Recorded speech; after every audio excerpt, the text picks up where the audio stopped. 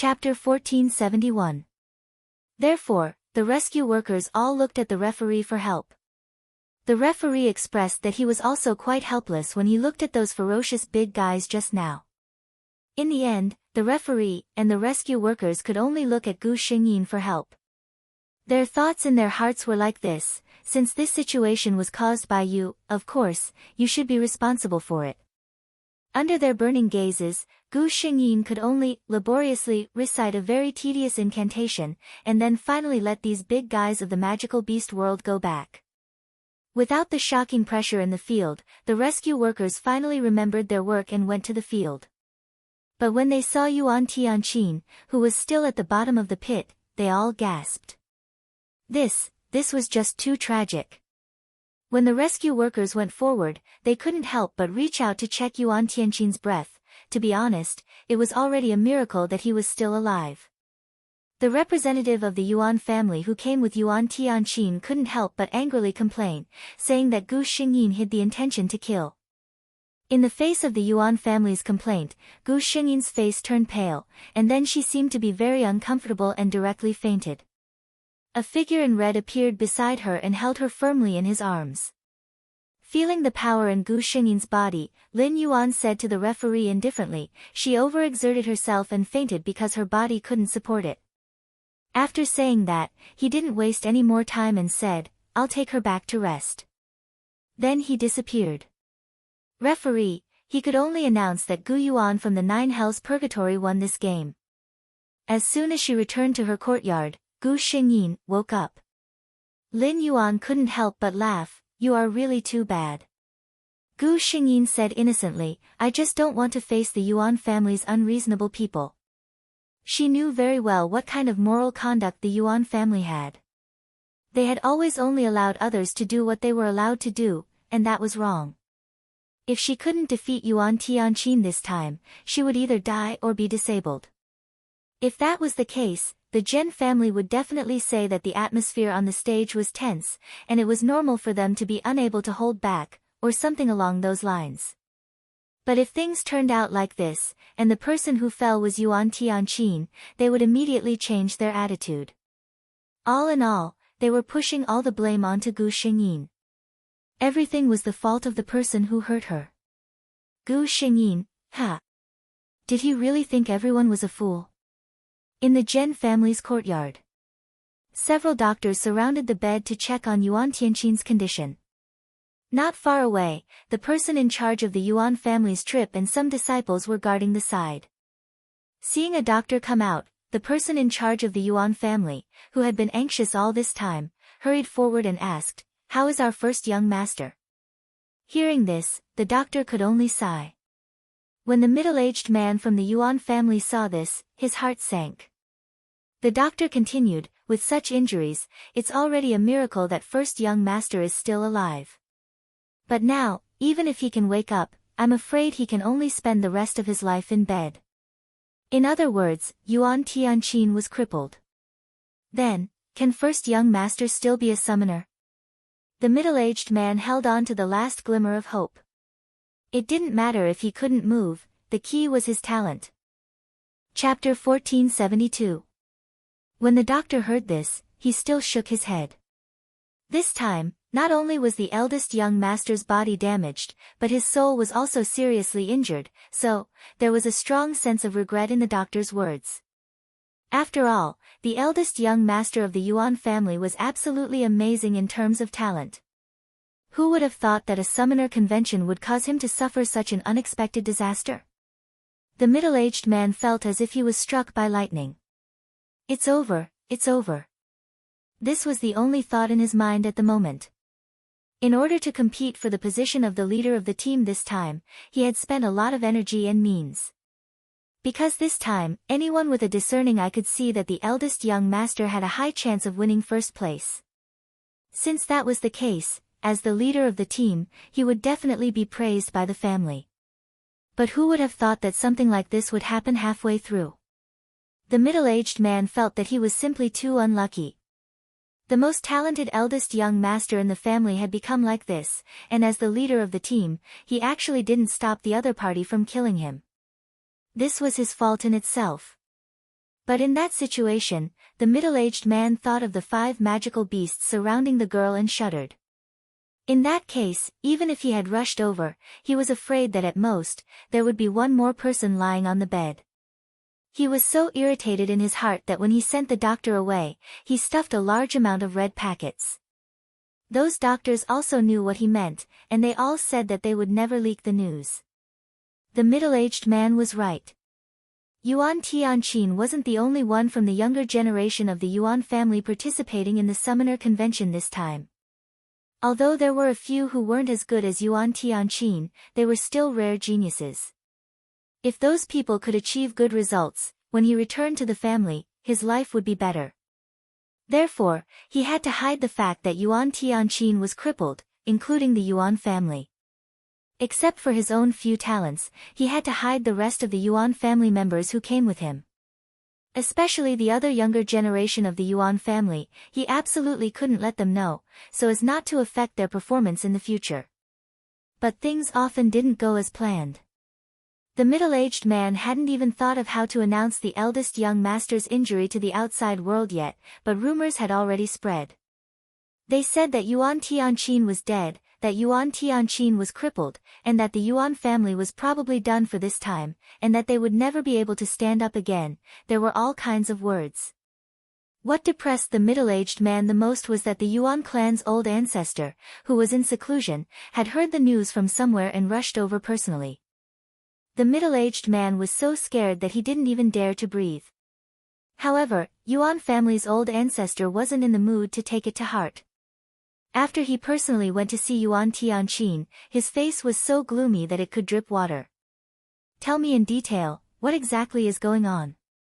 The Yuan family's ancestor's expression was extremely ugly.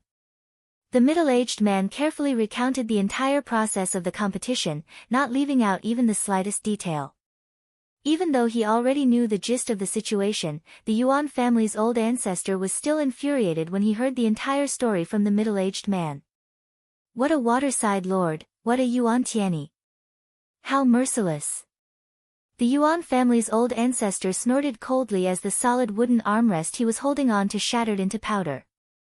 The middle-aged man lowered his head deeply. Yuan Tianyi. Chapter 1473. The middle-aged man was the son of the law enforcement elder and a direct descendant of the Yuan family. He knew a little about what happened that year. He had heard the name of the third Miss, Yuan Tianyi, from his father. Not only that, he had also heard a secret from his father. It was a secret that he had never heard of before. The third Miss, Yuan Tianyi, had awakened the bloodline of an ancient summoner. The law enforcement elder hadn't told him anything else. He vaguely remembered that he was shocked back then. But later, the third Miss, Yuan Tianyi, had mysteriously disappeared from the Yuan family, and he had gradually forgotten the name. Now, hearing the old ancestor's tone, and thinking of how the girl named Gu Yuan had summoned the 5 magical beasts with a wave of her hand, the middle-aged man silently suppressed the shock in his heart. Until the old ancestor left. He couldn't help but gasp. Could it be that Gu Yuan was the third Miss, Yuan Tianyi? The Yuan family disciples present had been ordered not to spread what had happened in the Yuan family's cultivation hall. They didn't know what exactly had happened, but they had tried to find out some information. It was said that the third Miss and the eldest young master had a conflict. At that time, the Yuan family of course chose the eldest young master and gave up on the third Miss. No one felt that this choice was wrong. After all, in their eyes, the eldest young master was the future of the Yuan family, and the third Miss, Yuan Tianyi, was just a dispensable existence. But now, the middle-aged man remembered yesterday's red dress fluttering in the wind, and the giant magical beast circling her with a wave of her hand. Then he remembered the eldest young master who was still lying unconscious on the bed.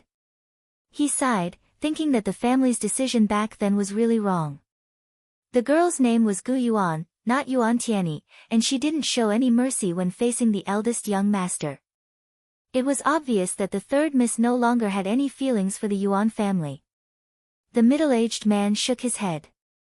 No matter what, the original decision had been made, and now there was an irreconcilable conflict between the third Miss and the Yuan family. It was the old ancestor and the family head who should think about what to do. It was better for him to be an honest person who didn't know anything. The old ancestor of the Yuan family went directly to the place where Lin Yuan and Gu Xingyin were staying. But they refused to see him. Go and tell the person that we're very busy and we're not familiar with each other. There's nothing to see, Gu Xingyin said slowly to the person who came to report. That person was a housekeeper that they had conveniently bought when they bought this courtyard. As an ordinary person, he didn't even know what the Yuan clan's old ancestor represented, so it was only natural for him to reject the offer. The Yuan family's old ancestor's face turned ashen. He didn't enter the door directly but had someone announce his arrival. This was already giving the host a lot of face. The old ancestor of the Yuan family thought that he had already lowered his stance, but he didn't expect the other party to be so arrogant. Since that was the case, the meeting he had prepared was meaningless. Seeing that the face of the ordinary person in front of him had turned pale because of his aura, the old ancestor of the Yuan clan harumphed coldly and turned around to leave. He wasn't so low as to make things difficult for an ordinary person. But Abyssal Lord, and that Yuan Tianyi who had no respect for her family, the Yuan family's old ancestor narrowed his eyes. He would make them pay. Gu Xingyin didn't need to guess to know what the Yuan family's old ancestor was thinking. These villains' cannon fodder always had these thoughts running through their minds. Chapter 1474.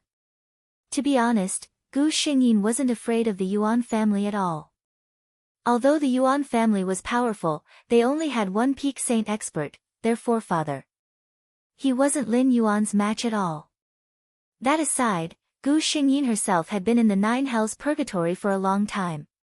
She had lived in the Nine Hells Purgatory for 10 years, and because her aura was extremely similar to that of the goddess of nature, she had attracted the attention of many magical beasts. Quite a few of them had been tricked by her for food, such as the moonlight unicorn. Gu Xingyin could create any plant she'd ever seen before. As someone who'd once become the goddess of nature, no one knew the plants of this world better than her. Thus, she could easily find out which tasty fruits were most popular with magical beasts. Nine Hells Purgatory had always been a place lacking in plants. It was only after Gu Xingyin's arrival that it slowly transformed into an otherworldly paradise. Other things aside, Gu Xingyin had already contracted many saint-level magical beasts. If she summoned any of them, the Yuan family's forefather wouldn't be able to deal with them in a short time. That was the source of her confidence. The Yuan family couldn't do anything to her. If you ask me, if the Yuan family doesn't have eyes, I'll find a time to. A cold glint flashed through Lin Yuan's eyes. The ruler of Nine Hells Purgatory had never been a kind person. If he were, he wouldn't have been able to control those disobedient magical beasts. Bystanders saw his gentleness, but they didn't know that it was only because Gu Xingyin was standing in front of him. Gu Xingyin looked at him helplessly. Don't talk about exterminating people at the drop of a hat. To be honest, I don't have any deep grudges with the Yuan family. Those who did have grudges with me, Yuan Tianqin and Yuan Qin, have both been crippled. If the Yuan family stops now, there's no need for us to push our luck. After all, most of the Yuan family hadn't even heard of her name, much less had any grudges against her. Lin Yuan. Playing with her fair and soft fingers. Lazily, he said, "You're always so soft-hearted. You're like this to these humans, and you're also like this to those magical beasts." Therefore, those magical beasts loved to play with Gu Xingyin, and even rubbed against her body one by one. Thinking of this, Lin Yuan felt very unhappy. What if they don't stop? Gu Xingyin smiled, but the smile was cold no matter how one looked at it. They don't know what's good for them. Of course, we don't have to show mercy.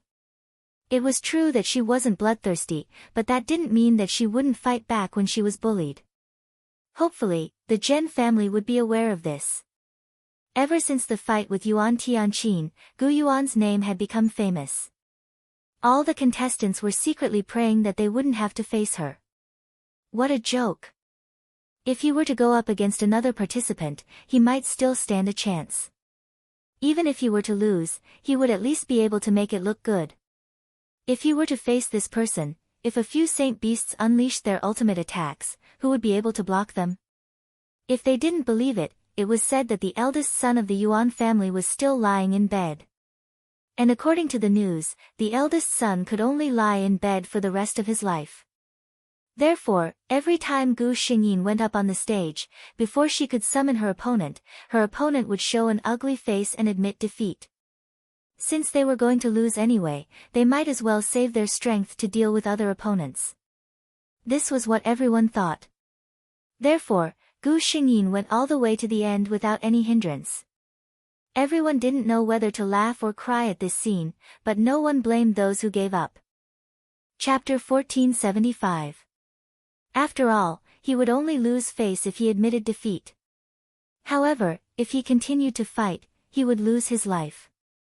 Yuan Qing did not look too good. He was from a collateral branch of the Yuan family. He was accepted into the main family because he was talented. However, while his talent was good in other places, it wasn't that outstanding in the Yuan clan, where geniuses were as common as clouds. There were many people like him who could enjoy treatment that others could not. However, he did not have a strong presence in the Yuan family. When he found out that his opponent was Gu Yuan, who had defeated the eldest young master, Yuan Qing roared in his heart. He was prepared to admit defeat. He was not stupid. Even the eldest young master was no match for Gu Yuan. What was the point of him going up against him? Besides having another cannon fodder, it was meaningless. However, Yuan Qing did not expect that he would be summoned by the patriarch of the Yuan family. The patriarch was a legendary figure in their family. Yuan Qing went to see the patriarch excitedly. However, the patriarch only said one sentence and it made him feel cold. You are not allowed to admit defeat in the battle between you and Gu Yuan tomorrow. The patriarch did not care about the feelings of a collateral branch disciple. After he finished speaking, he asked his people to leave. Yuan Qing returned to his room in a daze. Soon, someone brought him a lot of treasures. The person in charge of delivering the treasures said enviously that the treasures were from the patriarch and asked him to perform well in the battle tomorrow. Perform well? A bitter smile appeared on Yuan Qing's face. What did it mean that he was not allowed to admit defeat against an opponent like Gu Yuan? Yuan Qing did not understand if the patriarch did not want him to admit defeat because he did not want to lose face, or if the patriarch wanted to use him to achieve something. He only knew that he might lose his life in the battle tomorrow. He sat on the chair in a daze. For the first time, he was dissatisfied with the cold Yuan family. Gu Xingyin also knew who her opponent was. Another member of the Yuan family? What a coincidence. Judging from the name, it should be a collateral branch disciple of the Yuan family. The battle was coming soon. There were many spectators for this battle. Some of them were even here for Gu Xingyin. They wanted to see what a summoner who could summon multiple magical beasts was like. Yuan Qing stood on the stage and looked at the girl opposite him. She was only in her 20s and was dressed in an extremely dazzling red robe. Her black hair was tied up high and her exquisite and bright face was indescribably flamboyant and unbridled. That's right. For someone like her, no matter how unbridled she was, it wouldn't be overboard. Gu Xingyin glanced at Yuan Qing. She did not know her. However, for someone to be able to reach this step, his strength would definitely not be weak. Both sides greeted each other according to the rules. The referee subconsciously waited for Yuan Qing to admit defeat. He was already used to it. Gu Yuan's matches were the most relaxed among all the matches that he had hosted. Because, there was no need to do anything at all. But soon, he heard the roar of a magical beast. The judge turned around and saw that it was the contestant from the Yuan family who had summoned his beast. Did he not intend to admit defeat? Gu Xingyin was clearly surprised as well. She raised her eyebrows and summoned the blazing skylark without hesitation. Given Yuan Qing's strength, the blazing skylark was enough. When Yuan Qing saw that Gu Xingyin had only summoned one magical beast, he did not feel that she was underestimating him. He knew himself very well. Chapter 1476. Yuan Qing knew that even if she only summoned a flaming skylark, he wouldn't be a match for her, judging from the previous battle between her and Yuan Tianqin. But at least, even if he lost, he would lose in a good way. If she directly summoned all her magical beasts, Yuan Qing was sure that he would follow in the footsteps of the first young master. In fact, when Gu Xingyin saw Yuan Qing choose to fight, she was also a little surprised. She didn't think that Yuan Qing would choose to not admit defeat just because she had injured Yuan Tianqin. In fact, the relationship between the same generation in the Yuan family wasn't as good as imagined. Not to mention, Yuan Tianqin was arrogant and couldn't let go of anyone who was more talented than him. So, she also kept an eye on him. The flaming skylark, a level 9 magical beast, was undoubtedly one of the most powerful. Yuan Qing's magical beasts couldn't hold on any longer. The flaming skylark raised its head and let out a long cry. The red flames covering the sky and the earth spread toward Yuan Qing and his magical beasts. This wasn't a killing move. In fact, as long as Yuan Qing opened his mouth, Gu Xingyin could immediately make the flaming skylark stop. But Yuan Qing gritted his teeth and didn't speak. He watched helplessly as the sea of fire was about to touch his body. "How dare you!" An angry roar sounded in everyone's ears like thunder. "The ancestor is here." Yuan Qing was delighted. "The ancestor will save me, right?" However, no one stopped the spread of the sea of fire. The next moment, a searing pain came from Yuan Qing's body. He forced himself to look in Gu Xingyin's direction. A huge black palm fell from the sky and fell straight toward her head. Yuan Qing was in despair. So this is what the ancestor is thinking. And he himself was the chess piece that had been abandoned, his consciousness was in a mess. On the other hand, Gu Xingyin smiled when he sensed the aura that seemed like it was going to destroy the world. She knew it. So this was what the Yuan family's ancestor was thinking. Was he going to get rid of her, a thorn in his side, at the risk of getting hurt? Unfortunately, before anyone could react, the huge black handprint had already landed on Gu Xingyin's head. Many people in the audience were shocked by this unexpected scene and stood up. Some of the judges even dared to step forward. A smile appeared on the face of the Yuan family's old ancestor. But the next moment, his smile froze on his face. Specks of white light appeared where Gu Xingyin was standing. When the giant black palm disappeared, everyone could clearly see Gu Xingyin's current appearance. She was still dressed in red, but she wasn't standing. Instead, she was sitting on a silver-white magic beast. It was the moonlight unicorn that had appeared before. At this moment, the moonlight unicorn's body was emitting a misty silver light, as if the moon had fallen on her body. There was a milky white halo that completely surrounded the moonlight unicorn and Gu Xingyin.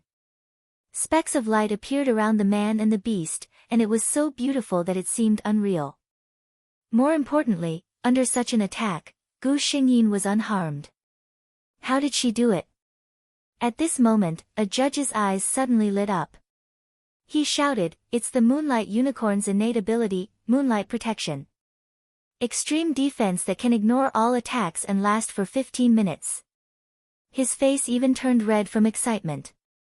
This was a skill that only existed in ancient books. He was lucky enough to see it with his own eyes. Chapter 1477. Gu Xingyin frowned as she looked at her opponent. Yuan Qing had already fainted and his clothes were tattered by the flaming skylark's life spirit fire. The injuries on his body were a bit shocking. And this was under the condition that she had the flaming skylark stop attacking. Even so, Yuan Qing was still seriously injured. Gu Xingyin's heart was filled with disgust. She obviously didn't expect that in order to get rid of her, the Yuan family's ancestor would use his family's younger generation as bait. The most disgusting thing was that he clearly had the ability to save Yuan Qing, but he still chose to leave him in the lurch. How ruthless. She said faintly, "Referee, let's get someone to take a look at this person's injuries first." Only then did the referee come back to his senses. He quickly ordered people to carry Yuan Qing off the stage. At this time, someone from the Yuan family was not convinced and the person in charge directly scolded Gu Xingyin for being vicious. Gu Xingyin's face was cold. "I haven't even said anything yet and you're already slandering me." She looked up at the referee and said aloud, "I want to complain that the Yuan family didn't follow the rules." She pointed at the place where she had been standing and sneered, "As the ancestor of the Yuan family, a mighty saint-level expert, a renowned figure in the entire continent of magical beasts, you actually shamelessly launched a sneak attack on a junior like me while I was fighting. If this gets out, people will laugh their heads off." Shameless, she really dared to say it. Even the judges were amazed by her boldness. But thinking about it, this was a summoner who had several saint-level magical beasts. She really didn't have anything to be afraid of. The Yuan family's person in charge's face was red. His family's ancestor was being scolded in public. As a member of the Yuan family, he naturally didn't have any face. In fact, how could he not see through his ancestor's thoughts from the scene just now? But what could he say even if he knew? He was a member of the Yuan family, so naturally he had to put the Yuan family first. He could only forcefully refute. That was the ancestor's subconscious reaction when he saw that his family's disciple was in danger. Gu Xingyin sneered, "Please feel your conscience when you speak.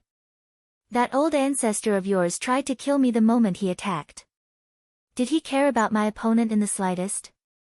If he really cared about his family's disciples, that Yuan family member of yours wouldn't have suffered such injuries." After she finished speaking, she cupped her hands at the judges and referees. "We, the people of 9 Hells Purgatory, will not be schemed against for nothing. Please give us a proper explanation." After she finished speaking, she didn't care about the expressions of the people around her and directly sat on the moonlight unicorn. In an instant, she disappeared from the competition grounds. The person in charge of the Zhen family only felt that there were all kinds of eyes staring at him from all directions. He could sense the meaning behind those gazes. None of the people present were fools. Coupled with Gu Xingyin's words, they had a better understanding of the Zhen family's plans. Who would have thought that a dignified saint-level expert would actually use such a sinister method on a junior in his 20s? Yet, he still failed. The Yuan family was truly, the person in charge of the Yuan family felt tormented under such gazes. But he couldn't leave. If he did, it would only prove that the Yuan family was in the wrong. He secretly prayed for the ancestor's arrival. As long as the ancestor appeared, the pressure of a saint-level expert would suppress the crowd. Who would dare say a word? Unfortunately, the Yuan family's ancestor couldn't make it. Chapter 1478. The Yuan family's ancestor wasn't far from the arena to begin with. He was very confident in his sure-kill move, but when he saw that Gu Xingyin was completely unharmed, his heart sank. She didn't show the slightest hint of panic from beginning to end. It didn't seem like a normal reaction at all. The Yuan family's ancestor, who loved conspiracy theories, instantly felt that this might be a trap. He subconsciously wanted to leave. It had to be said that his premonition was very accurate, but his reaction was still a step too slow. For some reason, the area he was in had been completely sealed off. The Yuan family's ancestor's heart trembled. To be able to set up a barrier in this area without him noticing, and to have a close relationship with him recently, he had a rough idea of the person's identity. As expected, Lin Yuan's figure appeared in the air in front of him. "What is the meaning of this, Lin Yuan Lord?" The Yuan family's ancestor was on high alert, but his face was filled with confusion and anger. Lin Yuan Lord sneered, but didn't want to waste words with this old thing. He raised his head, and a long sword that was still burning with crimson flames appeared in his hand. The Yuan family's ancestor's eyes narrowed. Judging from the other party's appearance, he couldn't be kind anymore. However, a faint premonition in his heart told him that he couldn't fight Lin Yuan Lord head-on. He wasn't Lin Yuan Lord's match. The Yuan family's ancestor forced himself to calm down. "Lin Yuan Lord, you forcibly set up a barrier on the Devil Beast continent and attacked without saying a word. Could it be that you're treating the Devil Beast continent as your 9 Hells Purgatory?" Lin Yuan Lord sneered. The long sword in his hand didn't make any fancy movements, and he only lightly slashed in the direction of the Yuan family's ancestor. There wasn't any earth-shattering movement, but the Yuan family's ancestor's hair stood on end. Wherever the longsword's sword light passed, black cracks would appear. A sword cut through space. Not daring to be careless, the Yuan family's ancestor hurriedly retreated, barely dodging the sword. However, the other sword had already caught up to him. Abyssal Lord looked relaxed the entire time. If it weren't for the fact that wherever his sword passed, the space would collapse, others would have thought that he was just practicing his sword dance leisurely. In comparison, the Yuan family's old ancestor wasn't as relaxed. He only felt that every time the Abyssal Lord's sword was about to touch his skin, and every time he dodged, he could feel the heat that seemed to be burning his soul. In the past, he only knew that Abyssal Lord was very strong. But only after truly exchanging blows did he realize just how strong Abyssal Lord was. No wonder the people of the Nine Hells Purgatory had such an expression. Old bastard from the Yuan clan. Lin Yuan finally spoke. However, the words he spoke caused the Yuan ancestor to burn with rage. He had been known as a genius on the magical beast continent since he was young. Later on, his path had been smooth sailing until he became a saint-level expert who stood at the peak of the entire continent. In his entire life, he had always received the respect and adoration of others. When had he ever endured such humiliation? But Abyssal Lord didn't even consider whether he was happy or not. Of course, the more unhappy the Yuan family's patriarch was, the better Lin Yuan's mood would be.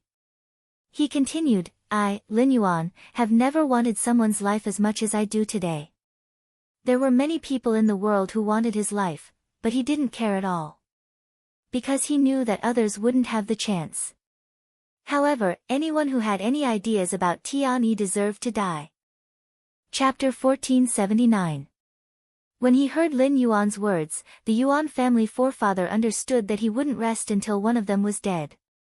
He cast aside all thoughts of luck and focused on finding an opportunity to escape. He wasn't looking for a chance to counterattack, but a chance to escape. That's right, escape. If the two of them were evenly matched, the Yuan family forefather might have fought Lin Yuan to the death. Who would survive would depend on strength and luck. But things were different now. The difference in strength between him and Lin Yuan was too great. If this continued, there would only be one outcome, his death and Lin Yuan's death. The Yuan family forefather didn't want to die. Sage realm experts had long lifespans. He still had an unlimited amount of time to live. He wanted to pursue a higher realm and bring the Yuan family to greater heights. He wanted. His thoughts came to an abrupt halt. A scarlet sword slowly pierced through his neck. Lin Yuan released the long sword in his hand, and the long sword condensed from flames instantly drilled into the Yuan family's old ancestors' wounds. Ah!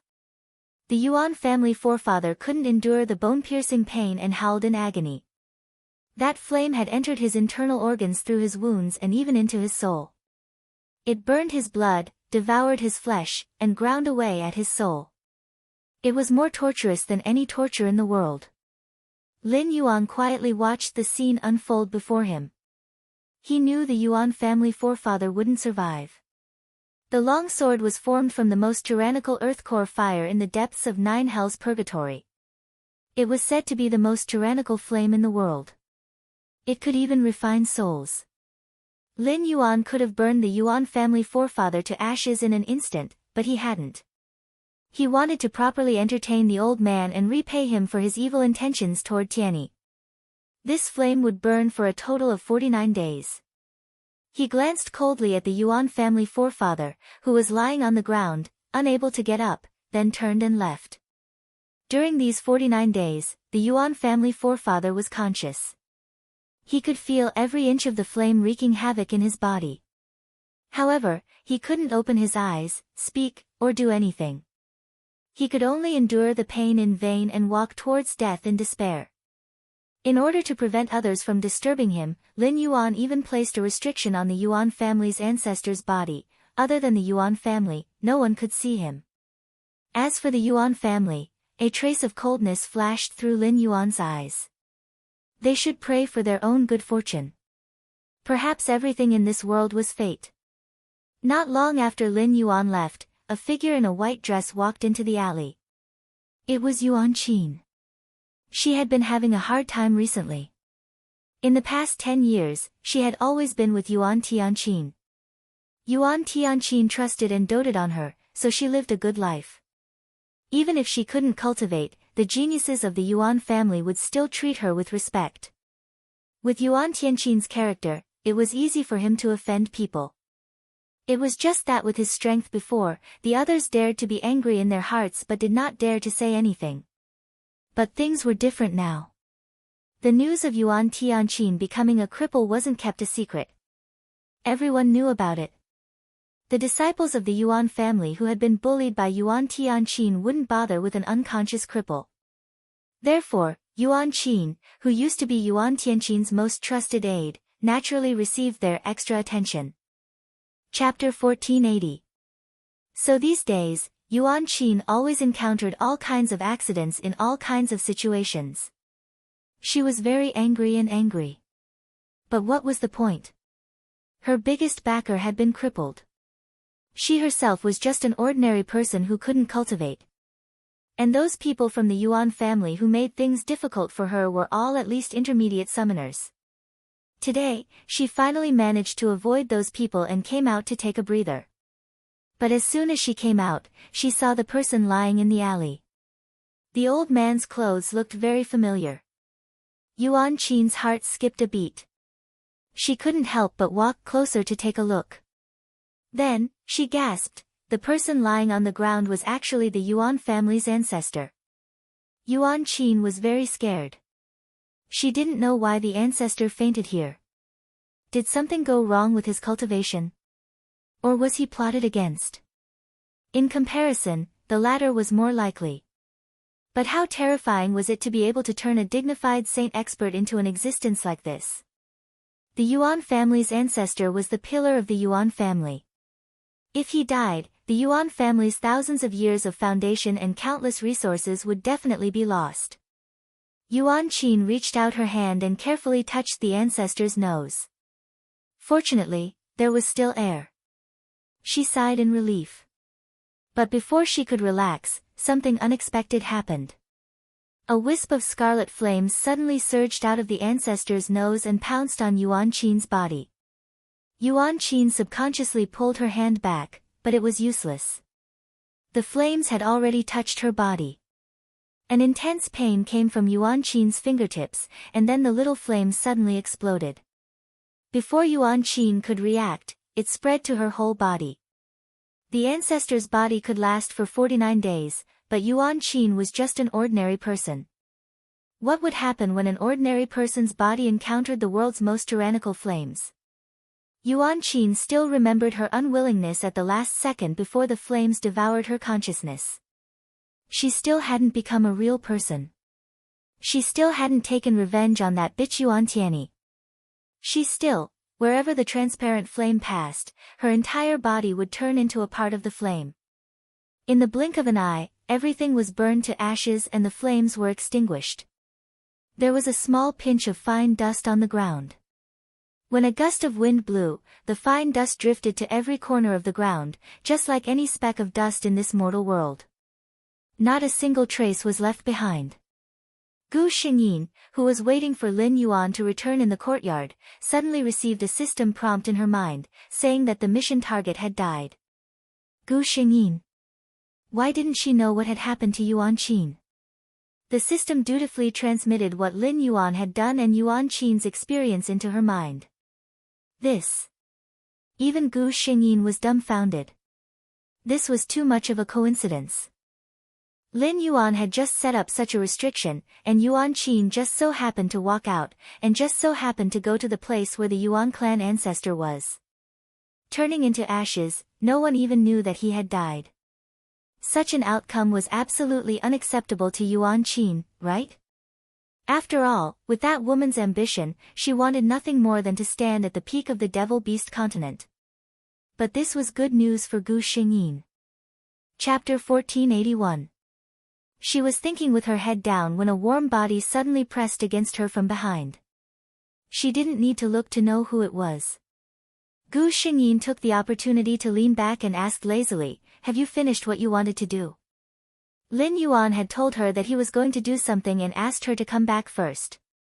Lin Yuan nodded, "It's all taken care of." "Okay." Gu Xingyin smiled, "Let's go back." Lin Yuan was stunned, "Go back? Aren't you going to finish the summoner conference?" Gu Xingyin shook her head, "I just wanted to play with the Yuan family. Now that even Yuan Tianqin was defeated by me, there's no reason for me to stay." "You don't want the title of summoner's young king?" Lin Yuan turned his head and kissed her ear. Gu Xingyin tilted her head to avoid his kiss and laughed, "What's the use of that thing to me?" Moreover, even if she didn't continue to participate, who could deny that she was the strongest person?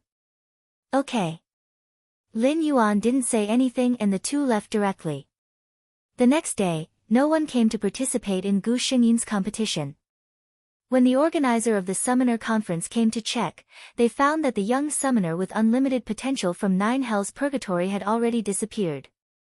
In the end, because of Gu Xingyin's absence, the champion of this summoner conference was won by another genius. The Yuan family, which was said to be the most likely to win the championship, only had one disciple in the top 10. However, although Gu Xingyin didn't win the championship, in everyone's heart, she was the most powerful young summoner.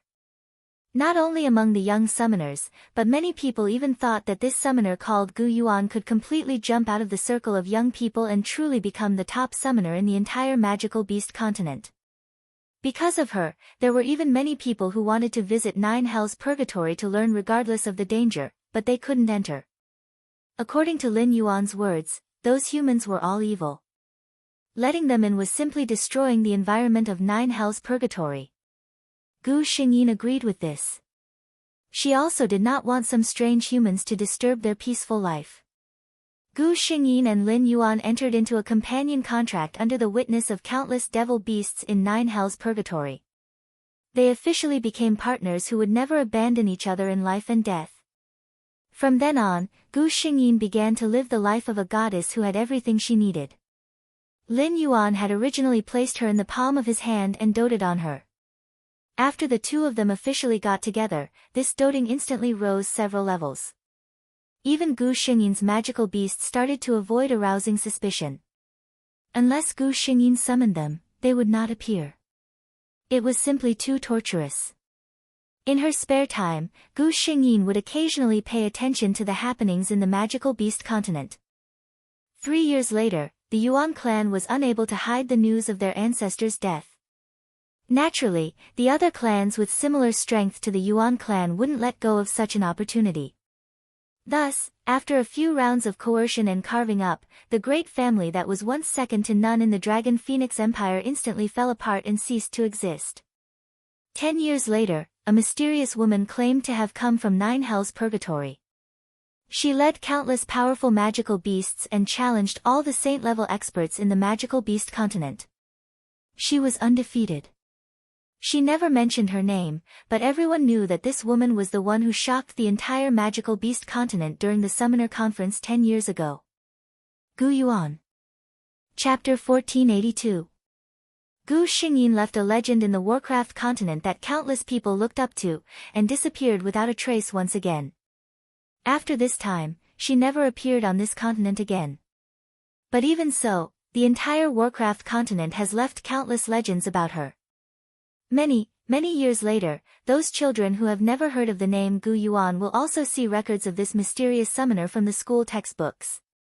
In the textbook, there is only one sentence for the introduction of the mysterious summoner called Gu Yuan, a summoner favored by the gods.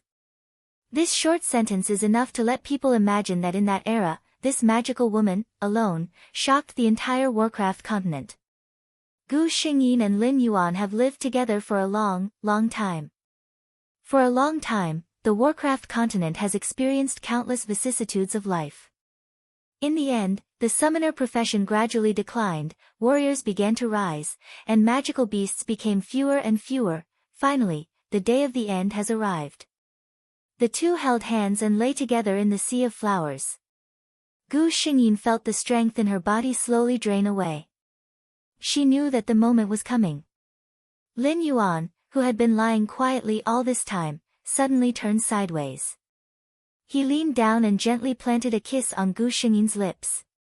His eyes were so bright, so deep that Gu Xingyin could not see the emotions contained in them. In this life, I finally spent a lifetime with you. Gu Xingyin's heart trembled. She wanted to open her eyes wide and take a good look at Lin Yuan's expression at this time, but a heavier darkness came, and she could only unwillingly close her eyes. When she opened her eyes again, Gu Xingyin's eyes were full of excitement. System, did he think of me? Gu Xingyin was not sure if she was hallucinating at that time. The system's white light flashed. Host, this possibility is not ruled out. Getting an affirmative answer from the system, Gu Xingyin's eyes were full of smiles. The system looked at the smile on Gu Xingyin's face and had to remind her, Host, your lover will at most recover his memory the moment he leaves the mission world. In the next life, he may not know you. The system felt that it was better to make it clear to the host, so that the host would not be disappointed. Who knew that Gu Xingyin was not as disappointed as it imagined when she heard this? She nodded as usual, I know. She gently stretched out her hand, and a small kingfisher quickly formed in her hand, and energetically spread its small wings and flew up in this space. Gu Xingyin looked at the emerald bird, her eyes full of joy. The skills from the previous mission world had given her a deeper understanding of creation. But there was still a little bit. Her soul was not complete. This little thing could only live half the lifespan of her normal companions. But Gu Xingyin was very happy. At most, there were 2 more worlds, and she would be able to create a real living thing.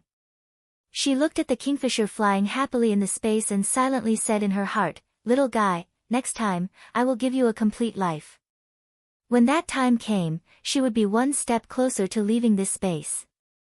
System, go to the next world. She said. The system replied, Yes, host. Start transmission, 3, 2, 1. Chapter 1483.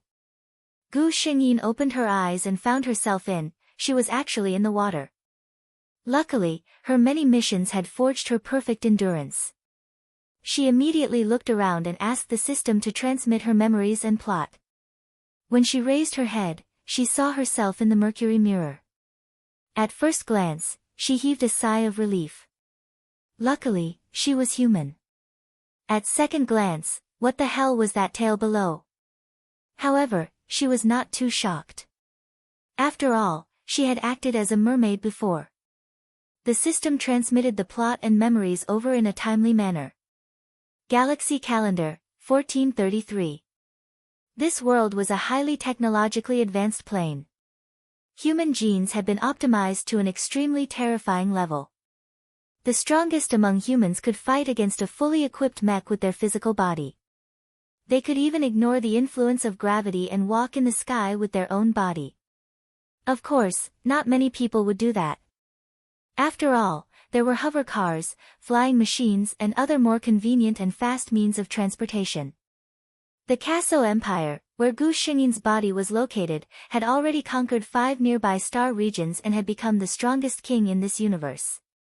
However, there were pros and cons.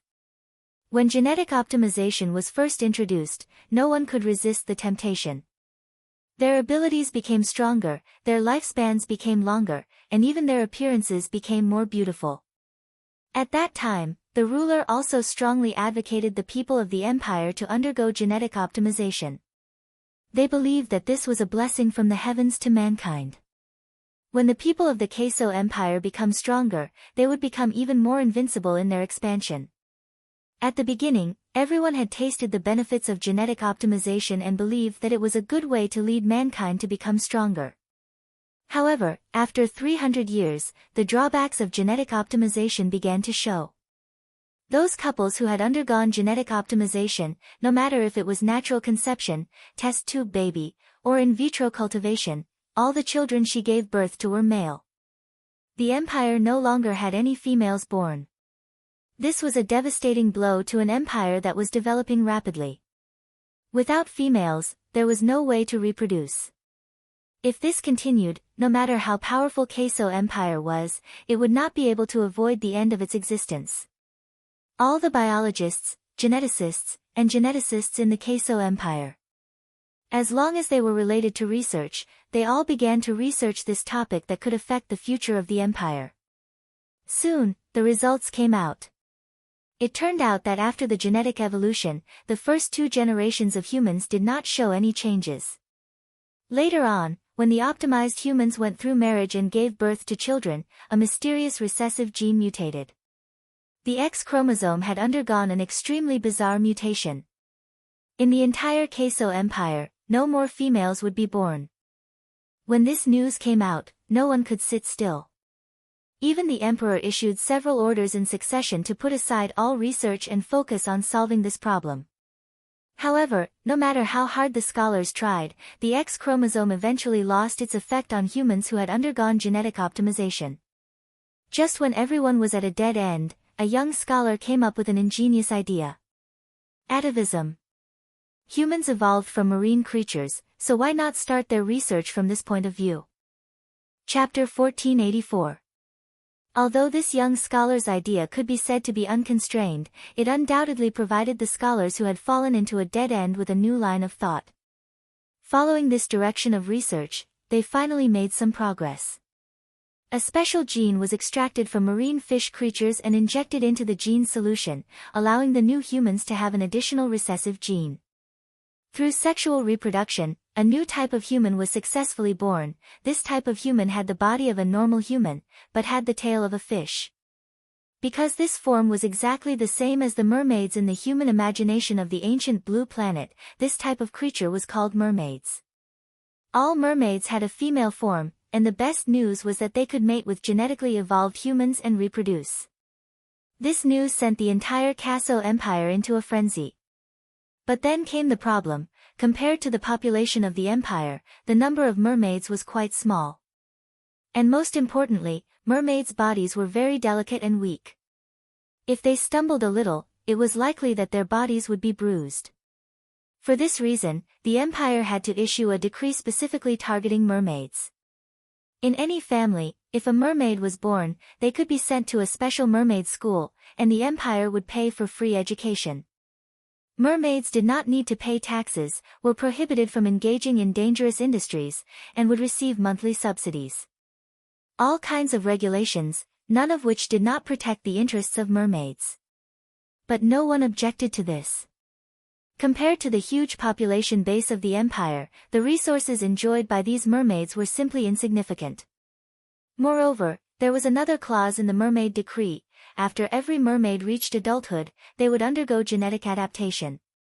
The empire would select the most suitable partner for each mermaid from the gene bank. This was almost like contracting the entire life of the merfolk. The empire was also helpless. Even if the problem of reproduction was solved, the number of mermaids was too small. Every mermaid was the most precious treasure of the empire. What they could do was to give the mermaids as much freedom as possible and protect their safety to the greatest extent. The body that Gu Xingyin came into was a mermaid.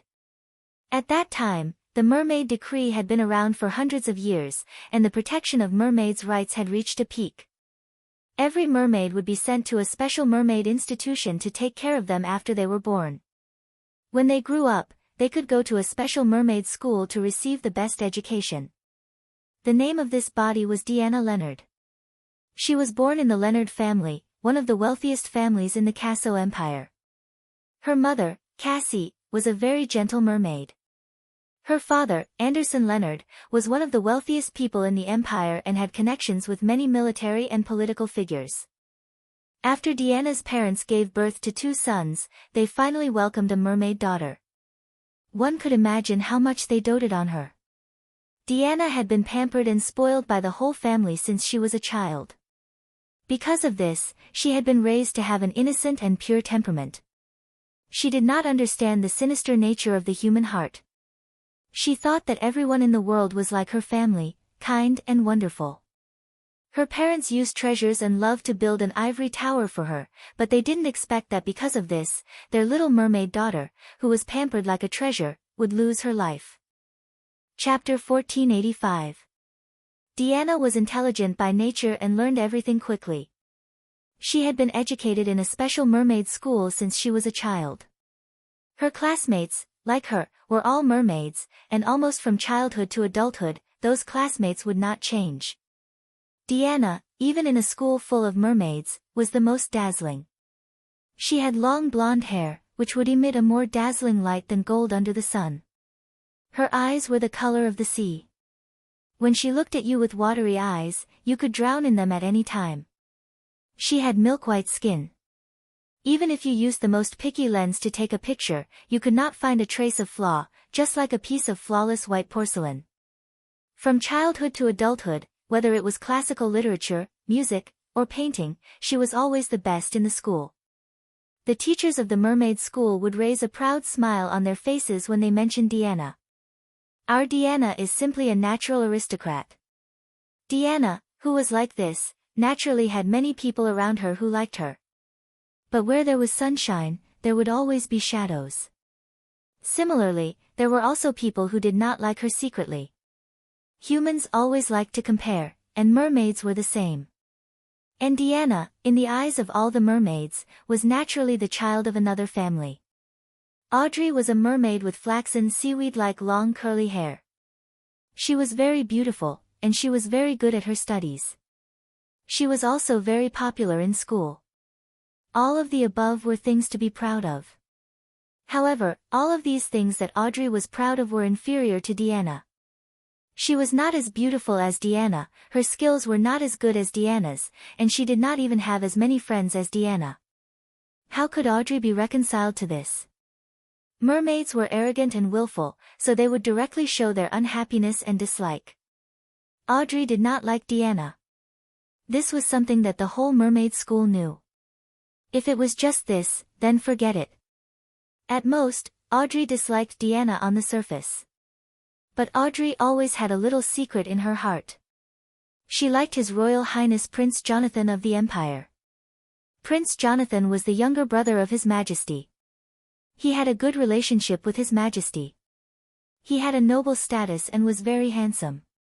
He was the dream lover of countless mermaids. Audrey knew that the better the genes, the more difficult it was to find a suitable match for a mermaid. She was confident that her genes were excellent, and it was very likely that she would be a match for Prince Jonathan. But the result made her furious. Her genetic compatibility with Prince Jonathan was 88%. This was already an extremely high degree of compatibility. She had originally thought that she would have no problem marrying the prince. However, Deanna's results slapped her hard in the face, 93%. Deanna's genetic compatibility with Prince Jonathan was 5% higher than Audrey's. According to the normal process, the one with a higher degree of compatibility was naturally the most suitable partner. Looking at the shy and gentle smile on Deanna's face, the devil in Audrey's heart finally came out. She asked Deanna out on the pretext that she was about to graduate and hoped to bury the hatchet with Deanna. She also said that she didn't want anyone to disturb them when they were meeting. Deanna, a girl who was so naive that she was almost silly and sweet, actually agreed. She drove her mermaid carriage and went to see Audrey alone. Then, he was killed by Audrey, who had lost her mind. Chapter 1486. System, Draw Skill. Gu Xingyin said. System, ding. Congratulations to the host for obtaining the Best Chef skill. Gu Xingyin frowned. What is the Best Chef skill? The system explained, the host's culinary skills have reached the level of a master.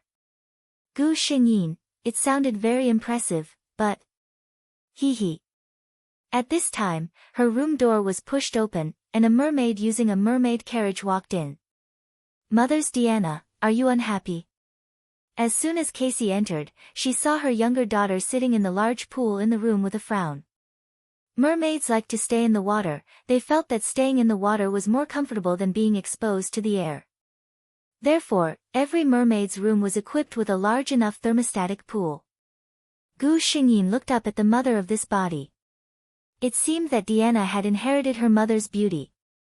Casey also had a head of dazzling golden hair, and eyes as blue as the sea. It was just that compared to Deanna's unbelievably delicate face, Casey's features were softer, and her temperament was more gentle. Looking at the pair of gentle blue eyes looking at her worriedly, Gu Xingyin couldn't help but smile. She casually found an excuse. "It's okay, mother, I just remembered that I have to go to school soon, so I don't want to leave home." Every month, the mermaid school would give these underage mermaids a week-long holiday. Those mermaids who lived far away could also return home to reunite with their families. As for Deanna, whose family was in the imperial capital, naturally, there would be people from her family coming to pick her up during the holidays. Hearing her daughter's somewhat willful words, Casey smiled. She looked at her daughter dotingly and said, "Jason will come back later, let him send you off." Jason was Casey and Anderson's second son, and also Deanna's second brother, and now he was working in the military. Gu Xingyin's eyes lit up. "Second brother is coming back. He finally has a holiday." The Imperial Military Department was the place with the strictest discipline in the entire empire. Deanna's second brother, Jason, had always been very busy. He rarely came back to reunite with his family during non-holidays. Cassie was also very happy. "Yes, Jason said that he has a 2-day break and will come back to have lunch with us today."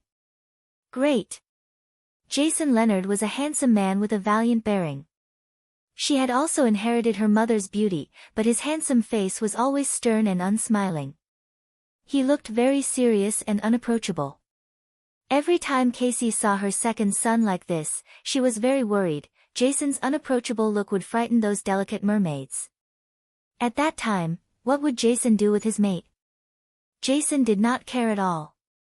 In fact, he had always had an idol in his heart.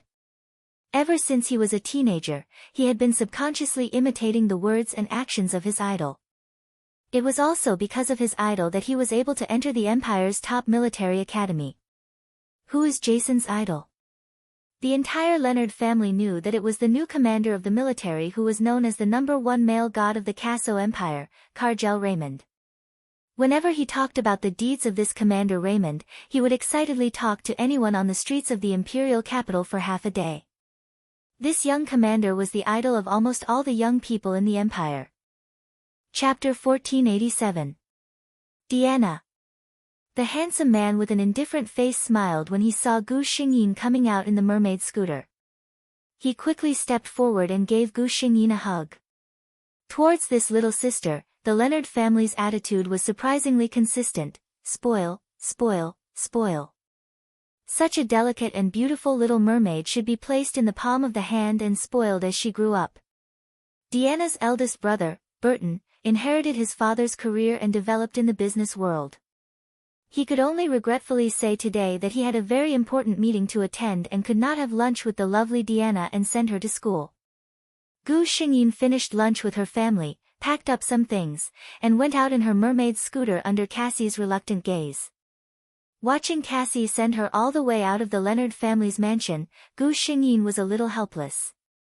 She turned around and gently kissed Cassie's face. "Go back, Mom, don't worry, I will be back next month." She got into the hover car, and Jason was already waiting for her in the driver's seat. "Do you want to go shopping today?" Jason asked.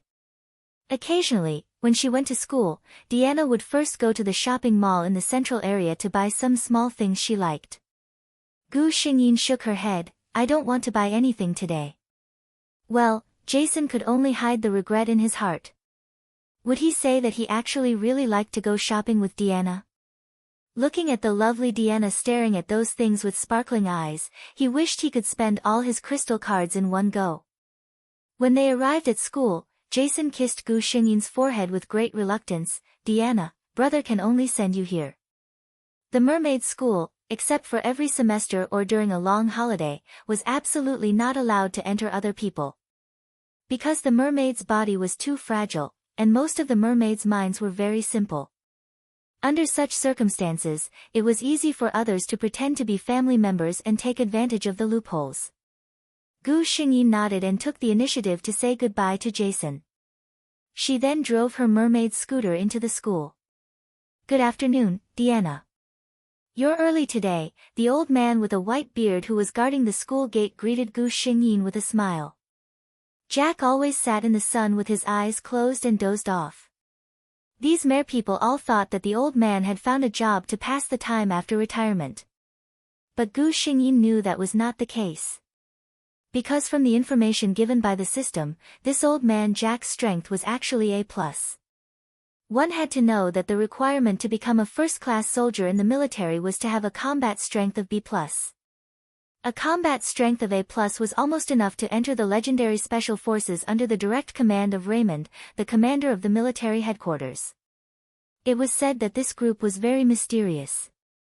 There weren't many people, but every one of them was an expert who could fight against 100 people. And such an ordinary old guard in front of him actually had such a strong martial strength. Gu Xingyin thought to herself, it seems that no one in this mermaid school can be underestimated. But the old guard was so familiar with this face. Deanna's popularity was really good. She also returned a bright smile. Good afternoon, Grandpa Jack. At this time, a cold snort suddenly came from behind her. Chapter 1488. Gu Xingyin turned her head and saw a mermaid who was also sitting in the mermaid carriage, looking at her with an unhappy face. Mermaids were very sensitive to aura, but even if they were not sensitive, Gu Xingyin could see the girl's undisguised expression that she did not like her. The mermaid had flaxen seaweed-like curly hair, gorgeous facial features, and a fiery red fishtail. Gu Xingyin couldn't help but look down.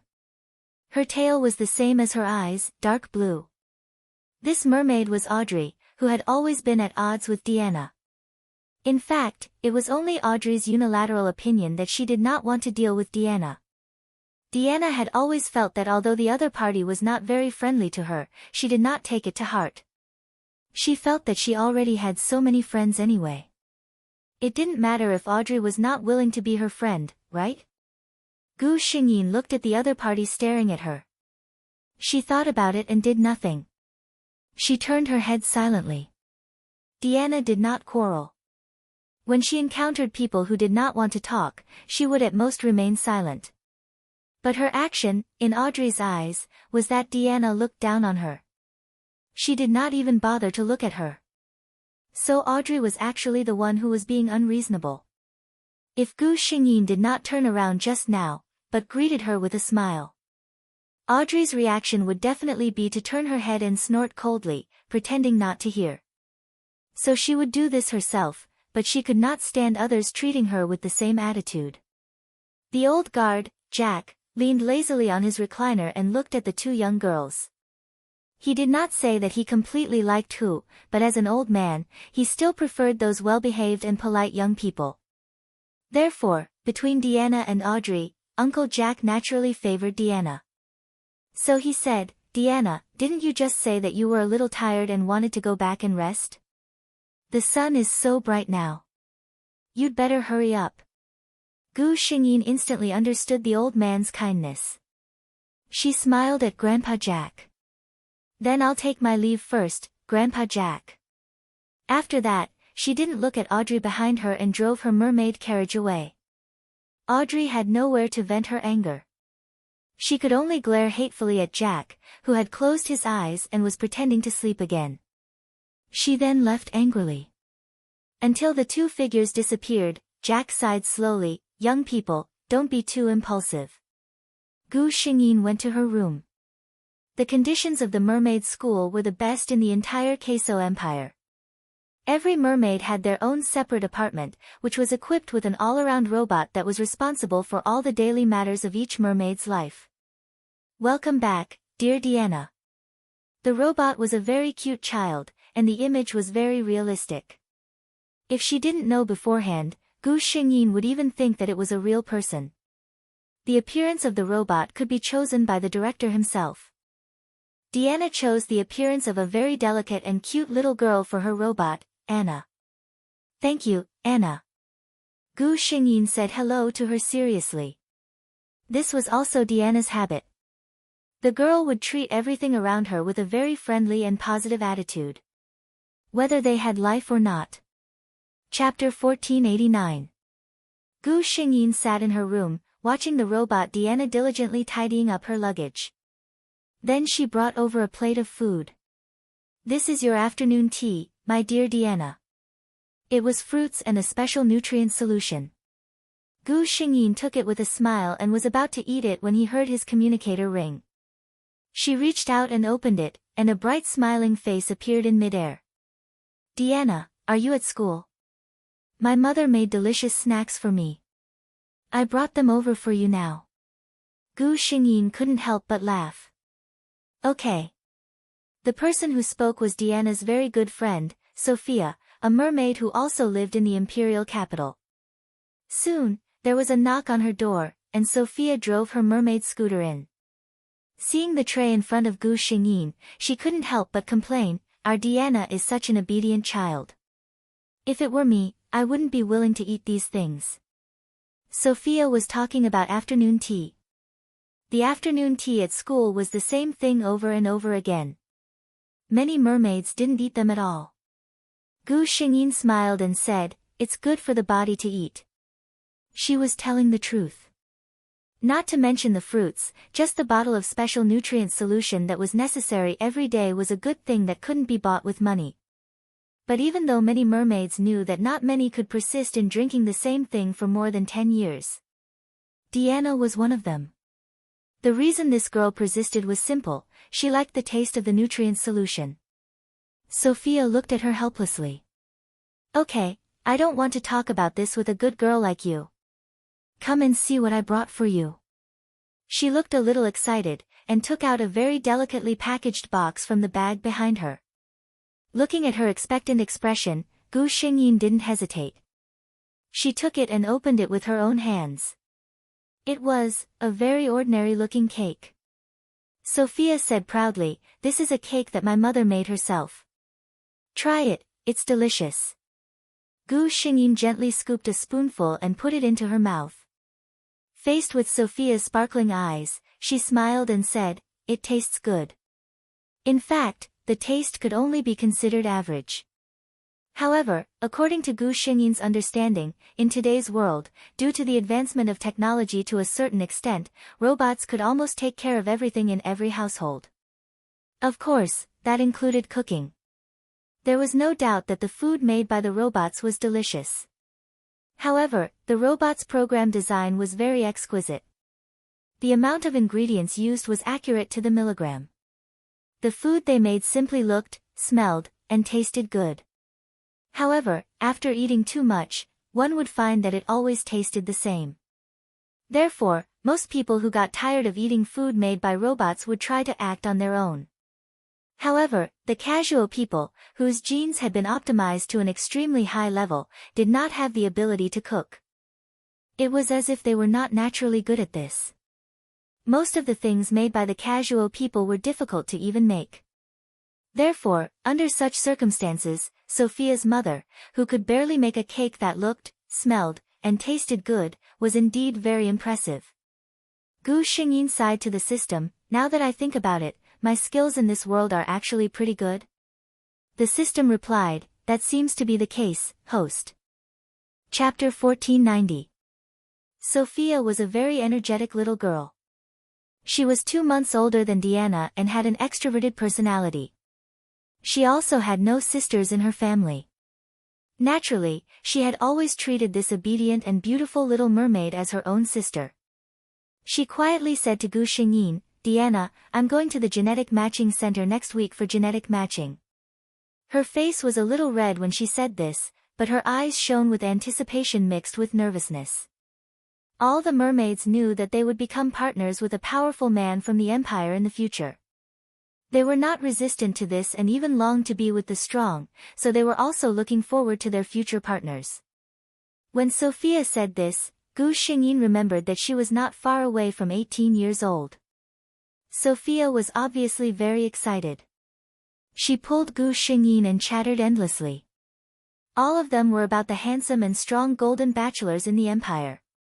But what made Sophia the happiest was not these, but she would soon have her own legs. When a mermaid reached adulthood, she would be able to freely control the transformation of her body's tail and legs.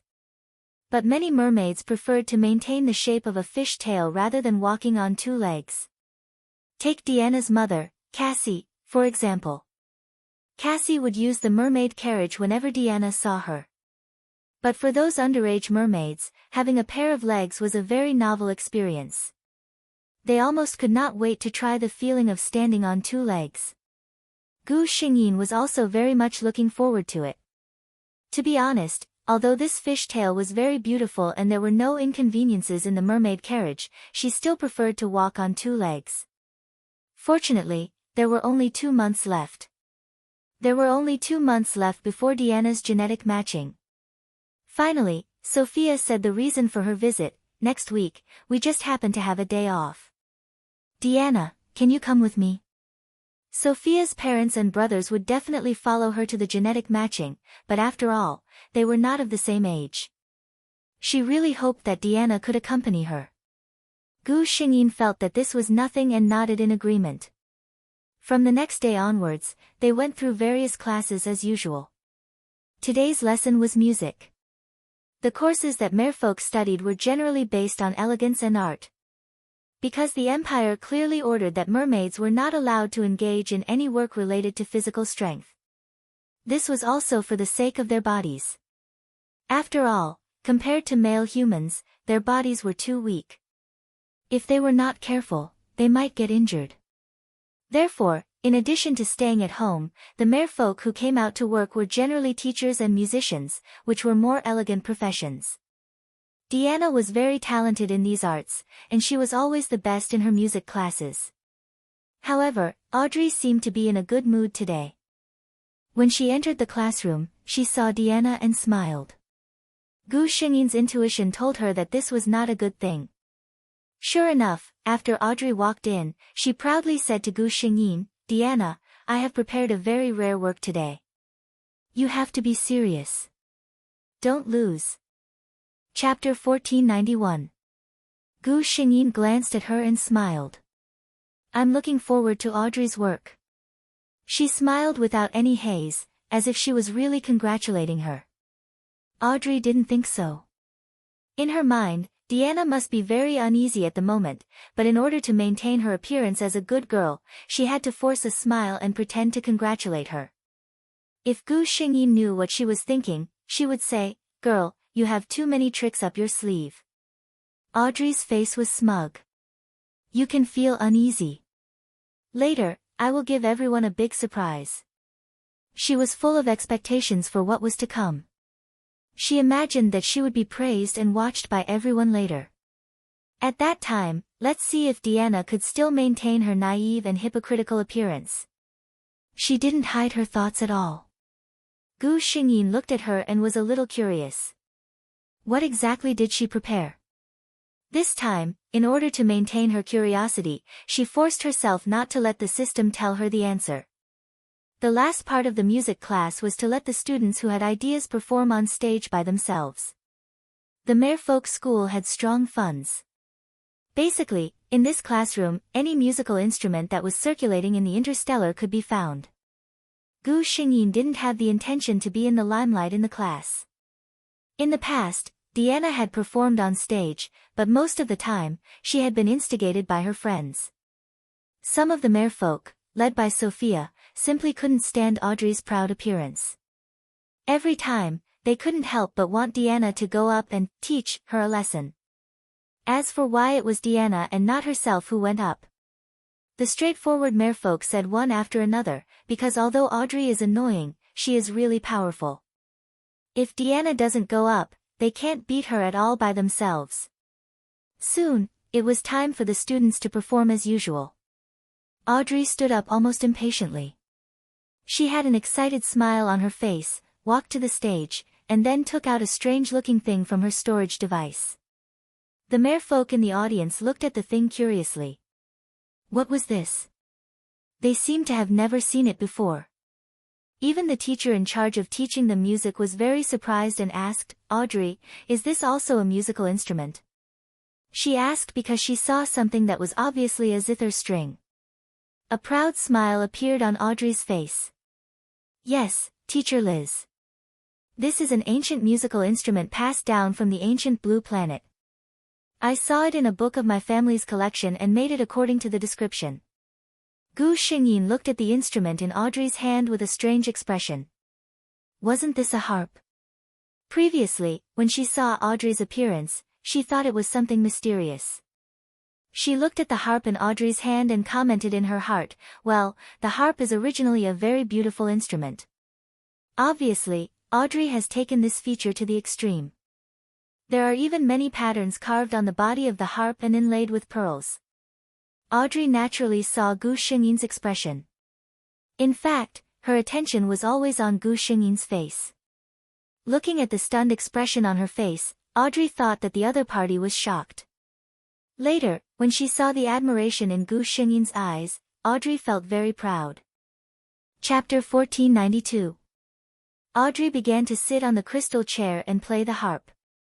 Gu Xingyin listened attentively. It was really good. Obviously, the harp had never appeared in the merfolk's classroom. Audrey relied entirely on her own talent to explore. The sound of the harp was still a little stagnant, but Audrey had indeed done very well. When Audrey finished playing, all the merfolk in the classroom gave her applause, including Sophia, who didn't like her. Merfolk were like this. Even if I hate you as a person, I won't deny your accomplishments in certain aspects. Gu Xingyin was also not stingy with her applause. Not to mention Audrey's character, she was indeed accomplished in music.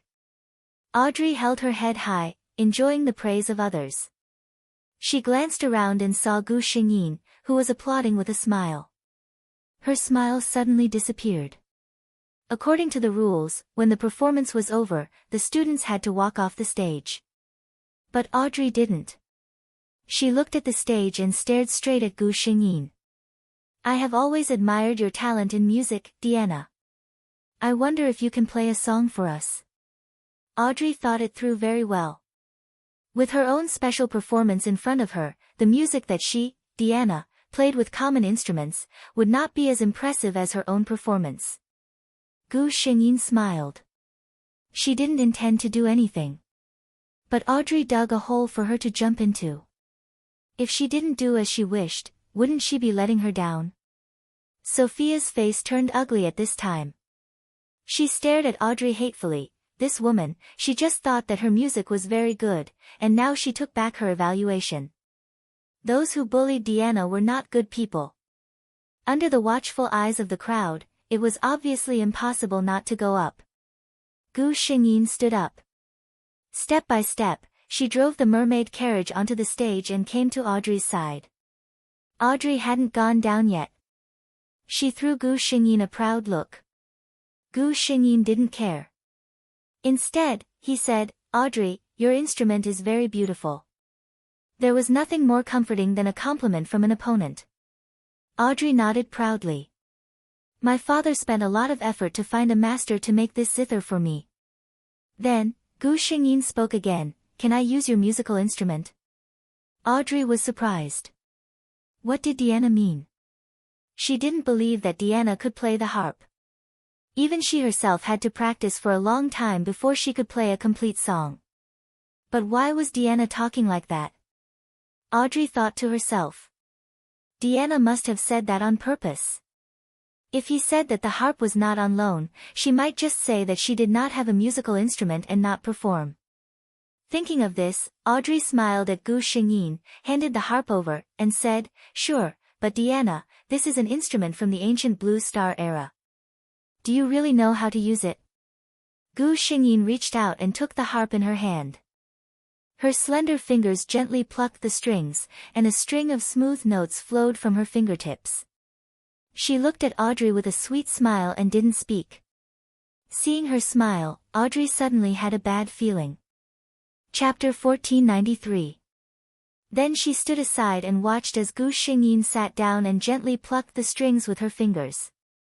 Gu Xingyin actually doesn't know how to play the harp. But what does that matter?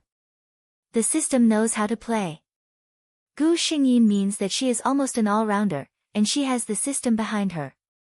If she doesn't know how to play, the system will do it. Gu Xingyin only felt that for a moment, something seemed to be transmitted into her mind. She involuntarily closed her eyes and gently stroked the strings with both hands. This is a piece of divine knowledge of a harp master. Gu Xingyin seemed to faintly hear the system say such a sentence, but she didn't have the mind to care about it. Because at this moment, her mind completely fell on the harp in her hand, and all her chaotic thoughts completely settled down at this moment. As if falling into a wonderful state, everything was still and peaceful, and the only thing that was still moving was Gu Xingyin's hands that were still on the harp. The melodious music flowed slowly in this classroom, and many people closed their eyes in enjoyment. The song was over. Gu Xingyin finally got out of that mysterious state. She put down the harp in her hand and handed it to Audrey, who was still in a daze. "Thank you, Audrey, your harp is very beautiful." Her voice broke the silence in the classroom, and Sophia was the first to recover. She directly said to Gu Xingyin, "Diana, you are really amazing." She stretched out her hands and clapped hard. Influenced by her, the rest of the people also applauded.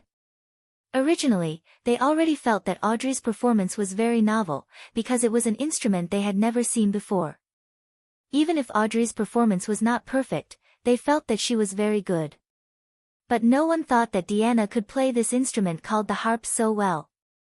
The teacher in charge of teaching music to the merfolk directly said to Gu Xingyin, "Diana, maybe you can try to be a musician. The performance just now was simply too beautiful." The teacher even felt that even though she had lived for so many years, her musical attainments were not even comparable to her own students. The moment Audrey heard the applause, her face turned ashen.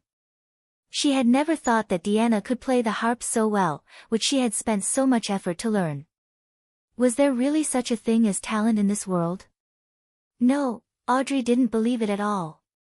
No matter how talented Diana was, it was impossible for her to play a musical instrument that she had never played before.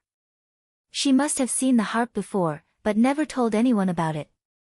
If Audrey had known that Diana knew how to play the harp, she would never have shown her talent in the harp. She had originally thought that with this extraordinary appearance, she would be able to successfully leave a classic performance in the hearts of the students. But now, her vision had completely deviated. This lesson had indeed left behind a classic. However, the creator of this classic was not her, Audrey. Just thinking about it made him feel indignant. Instead, Diana took advantage of the situation and showed a big smile to Audrey when she returned the harp. Audrey was very irritated when she saw Diana's smiling face. She angrily snatched the instrument from Gu Xingyin's hand. She returned to her seat with a cold expression. Chapter 1494. Gu Xingyin returned to her seat. Sophia, who was at the side, leaned her head over and praised Gu Xingyin with a smile. "Diana, I really love you to death." Gu Xingyin looked at Sophia helplessly. "She's always able to say things that make me blush." At the end of the class, the merfolk watched the teacher leave very politely. Audrey had been suppressing her anger for a long time. She came in front of Gu Xingyin and asked in a bad tone, "Diana, how do you know how to play the harp?" Gu Xingyin frowned subconsciously. To be honest, no matter how good Audrey's temper was, she couldn't bear it when she was questioned in such a tone. Sophia was already irritated. She raised her eyebrows and sneered rudely, "What? Audrey, our Diana is not a member of your Menlo family. You're really meddling." Audrey didn't pay attention to Sophia. She just looked straight at Gu Xingyin. It seemed that she wouldn't be satisfied if she didn't wait for her answer. Gu Xingyin put away the smile on her face and said to her, "You know, Audrey, I'm always very interested in those paper books that are filled with the traces of time. In this world, optical computers could already meet all the needs of humans. Especially books. For most of the knowledge, humans only needed to scan it directly with an optical computer and transmit it directly into their minds. However, this kind of reading was different from personally studying the book. And those paper books that could already be regarded as cultural relics were just legendary things to the people of the Queso Empire. They were not interested in that, and most people didn't have the ability to get paper books at all. But Diana was different. This girl had an almost instinctive love for paper books. Seeing that his daughter liked them so much, Anderson of the Leonard family naturally paid attention to these. The Leonard family had enough wealth and strength. For the men of the Leonard family, there was nothing in this world that they could or could not get. There were only things that Deanna liked and things that Deanna didn't like. So when Gu Xingyin came to this world, she saw a huge study next to her room. And inside, it was full of precious paper books. This excuse should be enough to shut Audrey's mouth. Gu Xingyin said, "Among the books I collected, there are many about ancient musical instruments. I just happened to see an explanation of the harp." Audrey still didn't believe her. "You only said that you know the harp, but you didn't say that you played it before. There's no more." Gu Xingyin spread out his hands helplessly. "I don't know about that. When I saw the harp that you took out, I felt a sense of familiarity in my heart, and my hands involuntarily placed on it." She smiled happily at Audrey. "Maybe I was a harp musician in my previous life. Who knows? I have to thank you, Audrey, for letting me see a harp that I have never seen before." Audrey's face was ashen. At the side, Sophia's expression had already changed from anger to a snicker. Looking at Audrey's back as she angrily left, Sophia let go of her hand and grabbed Gu Xingyin's hand, smiling at her. "My dear Deanna. How come I never realized that your little mouth could be so infuriating?" Chapter 1495. Audrey had come to question and find fault with Deanna, but it was as if Deanna did not understand what she meant and answered her question very honestly and seriously. But, thinking of Audrey's expression, Sophia laughed out loud. Deanna's serious manner of praising her for her talent in studying was simply too cute. Seeing Sophia like this, Gu Xingyin could only smile helplessly. She looked at Audrey's back from afar outside the classroom and shrugged innocently. She thought to herself, "This has nothing to do with me." Audrey was really going to die from anger. When she returned to her room after school in the afternoon, the anger in her heart had not calmed down. She felt that Deanna had done it on purpose. She had deliberately made her lose face and let others secretly laugh at her. She took out a harp from her storage device. Originally, Audrey liked this harp the most, but now, she wanted to throw it away when she saw it. It was Deanna who had made her lose face so much. The more she thought about it, the angrier she became. Finally, she could not help but raise the expensive harp and smash it to the ground. The harp fell to the ground and made a huge impact, which woke Audrey up. Looking at the broken harp on the ground, she stared blankly for a while. Finally, she could not help but cover her face and cry out loud. In fact, Audrey had thought too much. The mermaids did not have time to laugh at her. Moreover, for what happened during the day, they would at most sigh that Deanna was really amazing. They would not go so far as to laugh at Audrey. Moreover, this matter was caused by Audrey alone from the beginning to the end. Originally, Gu Xingyin was sitting there in class properly, but Audrey wanted to be in the limelight. It was fine if she wanted to be in the limelight, but she also wanted to see Gu Xingyin make a fool of herself. But was Gu Xingyin the kind of person who would casually let others laugh at her? So, Audrey was slapped in the face. No matter who saw this scene today, there was no way to say that it had anything to do with Deanna. Very soon, this week was over. On the weekend, Sophia went to the Imperial Capital's Gene Center for the genetic matching. As she had promised Sophia, Gu Xingyin woke up early, tidied herself up, and walked towards the school gate. After greeting Jack's grandfather, Gu Xingyin and Sophia went out. Sophia's family was already waiting at the school gate. Sophia's parents and brother. Gu Xingyin knew them and greeted them one by one. Sophia's family liked their daughter's gentle and well-behaved friend. They were very kind to Gu Xingyin. In the past, Sophia's mother would definitely chat with Deanna when she saw her. But today was different.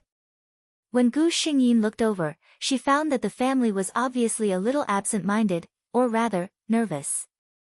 Indeed, the matter that would decide their daughter's life was about to arrive. No parent would be able to remain calm. When they arrived at the Gene Center, Gu Xingyin was politely asked to wait outside because she was an outsider. She waited outside with Sophia's parents. She watched as Sophia took out her identification card before she followed the staff member who was full of smiles into the building. Gu Xingyin waited for a while and realized that Sophia still hadn't returned. She said goodbye to Sophia's mother and got up to look for the washroom. According to the routine, the male lead appeared. Countdown timer. Please give me a monthly vote. Moi. Chapter 1496. After walking around, Gu Xingyin found that the washroom in this place was really hard to find. She could only helplessly call the system, give me a GPS. Gu Xingyin thought that she was probably the first person to ask the system to do something like this. After coming out of the washroom, Gu Xingyin finished washing up and drove her mermaid scooter outside. The design of this gene matching center led to a long corridor after coming out of the washroom. With the mermaid scooter's normal speed, it would take about 5 minutes to walk. Gu Xingyin slowly walked towards the exit. At the same time, on the other side, 2 people wearing the Empire's military uniform were slowly walking in this direction. The person in the lead had sculpture-like facial features and a cold aura. At this moment, he was frowning, his sharp eyes impatiently listening to the person beside him. Marshal, Madam has already urged you countless times to find time to come here for a gene matching, you. He coldly interrupted the adjutant beside him. Okay, Yashi, we came here today for official business, not for my private life. Adjutant Yashi muttered, if Marshal is willing to spend some time on your private life, I believe the entire empire will be very happy. Raymond raised his eyebrows. He stopped and looked straight at the adjutant with hawk-like eyes. What did you say? The poor adjutant Yashi was silent for a moment under his commanding officer's extremely oppressive aura.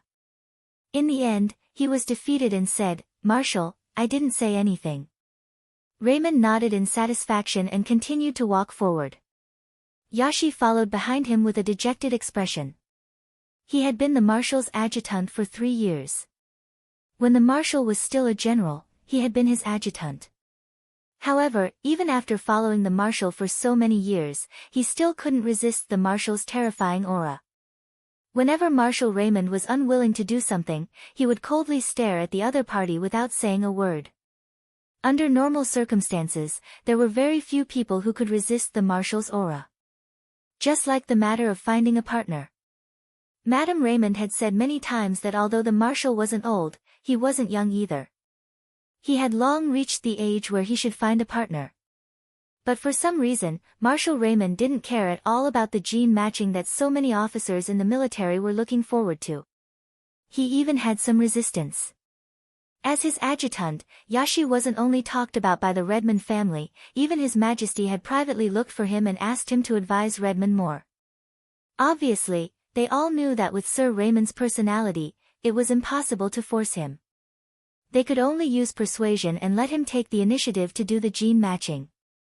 As Marshal Raymond's most trusted adjutant, Yashi carried the hopes of many people on his shoulders. However, Yashi's adjutant, you think I'm too important. If the marshal didn't change his mind, even 100 Yashi wouldn't be able to persuade him to change his decision. Yashi looked up and saw that the marshal had already walked to the front. He came back to his senses and hurriedly quickened his pace to follow behind him. However, Sir Raymond suddenly stopped in his tracks. Chapter 1497. Did something happen? Yashi was confused. He looked ahead with some doubt, but his eyes widened in an instant. Not far in front of the two of them, there was something that was obviously a mermaid's vehicle that was slowly moving in their direction. Yashi's attention was completely attracted by the petite figure.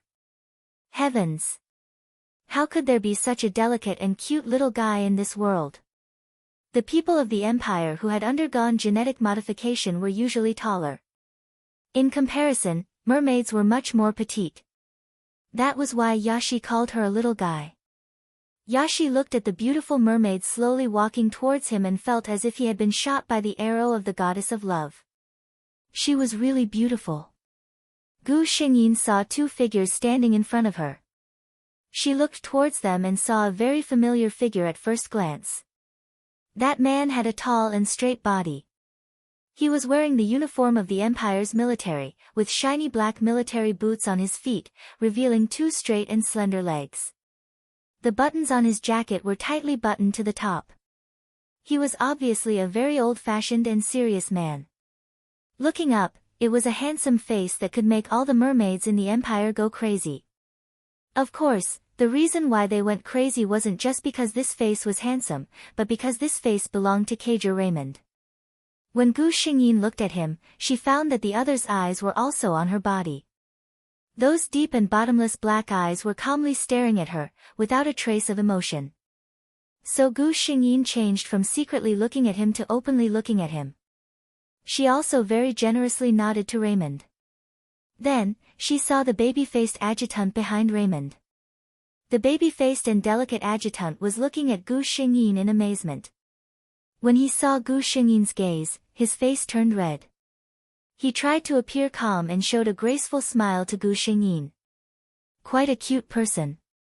Gu Xingyin couldn't help but chuckle when he saw how calm the adjutant was even though he was clearly nervous.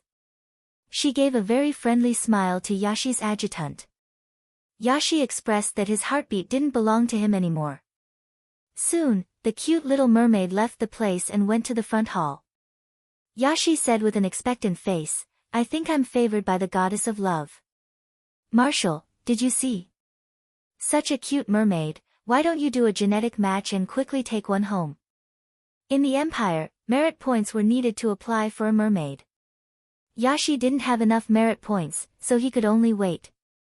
He liked mermaids very much, so he didn't understand his commander's strange temperament. Raymond didn't say anything. Yashi didn't notice that something was wrong and continued talking to himself. "That little mermaid just now, she's as beautiful as an angel. I bet, she's not an adult yet. Otherwise, those guys from the military would have already. I have to work hard to earn merit points, he he he." While Yashi was laughing foolishly, Raymond coldly said, "Adjutant Yashi, we're here to work today." Yashi quivered and immediately straightened his expression. "Yes, Marshal." Chapter 1498. The two continued to walk forward, but after a while, Yashi couldn't help but laugh again. "She smiled at me before, did you see that, Sir Marshal? Do you think she likes me too?" Raymond suddenly stopped and said in a deep voice, "Colonel Yashi." Yashi's body trembled. Every time the Marshal called him by his rank, it meant nothing good was going to happen. Sure enough, Raymond's next words made his knees go weak. "You have so much free time to think about other things when you're working, double your physical training when you get back." As the Marshal's adjutant, not only did he have to be outstanding in all aspects of communication, he also had to be a bodyguard sometimes. Therefore, Yashi never slacked off on his physical training. His training schedule was personally set by the Marshal, and in the entire military, it could be considered one of the strictest. Yashi felt that he might not be able to see the moon tomorrow. Raymond's threat was obviously very effective. For a long time, Yashi's head drooped. He didn't recover until he got on the hover car and returned to the military. When he got on the car, he still didn't give up and asked Raymond, "Marshal, you were just joking, right?"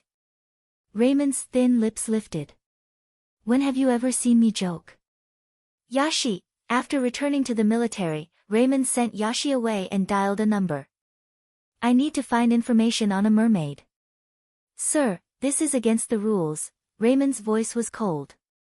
"Underage, blonde hair, blue eyes, blue tail, went to the genetic matching center today. I need the results before tonight." He didn't wait for the other party to speak and directly cut off the call. After the call ended, Raymond looked out the window and couldn't help but think of the little mermaid he met this afternoon. When he first saw the little mermaid, even if Raymond didn't want to admit it, his eyes couldn't help but follow her from beginning to end. There seemed to be something special about the little mermaid that attracted him. After thinking for a while, he withdrew his gaze and lowered his head to deal with the military matters. Soon, the call rang again. The other party spat out the information he wanted word by word, and at the end, he even attached a thin document. Redmond stared at the front page of the document for a long time. The blonde mermaid was smiling brightly. Deanna. Leonard. Gu Xingyin and Sophia returned to the mermaid school together. When they returned to Sophia's room, she gently tugged on Gu Xingyin's sleeve. Her eyes were filled with excitement. Seeing her like this, Gu Xingyin roughly knew that the result of the genetic match should be what she liked. Sure enough, Sophia looked happy. She quietly moved closer to Gu Xingyin's ear and said, "My match is out. It's Earl Allen. Our genetic match is 89%. Earl Allen was considered a new noble among the nobles of the empire. He was young and promising, and was greatly appreciated by His Majesty. His future could be said to be limitless." Of course, to Sophia, there was one more thing. This Earl Allen had a handsome face that suited her taste very well. Gu Xingyin smiled and said, "Congratulations. A match of 89% was considered extremely high in the entire empire. There were almost no accidents. The two of them would be the most compatible and most suitable to become partners." Chapter 1499. Hearing Gu Xingyin's blessings, Sophia was obviously very happy. She rested her cheeks on her hands and looked at Gu Xingyin. "Deanna, you're almost an adult, right?" Gu Xingyin nodded. "I still have 2 months." Sophia's eyes lit up.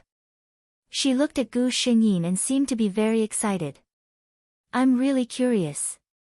Deanna, who will be a suitable match for you?" Sophia looked at the simulated starry sky on the roof and said expectantly, "You're the most outstanding mermaid in our batch. You'll definitely find the most outstanding partner." Gu Xingyin laughed softly. She didn't tell Sophia that she had already found that person. Audrey was about the same age as Sophia. Less than a week after Sophia's test, Audrey had also gone to the genetic matching center accompanied by her family. Everyone could see that Audrey was in a very good mood. Even when she saw Gu Xingyin, she didn't show a bad expression. Sophia looked at Audrey with a puzzled expression as she walked over with a charming smile on her face. She seemed to be surprised that Audrey was so easy to talk to today. Gu Xingyin guessed that Audrey probably already knew the results of the genetic matching and knew that her genetic compatibility with Prince Jonathan was 88%. For Audrey, who had always had a crush on Prince Jonathan, nothing could compare to this good news. Sophia also knew that Audrey had gone to the genetic matching center. Seeing her like this, she guessed, could it be that Audrey really likes the person she's matched with? Gu Xingyin didn't want to talk about this kind of thing, so she smiled and said, "Maybe." For the next 2 months, Gu Xingyin's days were rather dull. Just like before, she finished her studies on time every day. During her breaks, she would go out with Sophia and the others and go home to reunite with her family. However, there was one person who saw all of her movements. Raymond didn't know why he would do such a thing. He had only seen the mermaid once, and the two of them had only exchanged a glance. They hadn't even spoken a word. However, ever since he returned, the figure of the mermaid flashed through his mind from time to time. This made him a little upset. Unfortunately, Yashi was not afraid of death. Every few days, he would show up in front of him. It would have been fine if it was just him, but every time, he had to express his longing for the little mermaid that he had only met once and didn't even know her name. Raymond sneered. It must be because the training he gave him was not intense enough. Poor Yashi. In just 2 months, he was living a life worse than death. Even the baby fat on his baby face had disappeared. He knew that his superior was dissatisfied with him in some way, but he was too embarrassed to ask. But no matter how much Yashi thought about it, he would never have thought that the reason he was so miserable for the past 2 months was actually because of his vague desire for the little mermaid whose name he didn't even know. On this day, Redmond's communicator rang. The message sent by the other party made his pupils shrink. Deanna had reached adulthood and would be undergoing genetic adaptation at the Genetic Matching Center in 2 days. Chapter 1500. Marshall, haven't you always had a bad impression of the Genetic Matching Center? The straightforward adjutant Yashi expressed that he didn't understand the marshal's decision to go for an inspection today. Redmond glanced at him lightly, and Yashi immediately shut his mouth. "All right, since it was the marshal's decision, he just had to listen to him obediently. Raymond didn't bring many people for this inspection, but when the staff of the genetic matching center heard the news, they treated it as a very serious matter and received it.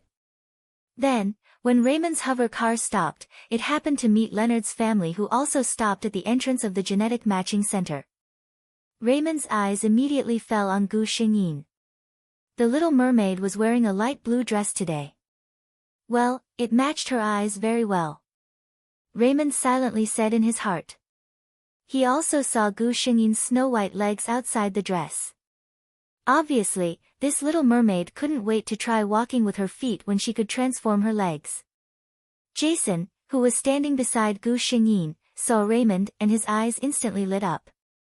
He looked at Redmond with a burning gaze, and his face was flushed with excitement. After thinking for a while, Jason still couldn't hold back and walked towards Raymond.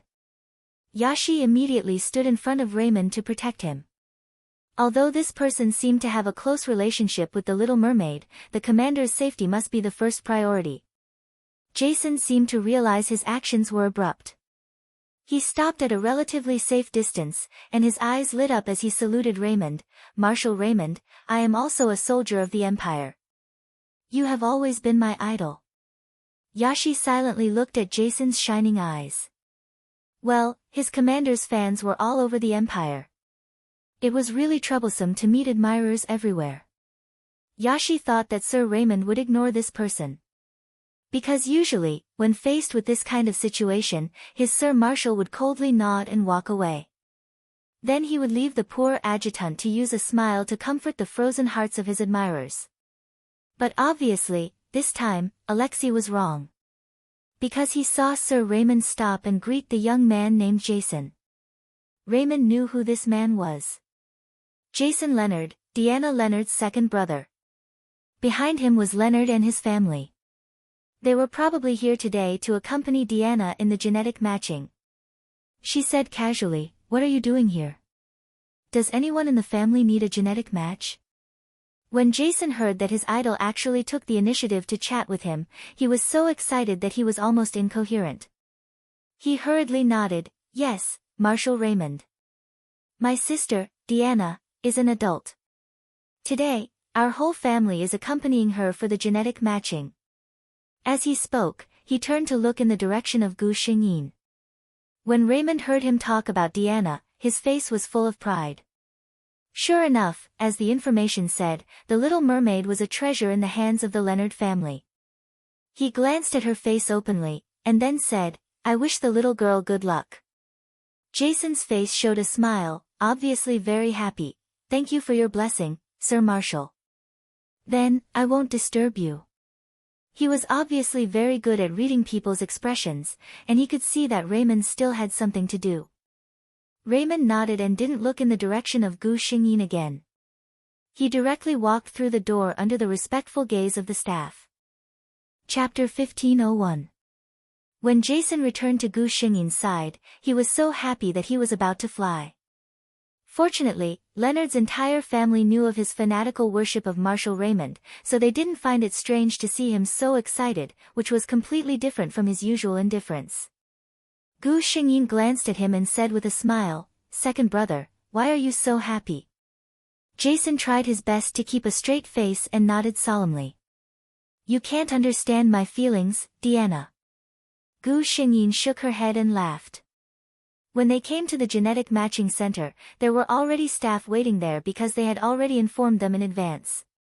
During the genetic matching, other people couldn't go in with them. Casey reached out and hugged her daughter nervously. "Deanna, don't be afraid, we are all here waiting for your good news." Gu Xingyin listened to Casey's slightly rapid heartbeat and laughed in her heart. Who was the nervous one? She followed the staff to a pure white place where many instruments were placed. "Dear Miss Leonard, we first need to do a full body examination for you." Raymond sat at the top and listened absent-mindedly to the official in charge of the genetic matching center who was reporting to him. Damn it. He had no interest in these so-called biological sciences at all. The official's mouth was dry, and after he finished speaking, he lowered his head slightly and waited for the marshal's instructions. However, for a long time, he didn't hear any sound from the top. The official couldn't help but quietly raise his head and look at the marshal. Raymond was frowning as if he was thinking about something. Was the marshal not satisfied with his performance just now? The official broke out in a cold sweat from the conjecture he had made up.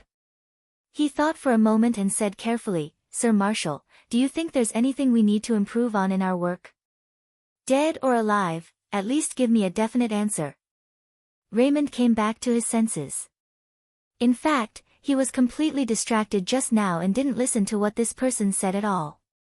Even if he listened, this person kept talking about amino acids and chromosomes.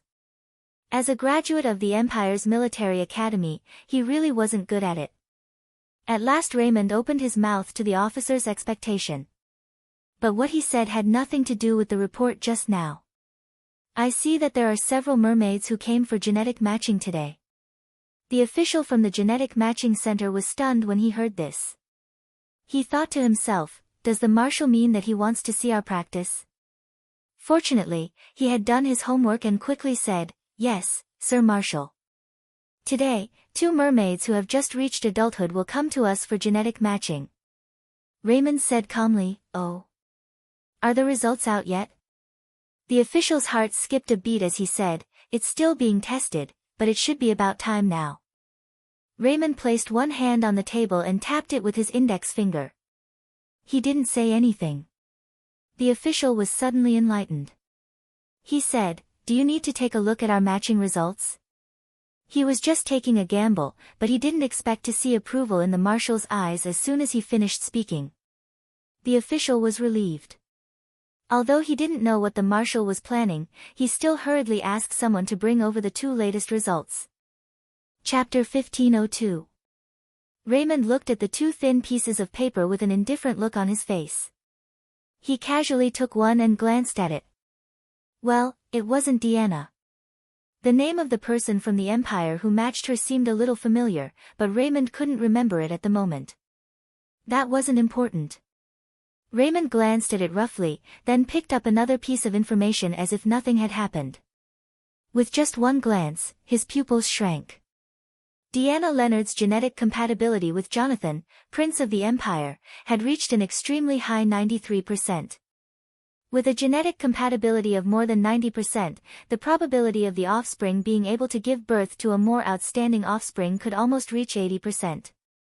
Raymond and Jonathan had a good relationship. Seeing that the other had found the most suitable mermaid for himself, he should be happy for him. However, Raymond didn't think so at the moment. He felt as if there was a fire burning in his heart.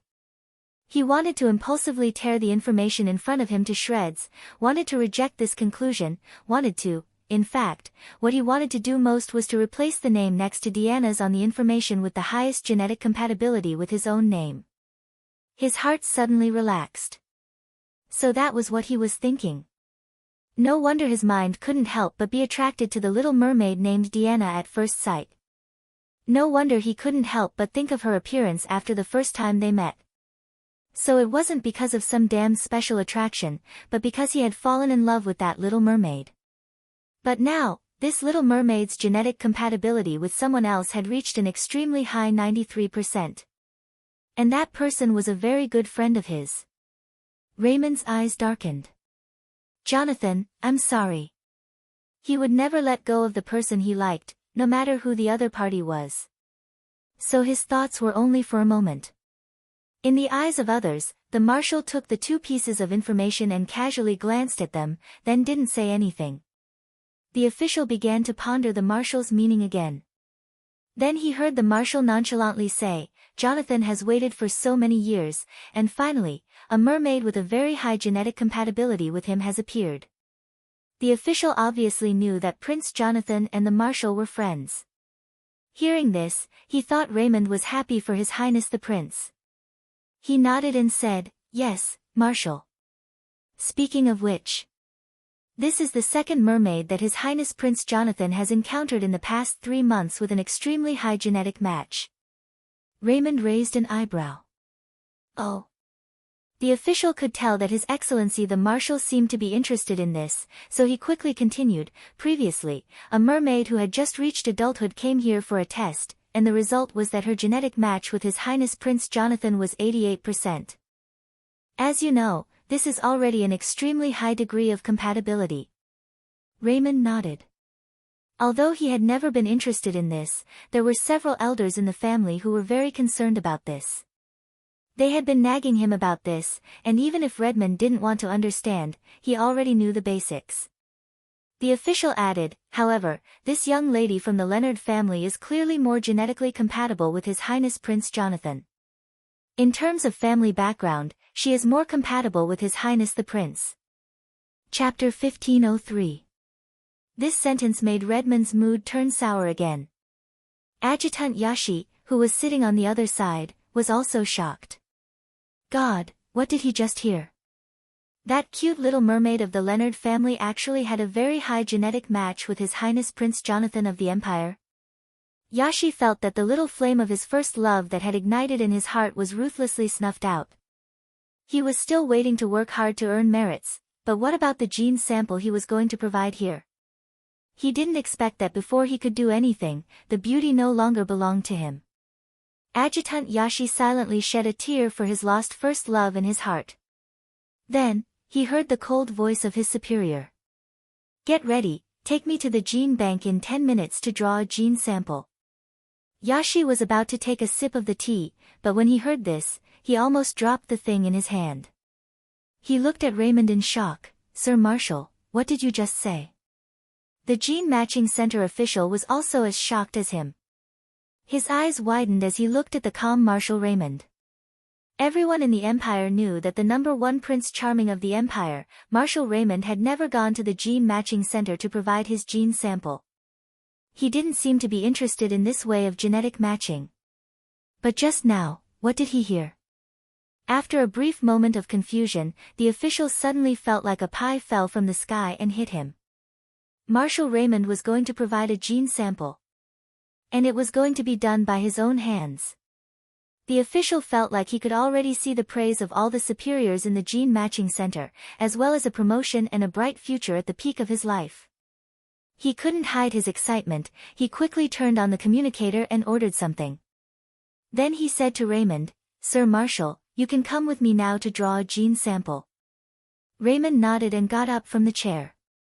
Yashi's mind was blank as he followed them until they arrived in front of a sealed metal door. He was stopped by someone. No unrelated person was allowed to enter this place. Yashi sat down on a chair on the side, then his brain that had stopped spinning slowly began to operate again. He seemed to have finally digested the fact that his commander was finally willing to accept the matter of genetic matching. The next moment, he thought of more things. From now on, no one would pat him on the shoulder and say, young man, as the adjutant, you have to persuade Raymond, and so on and so forth. Adjutant Yashi felt that his broken heart seemed to have been healed by this matter in an instant. Regardless of whether the marshal made such a decision on the spur of the moment or for any other reason, Yashi felt that it didn't matter. The reason wasn't important. What was important was the result. Now, at this moment, his superior was undergoing gene extraction in the gene matching center. She didn't know what kind of mermaid would be genetically compatible with someone as outstanding as the marshal. Gu Xingyin's face suddenly flashed across his mind. Such a lovely and beautiful Miss Leonard, if she stood next to His Excellency the Marshal, wouldn't it seem particularly harmonious? After thinking for a while, he shook his head. According to the official's words just now, Miss Leonard seems to have an extremely high genetic match with His Highness Prince Jonathan. Chapter 1504. Adjutant Yashi didn't know what percentage the genetic match between Miss Leonard and Prince Jonathan was, but from his tone, it was much higher than 88%. Such a high genetic match was almost impossible to surpass. Alas! Adjutant Yashi looked at the snow-white wall above and thought to himself, I don't know when I'll be able to gather enough merits to find the mermaid I'm destined to meet. About an hour later, the metal door finally opened. Raymond still looked the same, meticulously dressed in his military uniform, and there was not the slightest emotion on his face. The official on the side was still talking to him. We will conduct a detailed analysis and comparison based on your genetic data, and then begin to match with the mermaid genes in the existing gene bank. The result will take about 3 days, and if there is a match with more than 80%, we will inform you immediately. Raymond nodded with a cold expression, and then suddenly asked, "Have you informed Prince Jonathan of the result?" The official froze for a moment before realizing what Raymond meant. He shook his head. "We haven't informed His Royal Highness Prince Jonathan of today's result yet." Raymond opened his mouth slightly, but in the end, he didn't say anything and turned to leave. Yashi hurriedly followed him. When they returned, Yashi finally couldn't help but ask curiously, "Sir Marshal, why did you suddenly want to advance the gene extraction today?" Raymond's expression didn't change. "I just felt like it."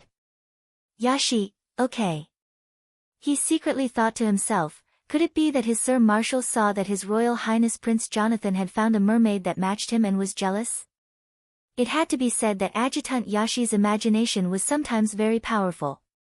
From a certain point of view, he had guessed correctly.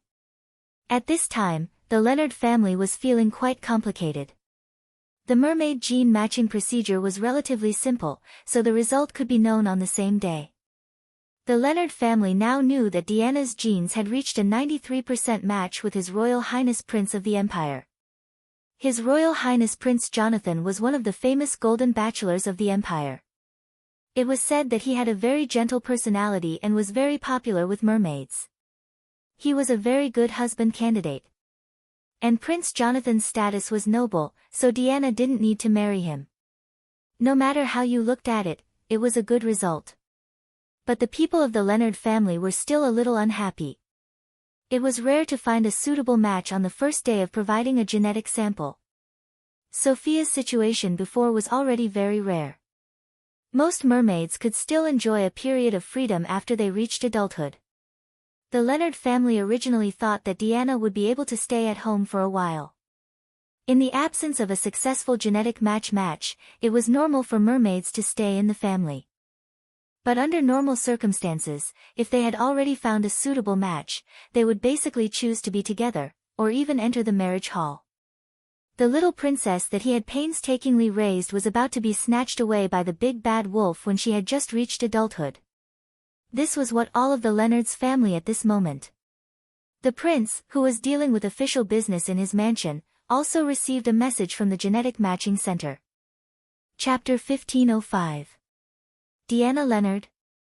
The average lifespan of the empire had reached 500 years, and Prince Jonathan, who was only in his 40s, was undoubtedly still very young at this time.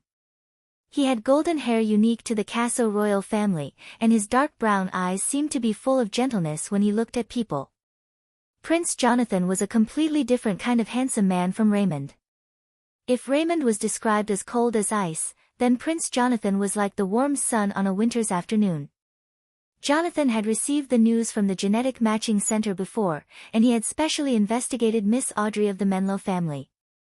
She was a rare beauty, but Jonathan was not very satisfied. Because according to his investigation, Miss Menlo seemed to be a very arrogant beauty with a bad temper. It was said that she often got angry and was a little irritable.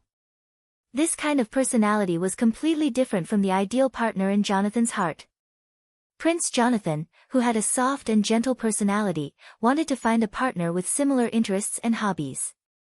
He liked gentle and lovely lilies, not thorny roses like Miss Menlo. Therefore, even though his genetic compatibility with Miss Monroe had reached 88%, Prince Jonathan didn't do anything for 2 months. He still had a glimmer of hope and wanted to wait and see. Of course, if there really was no one with a higher genetic match than Miss Menlo within a year, Jonathan might still choose to marry her. Because the imperial decree was there, and the royal family would definitely not let him give up a wife with a high genetic match and choose a princess he liked who might not be able to give birth to a perfect genetic heir. So when he learned the latest news from the Genetic Matching Center, Jonathan was delighted. He was very curious about this mermaid who was so genetically compatible with him. In the Casso Empire, if the genetic match between the two parties could reach more than 90%, they would basically be called a match made in heaven. Without any delay, he immediately ordered his subordinates to look up Miss Leonard's information. The results made him happy. Jonathan looked at the enlarged photo on the first page of the information. The girl in the photo had an exquisite and beautiful face like an angel. She smiled slightly, and the happiness in her big dark blue eyes seemed to fall on Jonathan's heart through the photo. With just one look, Jonathan knew that this was a girl with a gentle heart. Then, he read the pages one by one. Jonathan read it very seriously. By the time he finished reading the information, a smile had already appeared on his face. I seem to have found a treasure that belongs to me. He chuckled softly. After thinking about it, he dialed a number. Go and check Miss Leonard's recent whereabouts. Yes, it's the Leonard family in the capital. Jonathan's gaze once again fell on the photo on the front page of the document. He couldn't wait to see that adorable little mermaid. 2 days had passed since the end of the genetic match. It was another rare day of rest. Gu Xingyin was awakened by Sophia's call. Sophia looked at the dazed Gu Xingyin and smiled. The weather is good today. Shall we go out for a walk? Chapter 1506. Gu Xingyin was actually more willing to stay in bed for the morning, but Sophia was not prepared to give her this chance. Diana, my dear, this is our last semester in school. Don't waste the holidays. Sophia dug her out of the quilt. Gu Xingyin sat up on the bed in a daze. Her soft blonde hair was a little messy at this time, and her big blue eyes were blank. Her red lips were slightly pouted, and she looked very dazed. Sophia glanced at her, then looked at her again. She could not hold it in any longer and leaned over to kiss her on the cheek. This time, Gu Xingyin's sleepiness flew away. However, she still didn't react. She stared blankly at Sophia. What are you doing? Sophia clutched her chest and looked at Gu Xingyin. She lamented, my dear Diana, if I were a man, I would do my best to marry you. You are really too cute. Gu Xingyin burst out laughing. Then, under Sophia's urging, she tidied herself up, and the two of them left the school together. There was already a hovering car waiting outside. Gu Xingyin glanced at it. It was a little unfamiliar. It wasn't from Sophia's house at all. She stopped in her tracks with some doubts and saw a tall, black-haired man walk out. The first time he saw Gu Xingyin, a trace of surprise flashed in his eyes. But he quickly withdrew his gaze and revealed a gentle smile. Hello, Miss Leonard. I am Went Allen. As soon as he spoke, Gu Xingyin instantly knew who this man was. Earl Allen, who was a high genetic match with Sophia. Looking at them, it was obvious that they got along very well. She looked at Sophia with some ridicule. She didn't say anything, but Sophia couldn't help blushing. Fortunately, Sophia had always been a big-hearted person. She quickly adjusted her emotions and proudly showed off to Earl Allen, I'm not wrong, am I? Diana is beautiful and sweet. Gu Xingyin couldn't help but facepalm when she heard this. Who would show off their friend's beauty in front of their boyfriend? Sophia was really magnanimous. She subconsciously glanced at Earl Allen. As expected, a look of helplessness flashed across his eyes when he heard Sophia's words. However, he did not look at Gu Xingyin. Instead, he focused on Sophia. Gu Xingyin could easily tell that this man had feelings for Sophia. Then she saw a smile on Earl Allen's face. He nodded and said, yes. Miss Leonard is very beautiful and gentle. However, even though he was talking about Miss Leonard, his eyes were always on Sophia. Gu Xingyin, it was simply unbearable to watch. Could it be that Sophia had invited him here to watch their public display of affection? Didn't she know that she had experienced this kind of thing too many times? How could the boat of friendship capsize so easily? Although she was complaining, Gu Xingyin was still happy for Sophia. This Earl Allen seemed to be a very good man. Sophia dragged Gu Xingyin along as they shopped around the central area of the imperial capital. Both of them were not short of money, and whenever they saw something that they liked, they would lay their hands on it. Earl Allen, who had been following behind them, had a smile on his face as he played the role of a bag-carrying little brother. Until Sophia couldn't help but shout that she was tired. They all walked with their legs today. For a mermaid who had just reached adulthood and was not used to walking with her legs, walking and shopping was really not an easy task. Let's go over there and have a seat. Sophia pointed to a square next to her. Gu Xingyin, on the other hand, did not feel tired. She nodded. The three of them were about to walk to the square on the opposite side when a hover car suddenly stopped in front of them. Miss Leonard. A gentle voice came from the open window. Chapter 1507. The three of them were no strangers to the face that appeared in the car window. After all, Prince Jonathan was a figure who often appeared on the Empire's news. Sophia was stunned.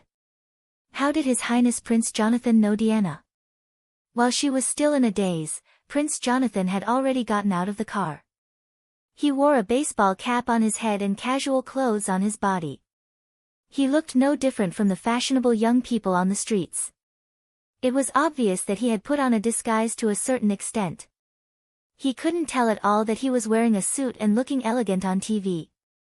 As a noble of the Empire, Earl Allen subconsciously wanted to salute Prince Jonathan the moment he saw him, but he was stopped by Jonathan.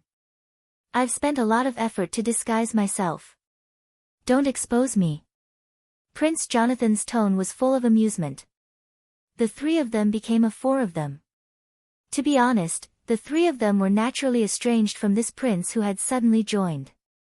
Jonathan had obviously noticed this as well.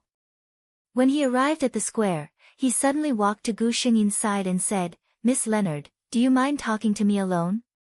Gu Xingyin smiled at him and the two of them went to an open-air beverage shop not far away. Sophia heaved a sigh of relief when the two of them left. Although His Highness Prince Jonathan looks very kind, I'm still a little nervous, she said. She found it a little strange. I've never heard Diana mention that she knows Prince Jonathan. Duke Alan looked at the backs of the two of them thoughtfully. He reminded Sophia, didn't you say that Miss Leonard went for a genetic match not long ago? Sophia nodded. Yes, just a few days ago. Wait. She widened her eyes and looked at Alan. You mean? Alan nodded. It shouldn't be wrong. Sophia couldn't help but turn her head to look over and see that the two of them had already sat down. She was a little excited. I really didn't expect Diana and His Highness Prince Jonathan, that's my Prince Charming. Sophia's tone was dreamy. Earl Allen, he felt helpless when it came to his future wife. However, Earl Allen looked at the two figures in the distance with some doubts in his heart. Unsurprisingly, the merfolk would know the result on the day of the genetic match, so Miss Leonard should have known the result of her match with His Highness Prince Jonathan long ago. However, she did not share it with Sophia. Normally, good sisters like them wouldn't hide any good news from each other. And if he wasn't mistaken, Miss Leonard didn't show much shyness or excitement when she saw Prince Jonathan. This was clearly abnormal. Something that Alan could see. At this moment, Jonathan, who was sitting opposite Gu Xingyin, could naturally tell. This Miss Leonard did not seem to have any romantic feelings for him. For the first time, Jonathan doubted his own charm. He decided to get straight to the point. Miss Leonard, you should already know about the genetic match, right? Gu Xingyin nodded. Seeing that she was unwilling to say anything more, Jonathan could only continue to take the initiative. Then I'd like to ask, what does Miss Leonard think of this? Gu Xingyin thought to herself, are all the people of the Casso Empire so straightforward? Can she say I have no thoughts about you? Chapter 1508. But with Prince Jonathan staring at her with such a burning gaze, Gu Xingyin obviously couldn't ignore it. So, under Prince Jonathan's expectant gaze, Gu Xingyin shook her head innocently. Her big clear blue eyes blinked, and she replied very obediently, I don't have any opinions. Jonathan, the little mermaid in front of him who had just reached adulthood, didn't seem to be able to understand what it meant to be a partner. He looked at her innocent and pure face, and for a moment, he had the illusion that he was going to lead a child astray. Jonathan was even a little conflicted about whether he should tell her what such a high genetic compatibility meant. What was certain was that Miss Leonard didn't seem to be ready to be his partner. Jonathan was a little annoyed. But he was very satisfied with Gu Xingyin. Her family background, her appearance, and her temperament all made him very satisfied. Jonathan felt that he should make it clear to the person in front of him. She didn't have any romantic feelings for him yet, and that didn't matter. He could wait or take his time. More than 40 years had passed. Could it be that he was still in a hurry? But before he could speak, a low voice came from behind him, "Jonathan."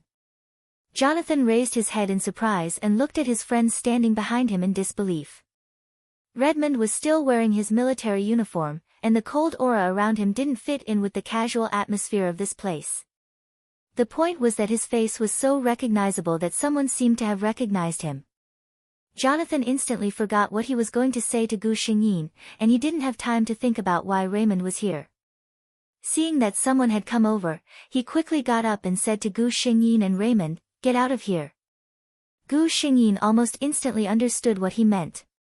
She looked at Raymond helplessly and said, "Marshal, it seems that you don't know the appeal of your face in the Empire." While they were talking, someone had already approached, and they could faintly hear the screams of mermaids. Jonathan took a step forward, then looked back at the two people who hadn't moved yet, and shouted, "Don't just stand there, let's go. My hover car is over there."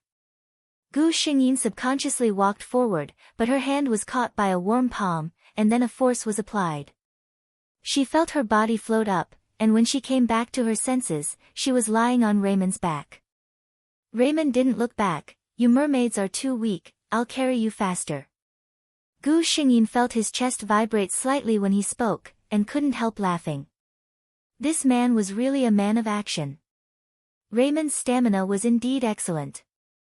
In less than 2 minutes, he had caught up with Jonathan in front of him. Jonathan turned his head to look at Gu Xingyin, who was being carried on Raymond's back, and a strange feeling flashed through his heart. But he didn't have time to think about it. The three of them ran to the hover car, and Jonathan pressed the control button, finally shaking off the people behind them. No one noticed that there was a mermaid where Jonathan and Gu Xingyin were sitting and chatting. She had been silent before, and now she was angrily looking at their backs. Chapter 1509.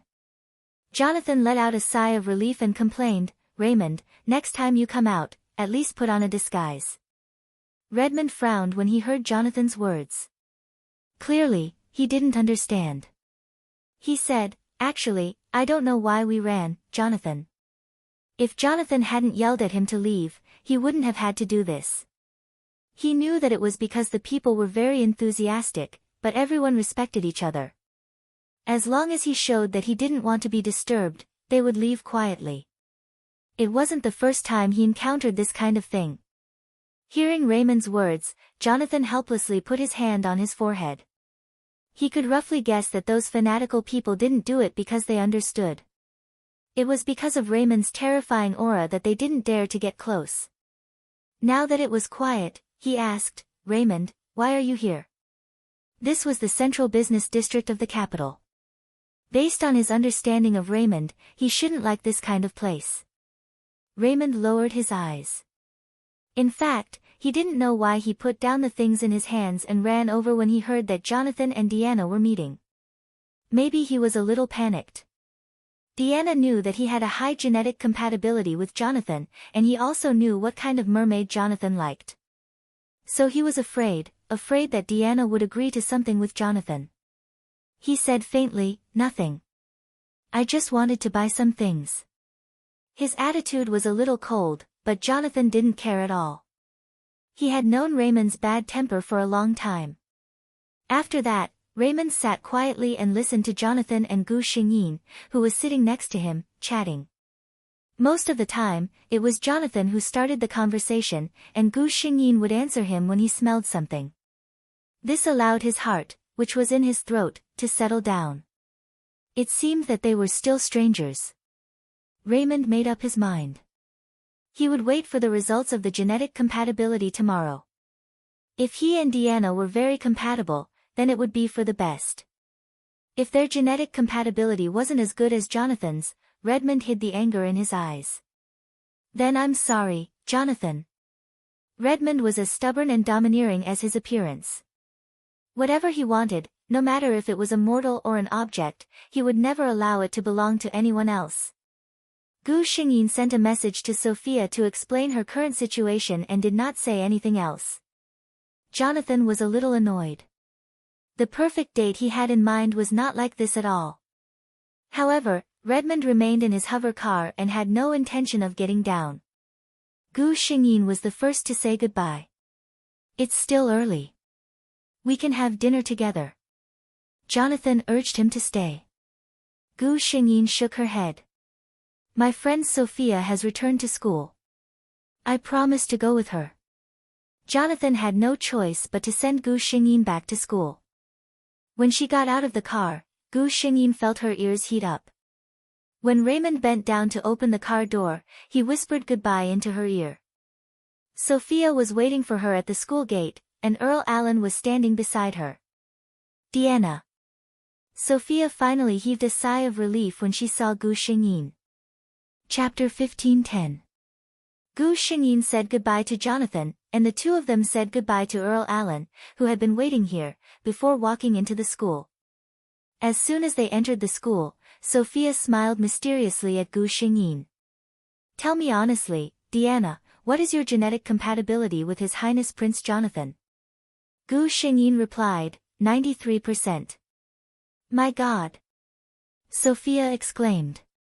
She looked at Gu Xingyin, her eyes full of smiles.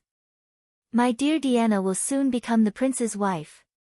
Gu Xingyin looked at her helplessly. Don't talk nonsense. Sophia only thought she was shy. But Gu Xingyin knew that she couldn't marry Prince Jonathan. Raymond couldn't watch her marry Jonathan without doing anything. She had the confidence. The two of them walked towards the dormitory, laughing. At the same time, in another dormitory in the mermaid school, a gloomy Audrey opened a communication channel. I want to know who the mermaid Deanna Leonard's genes are most compatible with. This was originally a secret, but the House of Menlo happened to have a clansman working at the genetic matching center, so Audrey knew something that others didn't. She cut off the communication and sat on the bed with some irritation. Today, she was going to take advantage of her rest time to go out and buy some beautiful clothes in preparation for meeting Prince Jonathan in the future. Although Prince Jonathan didn't contact the House of Menlo 2 months after the match results came out, Audrey had always been very confident in herself. She felt that she would become the prince's wife sooner or later. Until today. She sat on the other side of the bench, watching Prince Jonathan talk very attentively to the most annoying Deanna. Seeing him being very gentle with Deanna and listening to the conversation between them, Audrey felt a great crisis. Listening to Prince Jonathan's tone, Deanna's genetic compatibility might be higher than her own? How could it be? Audrey didn't want to believe it. She was no longer in the mood to buy things. She hurried back and contacted the person in the family to find out what was going on. The results came out quickly. Audrey looked at the bright red 93% on the communication channel, and her heart was filled with hatred. It was Deanna again. It was one thing for her to steal his limelight in school. Yet, he wanted to snatch away the person he liked.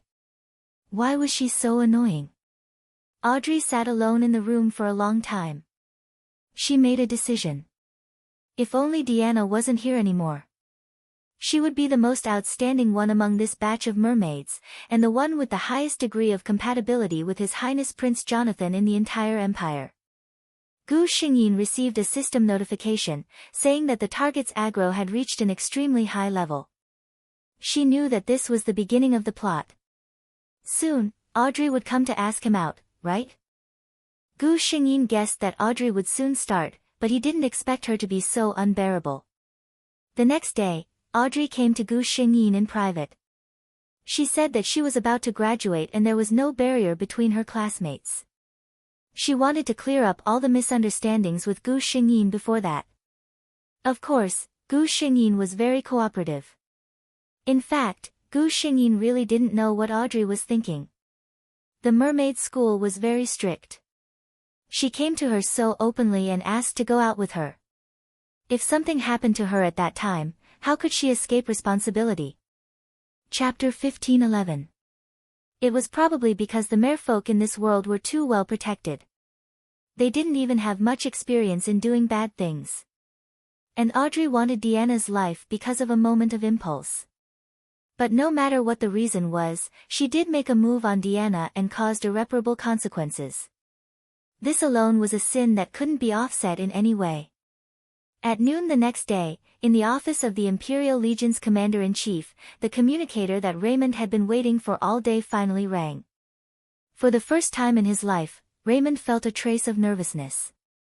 He picked up the call. Hello. After classes the next day, Gu Xingyin finished his dinner and went for a walk before arriving at a very secluded man-made lake in the school. This was the place where Audrey asked her out.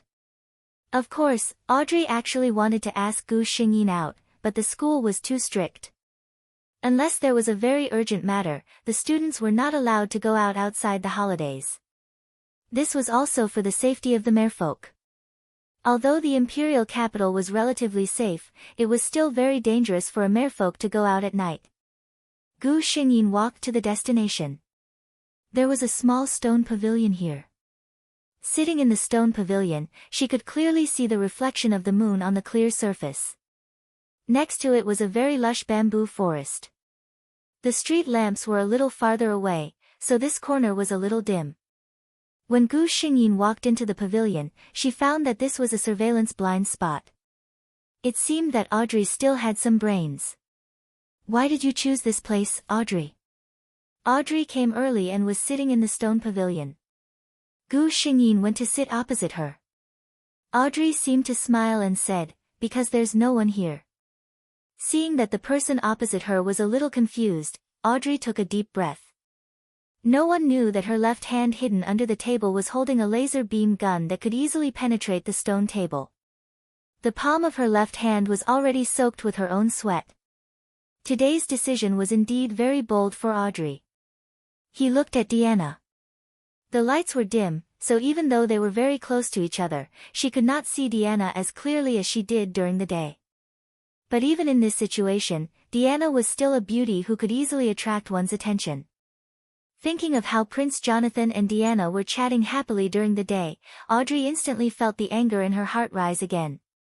She could not help but raise her voice. Deanna, let me ask you a question. I hope you can answer me seriously. Gu Xingyin couldn't help but frown. Audrey, with your attitude, are you really here to reconcile with me? Audrey's face turned cold.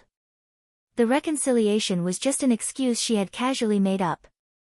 She would hate Deanna for the rest of her life. Who would want to reconcile with her? She stared at Gu Xingyin and asked, your genetic match target is Prince Jonathan, isn't it? Gu Xingyin looked shocked, as if he was very surprised that she knew. Seeing her expression, Audrey still felt a little angry even though she knew about it first. She gritted her teeth and said, Deanna, promise me that you will refuse to be with Prince Jonathan. Chapter 1512. Gu Xingyin frowned when she heard this. To be honest, even if she didn't have any good feelings for Prince Jonathan, she would still be very unhappy to hear Audrey's words. It should be said that no one would be happy to hear such rude words. Her face also relaxed, and she said to Audrey, Audrey, do you know what you're talking about? What right do you have to interfere with my decision? Audrey was a little emotional. Without saying a word, she took out the laser beam gun hidden under the table and pointed it straight at Gu Xingyin. Do you agree? If you don't agree, I don't mind fighting you to the death. At such a distance, even if Audrey didn't aim, it would be difficult for Deanna to dodge with the lethality of the laser beam gun. Of course, Deanna couldn't dodge, but Gu Xingyin might not be able to. Gu Xingyin obediently put her hands on top of her head. She seemed to be a little flustered. She looked at Audrey and said, Audrey, what are you doing? Do you know that this is illegal? Audrey saw her scared look, and her heart was suddenly filled with a strange sense of existence. She didn't know what was wrong with her. She felt like she was being controlled by a demon called impulse. She just wanted to follow her heart and make the person in front of her disappear completely from the world. Illegal? Audrey laughed. As long as I don't say it, you can't say it. Who will know what I did? Her face quickly became cold again, and she pointed the gun at Gu Xingyin. You say, do you agree? As long as you promise to refuse Prince Jonathan, I will consider letting you go. Gu Xingyin said calmly, you know, this is not something I can decide alone. Genetic compatibility was an authority. Usually, most of the marriages in the Casso Empire followed this match, because this way, healthier offspring could be born. Audrey was not moved by her words at all. No, Diana, you can refuse. As long as the mermaid doesn't agree, even His Highness can't force you. Gu Xingyin's eyes became cold because of her words. She knew what Audrey meant by that. Yes, the Empire was very tolerant of mermaids. Even if the genetic pairing was successful, as long as the mermaid was unwilling, no one could force them to marry. But for such a willful mermaid, basically, no noble with status would marry her. Moreover, her DNA sample would be destroyed by the genetic matching center. In other words, as long as Gu Xingyin dared to do this, her life would basically be ruined. She could either stay single for the rest of her life or marry a poor commoner. Only Audrey dared to say that. Gu Xingyin was about to say something to stall for time, but her gaze suddenly froze. She said calmly, Audrey, I think you need to calm down. Think about it. If you shoot me, what will happen to you? Everyone knows that you asked me to meet you during the day. Audrey's hand trembled and Gu Xingyin shut her mouth. Audrey sneered, don't stall for time, I know. At this moment, a ray of light came from not far away. Someone was coming. Audrey's expression changed greatly, and she looked at Gu Xingyin. You notified someone else? Gu Xingyin spread her hands innocently. I told Sophia that I would meet you tonight. She might be worried about me. It was not just Sophia who came, Audrey even saw the school's patrol team. They were the elite troops sent by the military to protect the safety of the students. Chapter 1513. Audrey's heart was filled with despair. She knew that she had been exposed. The people on the other side seemed to have realized that something was wrong. They quickly rushed over. Audrey raised her head and saw Gu Xingyin's half-smile. She didn't know what provoked her, but she gritted her teeth and said, since you've been exposed, Diana, you can go die. The laser beam in her hand shone brightly and enveloped Gu Xingyin. The patrol team that was rushing over was shocked when they saw the beam of light. Pa! The gun in Audrey's hand fell to the ground. She was quickly subdued. Audrey didn't even resist. Instead, she laughed hysterically, ha ha ha ha, Diana, you're still going to die, ha ha ha. Sophia ran over at this moment. This was the first sentence she heard. She didn't even think about it. She raised her hand and slapped Audrey's face. The patrol team didn't stop her. Sophia's hand was shaking. She looked at the figure lying on the ground and didn't dare to walk over. Could it be, the innocent and pure Diana was really, cough cough cough. Sophia, are you here? Come and help me up. I think I sprained my ankle. A cry of pain came from the ground. Sophia was stunned. She quickly squatted down and saw Gu Xingyin sitting up on her own. She was surprised and happy. She asked uncertainly, Diana, are you okay? Gu Xingyin smiled and said, maybe I'm lucky. Just now, my foot slipped and I fell down just in time to avoid her laser beam. Before she finished speaking, she was hugged by the excited Sophia. That's great. Gu Xingyin. Dear, can you let me get up first? Audrey was dazed when she heard Gu Xingyin's voice. She was on the verge of breaking down and shouted, Diana, how can you be okay? Miss Monroe. The patrolling soldier standing next to her said coldly, please save some energy to think about how to lighten your charges when the time comes. In the eyes of these soldiers, mermaids were delicate and weak, and needed to be taken care of gently. But right under their noses, a mermaid was almost murdered. This kind of thing was simply intolerable. Even if the one who did it was a mermaid, he still couldn't tolerate it. Audrey was taken away. As for Gu Xingyin, she was escorted back to her dorm by Sophia and the patrol team. After such a thing happened, the school didn't hide it. Instead, they informed the Leonard family at that time. Things were getting out of hand. The three masters of the Leonard family had all arrived at the school. They were relieved to see that Gu Xingyin was fine. They requested to bring Gu Xingyin home to recuperate. Gu Xingyin's elder brother directly questioned the school's protection of the students. He heard that if it wasn't for Diana's fall, she might have. They didn't even dare to think about the consequences. The school was in the wrong. After hearing their request and consulting Gu Xingyin's opinion, the Leonard family brought her home overnight. Almost at the same time, Raymond, who was ready to rest at home, also received the news. "What did you say?" The man's aura suddenly froze. Chapter 15-14. The subordinate on the other side was a little nervous. After explaining the matter clearly in a few words, he saw the marshal's gloomy face that was almost murderous. He was inexplicably nervous. Fortunately, Raymond did not mean to embarrass the innocent. After the report was over, he cut off the communication. He was no longer sleepy at once. God knew how much he wanted to go to the Leonard family to see if she was all right. But in what name? Something had just happened, and he already knew about it. Wasn't it obvious that he was looking for someone to monitor her? Raymond could only endure it. For the first time, he regretted asking the genetic matching center to conceal the degree of genetic compatibility between the two. At that time, he thought that he would find time to tell her in person and give her a surprise. Unexpectedly, there was no reason to visit her now. After thinking about it, he sent a message to the genetic matching center overnight. Enduring it tonight was already the limit. No matter what, he had to go to the Leonard family tomorrow. At the same time, Gu Xingyin, who had returned home, was carefully asked several times by her family. After confirming that it was only a slight sprain on her right foot, they were relieved. Her mother, Cassie, frowned. She was originally very satisfied with Prince Jonathan. But now, although she knew in her heart that this matter had nothing to do with Prince Jonathan, after all, her daughter was injured because of him. She couldn't help but have some knots in her heart. Gu Xingyin helplessly watched her parents and elder brother circling around her.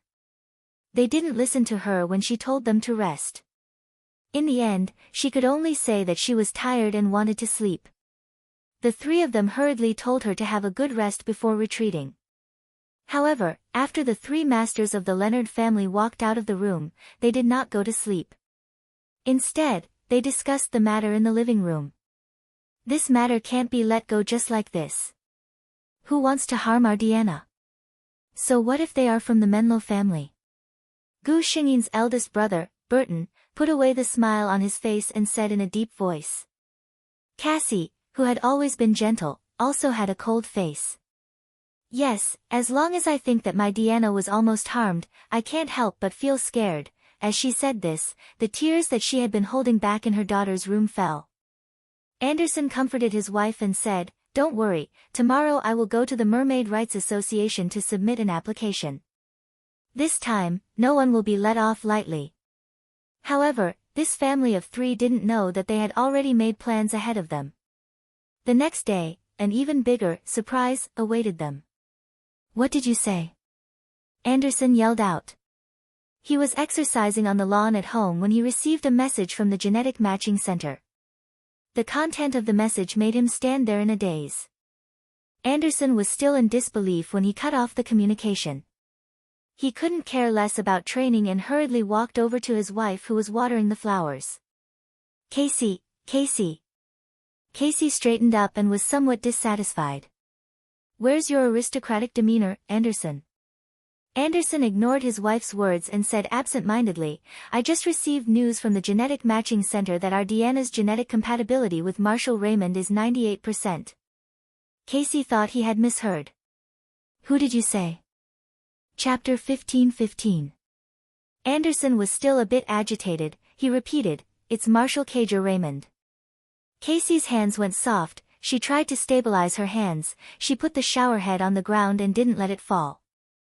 She said in disbelief, I remember Marshall Raymond was against genetic matching. Marshall Cager Raymond never went to the genetic matching center to provide a sample. He didn't like genetic matching, this was something the whole empire knew. Anderson also couldn't understand. He said, I don't know when Marshall Raymond went to provide the sample, but this is the news from the genetic matching center, it shouldn't be wrong. Casey was still a bit stunned. 98%, this was a number that had never been achieved since the establishment of the genetic matching center. What did 98% mean? The genes of the two almost reached a perfect match, it was like their genes were specially made for each other. And the offspring of these two people would completely inherit all the excellent genes of their parents, and perhaps even reach a higher level. This was something that was almost impossible to happen, but it happened just like that. Anderson and Casey were both surprised and happy at the same time. At this time, the housekeeper suddenly sent a message, Sir, Madam, Marshall Raymond came to visit. The housekeeper's voice was calm and elegant as always, this was the most basic quality of a qualified housekeeper. But if you listened carefully, you would be able to hear a very well-hidden trace of excitement in the housekeeper's voice. Raymond's title of the empire's male god wasn't for nothing. Any man would have a dream about the army when they were young. Many people realized it, but even more people, due to various reasons, could only stay in the dream stage. And Raymond was the person who perfectly interpreted their dreams. Anderson and Casey looked at each other, they understood that Marshall Raymond probably knew the result of the genetic matching. They just didn't know what the other party's purpose was. After all, Raymond didn't like genetic matching, this was something the whole empire knew. No matter what, the first thing they did was to welcome Raymond at the entrance. When the two walked to the gate, their eldest son Burton was already standing there and excitedly chatting with Raymond. Anderson took the lead and stepped forward. Marshall Raymond, welcome to the Leonard family.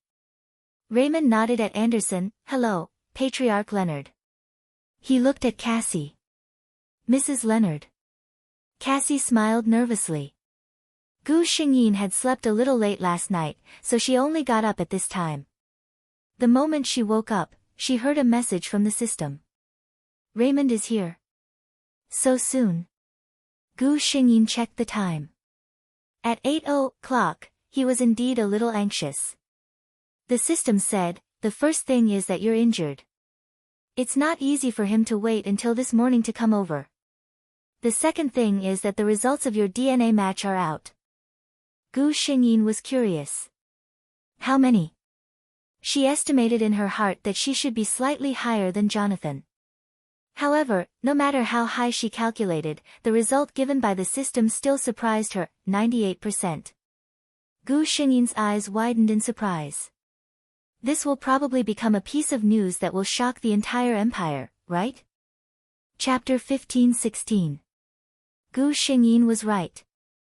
Not to mention that this could be called a perfect genetic match, just the identity of one of the protagonists was enough to make this matter a hot topic throughout the empire. At this moment, Gu Xingyin's communicator rang. Casey's gentle voice came through, Deanna, are you up? If you are, come to the living room, there are guests at home. Gu Xingyin replied, and quickly chose clothes with the help of the robot. After tidying up, she went downstairs. Then she saw Raymond, who was talking happily with her father and brother. Gu Xingyin raised her eyebrows in surprise. She was a little surprised that Raymond was able to chat with them. After all, she thought that what she would see when she went downstairs would be a few people facing each other awkwardly. Seeing her coming over, Anderson said with a smile, Deanna, this is Marshall Raymond, I don't need to introduce you, right? He then turned to Raymond and said, this is my youngest daughter, Deanna. Gu Xingyin stood aside obediently and smiled at Redmond. Hello, Marshall Redmond. Raymond suddenly stood up and walked to her side. The Leonard family was a little surprised by his action. Raymond reached out a hand to Gu Xingyin, hello, Miss Leonard. Gu Xingyin blinked, looked at him for a second, and then hesitantly reached out her hand. So small. So soft. So comfortable. This was what Raymond felt in his heart.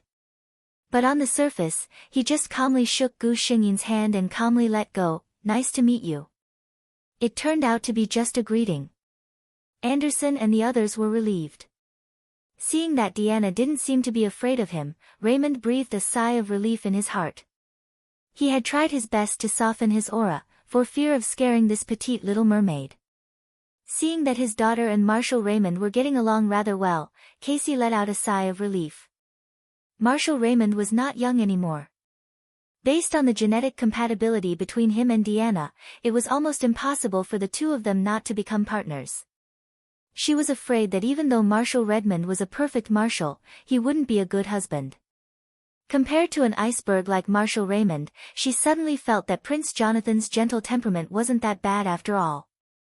They chatted for a while, and Raymond suddenly said, "Miss Leonard hasn't had breakfast yet?" He frowned slightly when he said this. He seemed a little dissatisfied. Gu Xingyin thought, "I just woke up and heard that you came, how could I have time to eat?" Casey looked at Raymond, with some doubts in her heart. She didn't understand what Marshall Raymond meant. Was just a simple question, or he didn't like Deanna's lifestyle? If it was the latter, she would start to worry again. Before she could guess, Raymond spoke. He looked at Gu Xingyin and said, "The mermaid's stomach has always been delicate. It's better for Miss Leonard to eat something first. We can talk about other things later." This was exactly what Casey wanted. She was afraid of being rude in front of the guests, so she asked Deanna to come down quickly. He didn't expect Marshall Raymond to be so attentive despite his cold appearance. Casey thought with satisfaction. Chapter 15-17. Hence, Gu Xingyin obediently walked into the dining room alone. When she came out after breakfast, she found that Raymond was the only one left in the living room. He was sitting in the living room and stood up when he saw her come out. Obviously, he was waiting for her. "Miss Leonard, have you had breakfast?" Raymond asked. Gu Xingyin nodded.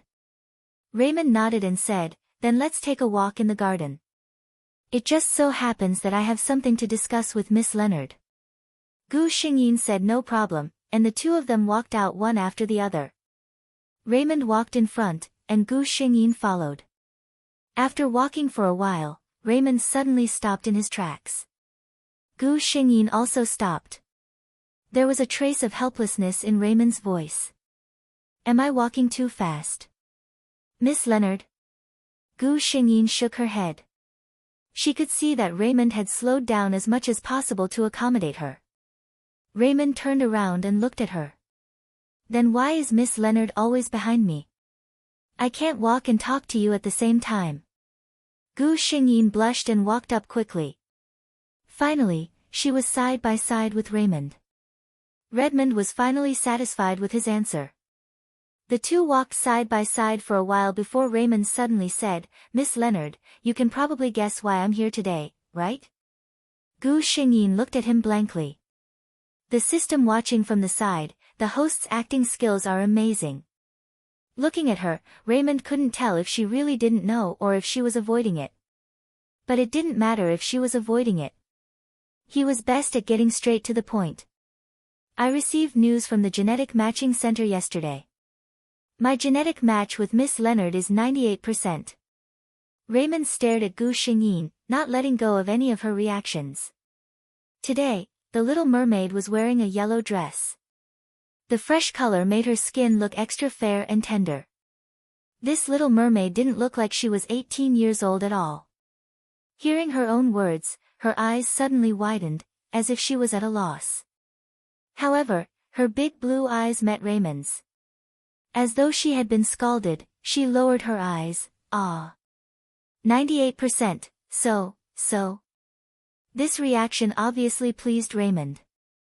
A hint of a smile flashed across his eyes, but unfortunately, Gu Xingyin, who had her head lowered, did not notice it. "So, Miss Leonard, are you willing to become the future mistress of the Raymond family?" Raymond asked in a serious tone. "Ah." Gu Xingyin raised her head. Her eyes were filled with panic and her face was flushed red. Obviously, she didn't expect Redmond to say it out loud. In Redmond's eyes, her current appearance was exceptionally delicious. She really wanted to take a bite. Marshall Redmond thought to himself with an expressionless face. This I have to ask my family's opinion." Raymond's tone was natural. "I've already talked to Master Leonard and Mrs. Casey. They are very much in favor of our marriage." Clearly, Anderson and the others said that they would listen to Deanna's wishes, but Raymond had automatically replaced it with their tacit consent. When the little mermaid heard this, she seemed to be burning up. She lowered her head and refused to speak with a red face. Raymond appreciated her shy appearance and said seriously, "If you don't speak, I'll take it that you agree." Chapter 15:18. Gu Xingyi never thought that this man would be so domineering. However, Deanna was naive and didn't know how to refute such words. The consequence of not knowing how to refute was that just like what Redmond had said, the matter was settled. Raymond even went a step further and said, "Then I'll call you Deanna from now on." Gu Xingyin still lowered her head, indicating that she didn't want to talk to him. Raymond knew that she was shy and didn't care. He said, "I'll announce our marriage in advance. Don't worry, I'll give you a grand wedding." Therefore, when the three masters of the Leonard family saw the two of them again, Marshal Raymond still had a calm expression on his face, but their Deanna was following behind him with a flushed face. They were all experienced people. Seeing this, what else could they not understand? Seeing her daughter like this, Mrs. Casey was happy and melancholy.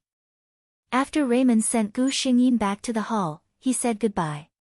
When he left, he glanced sideways at Gu Xingyin and said, "Then I'll go first, Deanna." Gu Xingyin finally looked up at him and said, "Goodbye, Marshal Raymond." Raymond raised his eyebrows when he heard this, but he didn't leave. Instead, he stared at her. This gaze made Gu Xingyin blush again. Seeing the confused look on the little mermaid's face, Raymond sighed softly. I called you the wrong name." Gu Xingyin was a little confused. Marshal Raymond, when Gu Xingyin saw Redmond's gaze, she suddenly had an epiphany. Facing Redmond's burning gaze, she stammered, "Goodbye, Cargill." Only then was Raymond satisfied. The corner of his lips curled up and said, "That's it, Deanna, call me Cager." "Raymond, that's an outsider's name. You have to call me Cager." Not far away, seeing the two getting along, the Leonard family finally breathed a sigh of relief. From the looks of it, Marshal Raymond seemed to be very fond of Deanna. This way, they could rest assured. Raymond's actions were very fast. The next day, he announced the news after returning to the family. Hearing that he was willing to get married, Mrs. Raymond was so happy that she was about to cry. God knows how long she had been looking forward to this day. The next day, Raymond announced the good news to the entire empire through the Star Web media.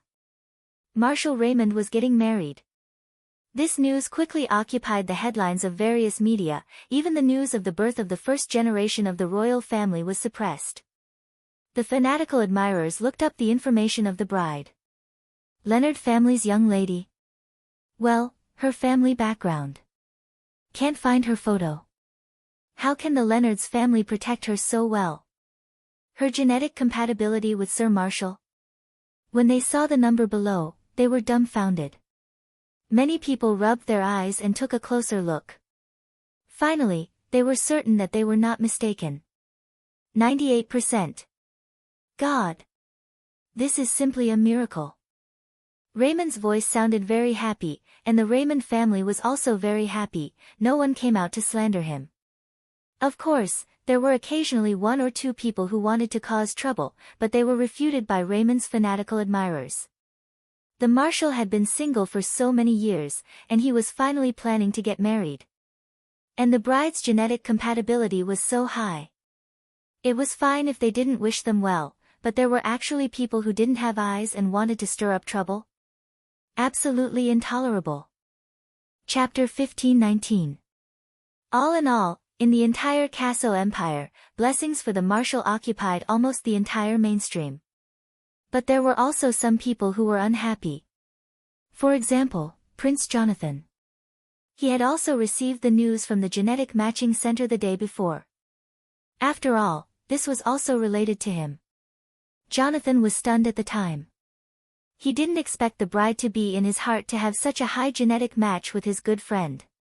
He hadn't figured out what to do yet when he saw Raymond's high-profile declaration today. He said he would marry the young lady of the Leonard family. What about him? A feeling of being betrayed by his good friend suddenly rose in Jonathan's heart. He turned on the video call almost without thinking. Redmond's figure soon appeared in front of Jonathan. Jonathan looked at him angrily. Raymond, your behavior today, is it worthy of our friendship? Redmond looked at Jonathan quietly until Jonathan felt a little uncomfortable. Raymond finally opened his mouth. Jonathan, you should know whether or not I've done anything wrong to you. Deanna doesn't belong to you, she belongs to me. Jonathan's face turned cold. But you clearly know that I like her. Raymond's voice also turned cold. But she doesn't like you. And Jonathan, don't tell me you don't know how high the genetic match between Deanna and me is? Even from the perspective of the Empire's laws, Deanna belongs to me. You have nothing to do with her, and you have no right to question me. Jonathan stood up dejectedly. In fact, Raymond was right. He had no right to question anything. Raymond had a higher genetic match with her. He also didn't have any agreement with the Leonard family. At this moment, he was already regretting it. He regretted that he didn't go to the Leonard family immediately and settle the matter with Deanna when he knew the result. If he and Deanna had any status, then no matter who it was, even if they had a 100% genetic match with Deanna, they wouldn't be able to take Deanna away from him. But there were no regrets and no ifs. He didn't seize the opportunity, so in this game that wasn't a game, he lost completely. There was another person who was shocked. It was Audrey, who was in the mermaid prison. Her crime had not yet been decided, and because of her mermaid identity, she was only temporarily detained in the mermaid prison. Other than the lack of freedom, her days were not too difficult. While she was sitting in the room in a daze, she happened to overhear the conversation between two Imperial police officers. The topic of their conversation was about Raymond's wedding. Marshal Raymond? Audrey naturally knew this. When she was young, she also admired heroes like Marshal Raymond. However, when she grew up, she no longer liked those cold people. Instead, she pursued men like Prince Jonathan, who was as warm as the sun. Marshal Raymond's fiancée is also from a good family. She's actually the daughter of the Leonard family. The Leonard family? Audrey suddenly opened her eyes wide. As far as she knew, Deanna Leonard was the only daughter of the Leonard family that could be considered rich in the capital. Didn't Deanna have a 93% genetic compatibility with Prince Jonathan? She opened the door, and the sudden commotion startled the two people outside. Chapter 15:20. When the two men saw that she was fine, the expressions on their faces became a little impatient. Audrey has always been arrogant and bad-tempered, and she didn't restrain herself much here. Instead, she became even more aggressive. If it was someone else, these two men would have already taught them how to be obedient. But this is a precious mermaid. Her crime hasn't been determined yet, so they didn't dare to do anything. But not doing anything doesn't conflict with hating this bad-tempered mermaid. So when they saw Audrey, they didn't have a good expression on their faces. Audrey wasn't in the mood to argue with them, but asked anxiously, "Who is the mermaid that Marshal Raymond is about to marry?" The two men looked at her anxious appearance and suddenly remembered that this mermaid was sent here because she wanted to kill her classmate. And her classmate, they heard that it was the young lady of the Leonard family. Thinking about it this way, if she was sent to prison, the rest of her life would be ruined. But that Miss Leonard was about to become the wife of the Marshal of the Empire. The two men suddenly showed a smile on their faces. They have long been displeased with Audrey, but they have never had a way to deal with her. This time, there was a way to provoke her. One of them said, "You're asking about Marshal Raymond's fiancée?" Of course, it's the young lady of the Leonard family, the richest family in the imperial capital. When he said this, he had a proud look on his face, as if he had something to do with this matter. Audrey's face turned pale. Deanna Leonard? In fact, how could the newspaper write Deanna's name, but the two men still nodded. Audrey murmured with a pale face, "How is that possible? How could she be marrying Marshal Raymond, it shouldn't be like this.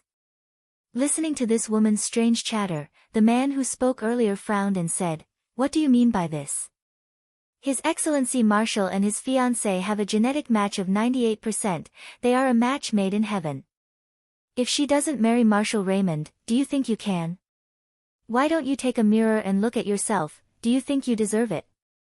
He obviously misunderstood Audrey, thinking that she had some ulterior motives for Marshal Raymond. When Audrey heard the 98%, her legs went soft and she sat straight on the ground. She covered her face with her hands and laughed softly. After laughing for a while, large drops of tears fell from her fingers. The two men looked at him, and one of them said hesitantly, "Could it be that this person has gone crazy from the shock?" Another person said coldly, "That has nothing to do with us. We're just sharing a piece of good news for her to hear." The person who spoke earlier felt that it was right. The two of them sat up and ignored Audrey, who was still crying on the ground. Audrey had never regretted anything as much as she did now. When she first came here, she didn't regret it. She didn't feel that she had done anything wrong. She was working hard for her own happiness. But now, the truth told her that what she had done was simply a joke. Deanna would never have married Prince Jonathan. She didn't block his way at all. Then why did he do it? Because of a guess, because of a misunderstanding. He sent himself to this chaotic and terrible prison. She regretted it. Chapter 15:21. But no matter how much she regretted it, it was useless. The people who knew that she was regretting it were unrelated to her. The people she should be repentant for might never see her again in this life. Gu Xingyin was very busy. After Raymond announced the news, she, the future marshal's wife, was bombarded by countless people. Her classmates who had a good relationship with her, as well as the relatives of the Leonard family, all sent messages to express their blessings. The most excited person was Sophia. She was not satisfied with the messages, so she personally went to the Leonard family during the holidays at the end of the month. The two of them had a good relationship. Sophia had been to the Leonard family's house before, so she was not unfamiliar with this place. When Sophia saw Gu Xingyin, she gave her a hug. Gu Xingyin had been staying at home because of what happened last time. The two of them had not seen each other for almost 2 weeks. Sophia sighed, "I thought you would become the princess, but I didn't expect you to become the marshal's wife." In terms of nobility, the title of princess sounded more impressive than the marshal's wife. But the title of prince only sounded better. In terms of power, it could not compare to the marshal who controlled the 10 major armies of the Casso Empire. Even the emperor of the Casso Empire had to be courteous when he saw Redmond, let alone the prince. Sophia was still a bit worried. She clearly remembered that the last time she had invited Deanna out to play, they had met Prince Jonathan. Looking at Prince Jonathan, it was clear that he liked Deanna. Then, would he be willing to accept this? After all, he was the prince. If he wanted to cause trouble, the Leonard family would not have it easy. She expressed her worries. Gu Xingyin smiled and comforted her, "Don't worry. His Highness isn't a petty person. Even if there is something, Kager will take care of it." Kager? Sophia laughed when she heard this. She looked at Gu Xingyin and teased, "How long has it been since you guys spread the news? How did it become Kager so quickly?" Gu Xingyin blushed and turned away without saying anything. Sophia was left laughing silently at the side. At the same time, in the Raymond family. Lady Raymond was a very beautiful lady. Raymond's father, Raymond Sr., died early. Such a big family was forcibly propped up by such a weak mermaid. Raymond had always respected his mother. Apart from marriage, he had never disobeyed her on anything else. And now, Mrs. Raymond's wish was about to come true. She looked at her son in a very good mood. "Kager, you've seen that young lady from the Leonard family, right? What do you think?" Raymond looked at his mother, thought for a moment, and said, "Very good." If it was someone else, Mrs. Raymond would definitely feel that they were being perfunctory. However, she knew her son's character well. The fact that he could say those 2 words meant that he liked Miss Leonard very much. This made Mrs. Raymond even more curious about the daughter-in-law she had never met before. She wondered what a mermaid that Cager liked would be like. Raymond naturally saw through his mother's thoughts. He hesitated for a moment and even put in a good word for Gu Xingyin in front of his mother. Deanna is very good. You will definitely like her when you see her. Chapter 15:22. Oh my, he's already calling her Deanna. Mrs. Raymond thought to herself that this was incredible. Looking at Raymond's appearance, it was clear that he was deeply in love with her.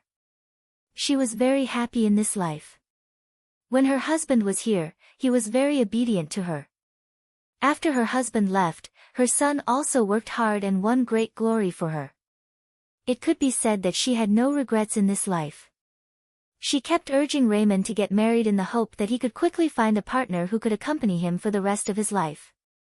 Mrs. Raymond wanted her son to be happy, so when Raymond refused the genetic match again and again, she didn't force him. If the partner he found wasn't someone he liked, how could Raymond be happy? But it was good now. Looking at Raymond's appearance, he should be very fond of the young lady from the Leonard family. When you have time, bring her over for mother to see. Mrs. Raymond said. Mrs. Raymond nodded, okay. Gu Xingyin was brought out by Sophia. Sophia was a lively, extroverted, and active person. After hearing that Gu Xingyin's foot injury was no longer a problem and that she had stayed at home for a week, she insisted on dragging her out for a walk. Gu Xingyin was somewhat helpless. Even if she said that she felt that it was good to be alone, Sophia felt that she couldn't be like this. You're an 18-year-old girl, why are you acting like an old lady? Sophia said with a look of disdain. Knowing that she was doing this for her own good, Gu Xingyin could only helplessly let her do as she pleased. The security in the imperial capital had always been good, so the two didn't let anyone accompany them and went shopping and eating by themselves. But in this world, there were always so many coincidences. For example, Sophia and Gu Xingyin had been on this road countless times and had never encountered any problems. Today, however, they were stopped by someone. It was 3 tall men, of course, for a mermaid, any man was tall. The man in front had bulging muscles and a fierce expression on his face. He didn't look like a decent person. Sophia and Gu Xingyin weren't afraid. The laws of the empire were very strict, especially those related to the merfolk. These 3 people shouldn't have the guts to touch them, unless they were tired of living. Sophia had a fiery temper. She glared at them and said, "You are blocking the way of us sisters." The man in the lead smiled and said, "It's fate that we just happened to bump into each other on such a wide road. 2 little beauties, would you like to do us the honor of having a drink with us?" It was obvious that he was teasing her. When the man spoke, his eyes fell on Gu Xingyin. Obviously, he was interested in her. Sophia was infuriated when she heard that. To be honest, they had studied in the mermaid school since childhood and learned the art of etiquette. When they went out, most of them were followed by their families. It could be said that they had never encountered such a shameless person. Sophia said angrily, "Who wants to go out for a drink with you? Get out of my way." The 3 of them clearly did not intend to do as she wished. Seeing that the leader was about to walk towards the 2 of them, the surrounding people had already sensed that something was wrong. A passerby frowned and walked over. "What are you doing?" The men of the empire had been taught since childhood that merfolk needed to be protected. It didn't matter if they were familiar or unfamiliar. So when the man sensed that something was wrong and saw that there were only 2 merfolk companions on the side, he quickly walked over, afraid that they would be taken advantage of. Chapter 15:23. Before the 3 men could speak, Sophia shouted, "These 3 men are blocking our way. They want us to accompany them for a drink." Her loud shout attracted some people who were walking on the road and didn't notice the situation here. 2 petite and beautiful mermaids were facing off against 3 ferocious-looking men who didn't look like good guys. Thinking back to the words just now. Good heavens, someone was bullying mermaids. In an instant, the three men realized that at least a dozen people were walking towards them with unfriendly expressions. Damn it! Who told you to shout? The man in the lead was obviously a little irritable. At this time, the enthusiastic passerby from before had already come to their side. Hearing the man swear, his expression turned ugly. You guys, you're all men bullying two mermaids. Don't you have any shame? Swearing, where's your upbringing? Someone behind the man in the lead scolded, damn it, what does this have to do with you? You're a dog trying to catch a mouse. Before he could finish, the passerby had already rushed forward and punched him hard. At the same time, the rest of the passers-by also arrived. When they saw the fight, they all swarmed towards the three men to beat them up. Because it was obvious that the three guys who didn't look like good guys were making things difficult for the two mermaids. Gu Xingyin looked at this scene and really wanted to walk away. But these enthusiastic people were obviously helping out for the two of them, so she had to say thank you first. She thought that the crowd would at least teach them a lesson and leave. Who knew that they didn't seem to be satisfied and beat the three of them for a long time. Gu Xingyin was dumbfounded. According to this beating, even if a genetically enhanced human body was very strong, she was afraid that they would have to lie in the hospital for a long time. In the end, it was the patrolling inspectors of the capital who separated the crowd. What's going on? What's going on? Several inspectors with weapons drove over in a hover car and forcibly separated the crowd. Gu Xingyin finally saw the three men. Very good, with this appearance, their wives probably wouldn't recognize them when they got home. Oh, no, mermaids were very precious. These three, at a glance, were obviously unmarried. The inspector's expression was very bad. The capital was the safest place in the Casso Empire. There had almost never been such a rough fight. It was still a battle of numbers. He scolded the passers-by, what are you doing? Gathering a crowd to fight, right? You all want to go with me, right? Today Comrade Inspector, Gu Xingyin walked in front of the inspector who was educating the crowd and interrupted him. At first, the inspector was very unhappy that his words were interrupted, but when he saw that the other party was a very beautiful mermaid, his expression eased a little. Gu Xingyin looked very apologetic. She explained, actually, these big brothers are trying to stand up for us sisters. She briefly recounted what had happened. After hearing her words, the expression on the inspector's face became even colder. But this time, it was directed at the three who were beaten up. I was wondering why such a thing would happen. So it turns out that you guys are capable. Bullying mermaids? Your mother really gave birth to you for nothing. I thought you were unlucky before, but now I think you deserve it. After scolding for a while, he turned around and apologized to the passers-by with a smile on his face. I'm sorry, everyone. I didn't know earlier and wronged you. The others expressed their understanding. Chapter 15:24.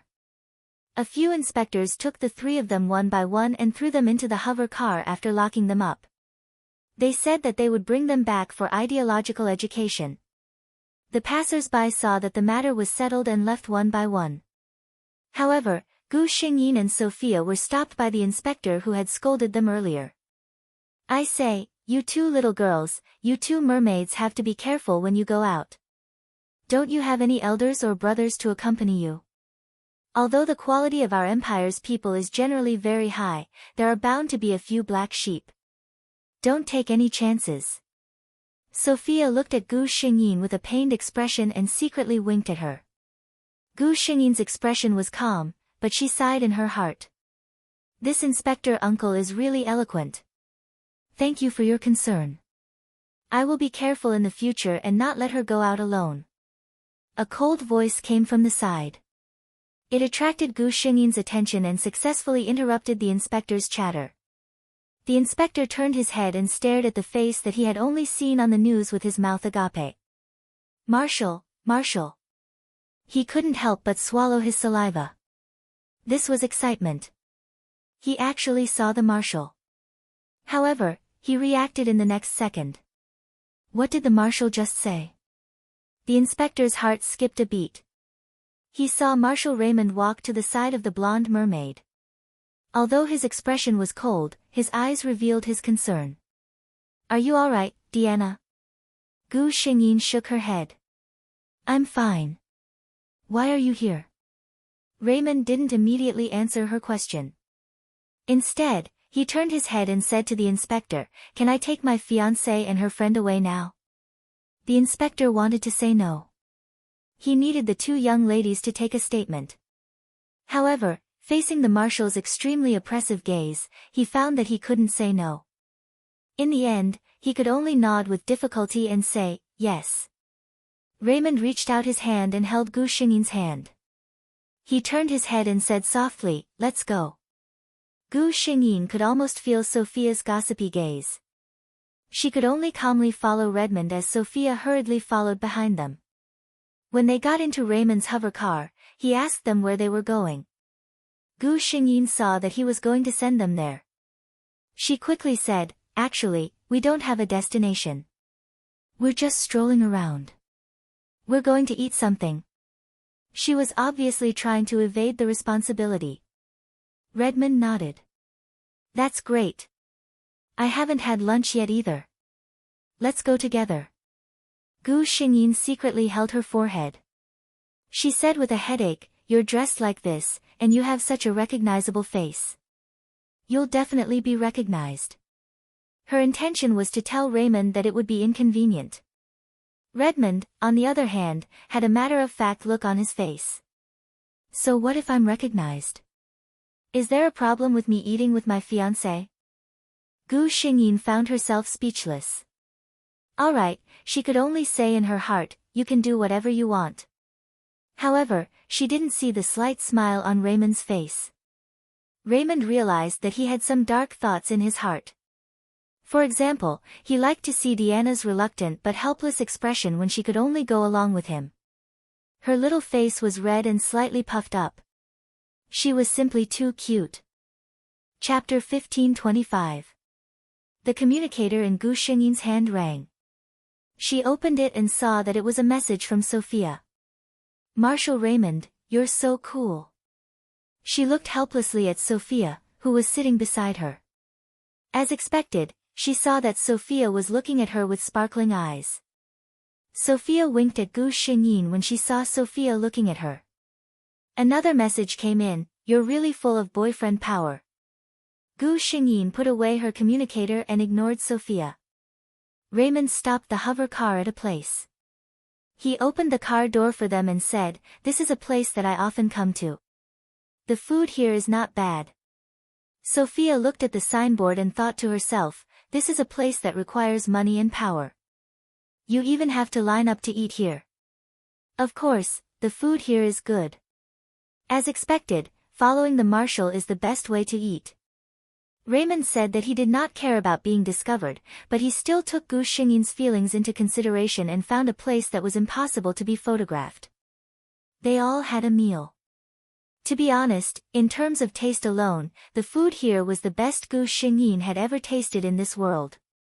However, after all, she had experienced so many worlds and tasted so many different delicacies, so she didn't feel much about it. However, it was different for Sophia. Gu Xingyin looked at the young lady as if she was about to cry. She could not help but ask, "Sophia, what's wrong?" Sophia looked up at her with teary eyes. "It's really, really delicious." Gu Xingyin was speechless. "Sure." She suddenly thought of her master-level cooking skills and said, "The next time you come to my house, I'll cook for you." Sophia took a sip of fruit juice and looked at Gu Xingyin in surprise. "You know how to cook, Deanna?" Gu Xingyin nodded. "What's so strange about that?" "Of course it's strange." Sophia felt that it was an extremely difficult thing to do. Gu Xingyin could not understand why the people in this world had evolved to such a high level in terms of physical strength and intelligence. However, when it came to food, they had completely regressed. Sophia said in disbelief, "But Deanna, I've never seen you cook before." Gu Xingyin smiled confidently. "Then you can eat your fill." Sophia's eyes lit up. As Deanna's best friend for more than 10 years, she knew that her best friend would never say anything that she was not confident in. Even Deanna said that she could eat good food, Sophia decided without hesitation. What's the next time? Why don't we do it today? Gu Xingyin was speechless. At this time, a piece of tissue was handed over from the side. It was Raymond. He had been paying attention to Gu Xingyin all this time. When he saw that she had finished eating, he handed him a tissue from beside him. Sophia looked at him with stars in her eyes.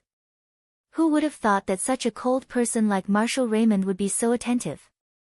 If this scene were to be spread out, who knew how many mermaids in the empire would cry out of jealousy? Gu Xingyin wiped the corner of her mouth and heard Raymond say, "My mother wants to see you." What? Gu Xingyin froze for a moment before she reacted. Ah. When I'm ready, I'll pay her a visit. Chapter 1526. Raymond coughed in a low voice. Gu Xingyin swore that from her angle, she must have seen Raymond smile. Raymond said, "My mother isn't old. Also, she wouldn't like to be called an old lady." Gu Xingyin blinked a few times before realizing that Madame Raymond was still a young lady based on the average lifespan of humans in this world. She said apologetically, "Sorry, I misspoke." "You don't have to apologize to me," Raymond said in a low voice. Huh? Gu Xingyin looked at him in confusion. Raymond looked at her deeply and said, "I can tolerate everything about you." Gu Xingyin's face turned red again. Sophia couldn't help but cover her chest with her hand. God, Marshal Raymond is so handsome, so cool, and so powerful, but why is it that he's better than most men when he's saying sweet nothings with a cold face? Such a man was simply an existence that could force all the other men in the world to death. Compared to her fiancé, Earl Allen, who only knows how to say, "I like you," he's nothing but trash. Sophia expressed that she was hurt. Raymond couldn't help but smile when he saw Gu Xingyin blush again. "You look beautiful in this outfit." Gu Xingyin looked up blankly, indicating that she couldn't keep up with his pace. Raymond said the rest of his words, "My mother will like it." Gu Xingyin didn't know how the conversation went, but when she reacted, she had already agreed to go to Raymond's house. She calmed down and realized that she couldn't run away anymore. She could only think of a way and said, "Raymond." Cager. Seeing Raymond's gaze, she changed the way she addressed him. "Should we prepare a gift first?" Raymond nodded. Although his mother wouldn't care, he hoped that Deanna would leave a perfect impression in her heart when they first met. He said to Gu Xingyin, "My mother likes necklaces." Gu Xingyin had also heard of this. Women generally liked beautiful jewelry, and there would definitely be a type that they adored. Mrs. Raymond was famous for her love of necklaces. Gu Xingyin went to a very famous jewelry store. After choosing for a long time, she finally found a suitable one. Sophia, who was following behind her, was not nervous at all. She was currently in a state of extreme excitement. Raymond was worried that Gu Xingyin would be nervous, so he invited her over as a guest. Thinking that she was about to go to Marshal Raymond's house, Sophia felt as though she was flying. When they arrived at the Redmond house, Mrs. Redmond, who had already received the news, was waiting for them at the door. She looked at the two young girls who got out of the car. She glanced around and her eyes fell on Gu Xingyin. "This is Miss Leonard, right?" she said with a smile. She was indeed a rare beauty. She secretly gave her son a look of approval. Good taste. Raymond corrected her, "It's Deanna." Sensing Mrs. Redmond's teasing gaze, Gu Xingyin had to show a shy expression. "Hello, Mrs. Redmond." She handed over the gift in her hand. Mrs. Redmond looked at her with a smile. "Cager already told me to call you Deanna, and you still call me Mrs. Redmond?" Chapter 1527. Gu Xingyin paused for a second. Looking at the beautiful and gentle face of the lady in front of her, she softly called out, "Auntie." Mrs. Raymond smiled and hurriedly welcomed them in. Of course, she did not forget Sophia. With just a few words, Sophia looked at her with admiration. They sat down in the living room, and Madame Raymond got up to prepare snacks and drinks. When she came out, Gu Xingyin saw that Madame Raymond was wearing the necklace she bought. She felt a little warm in her heart. Although it was not a big deal, it was clear that Madame Raymond gave her enough respect. Meeting Gu Xingyin's gaze, Madame Raymond smiled and said, "I like the necklace you bought at first sight. I feel that it matches my dress very well. Diana's taste is really good." Gu Xingyin smiled. Madame Raymond was a very knowledgeable and humorous woman. Chatting with her was simply a pleasure. Regardless of whether it was elegant art or common jokes, she was able to chat about it. Sophia looked at Madame Raymond with sparkling eyes and sincerely praised, "You really are an amazing woman, Madame Raymond." Madame Raymond couldn't help but cover her mouth and laugh, "My dear Sophia, your little mouth is really sweet." She then regretfully sighed, "My life can be considered wonderful. If I have to say what is not perfect, it would be that I lack a lovely daughter like you." Madame Raymond was very satisfied with Gu Xingyin. While chatting, she had been observing Gu Xingyin. Soon, she realized that there was nothing to nitpick about this young lady, whether it was her knowledge, her speech, or her bearing. In fact, this kind of perfect woman would easily make people feel bored. But this Leonard family's young miss was different. Her character was naive and charming. Although her bearing was perfect, her actions were not rigid, but full of enthusiasm and vitality. Chatting with her was very easy. Madame Raymond could not help but look at her son, who had been silently sitting on the side listening to their conversation. Such a quiet person, how did he find such a lovely wife after so long? Raymond received his mother's disdainful look, but he calmly pretended not to see it. In any case, since he was young, he had received countless similar gazes.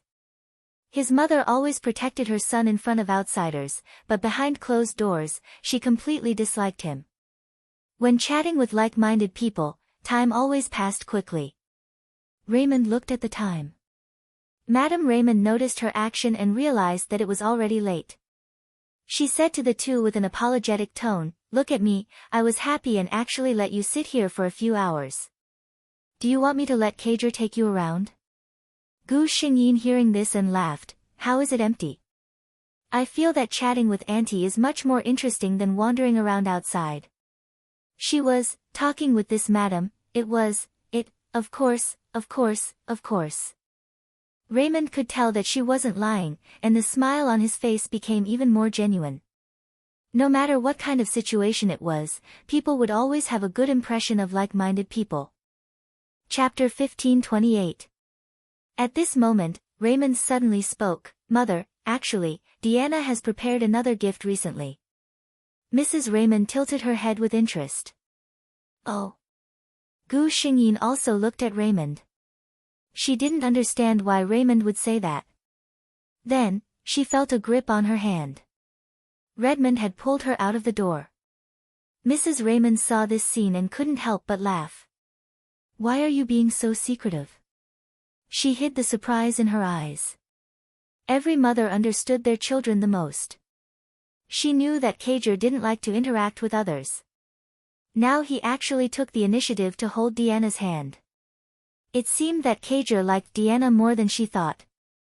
Thinking of this, the smile on Mrs. Raymond's face deepened. She was happy for her son. It wasn't easy to find a partner that he truly liked.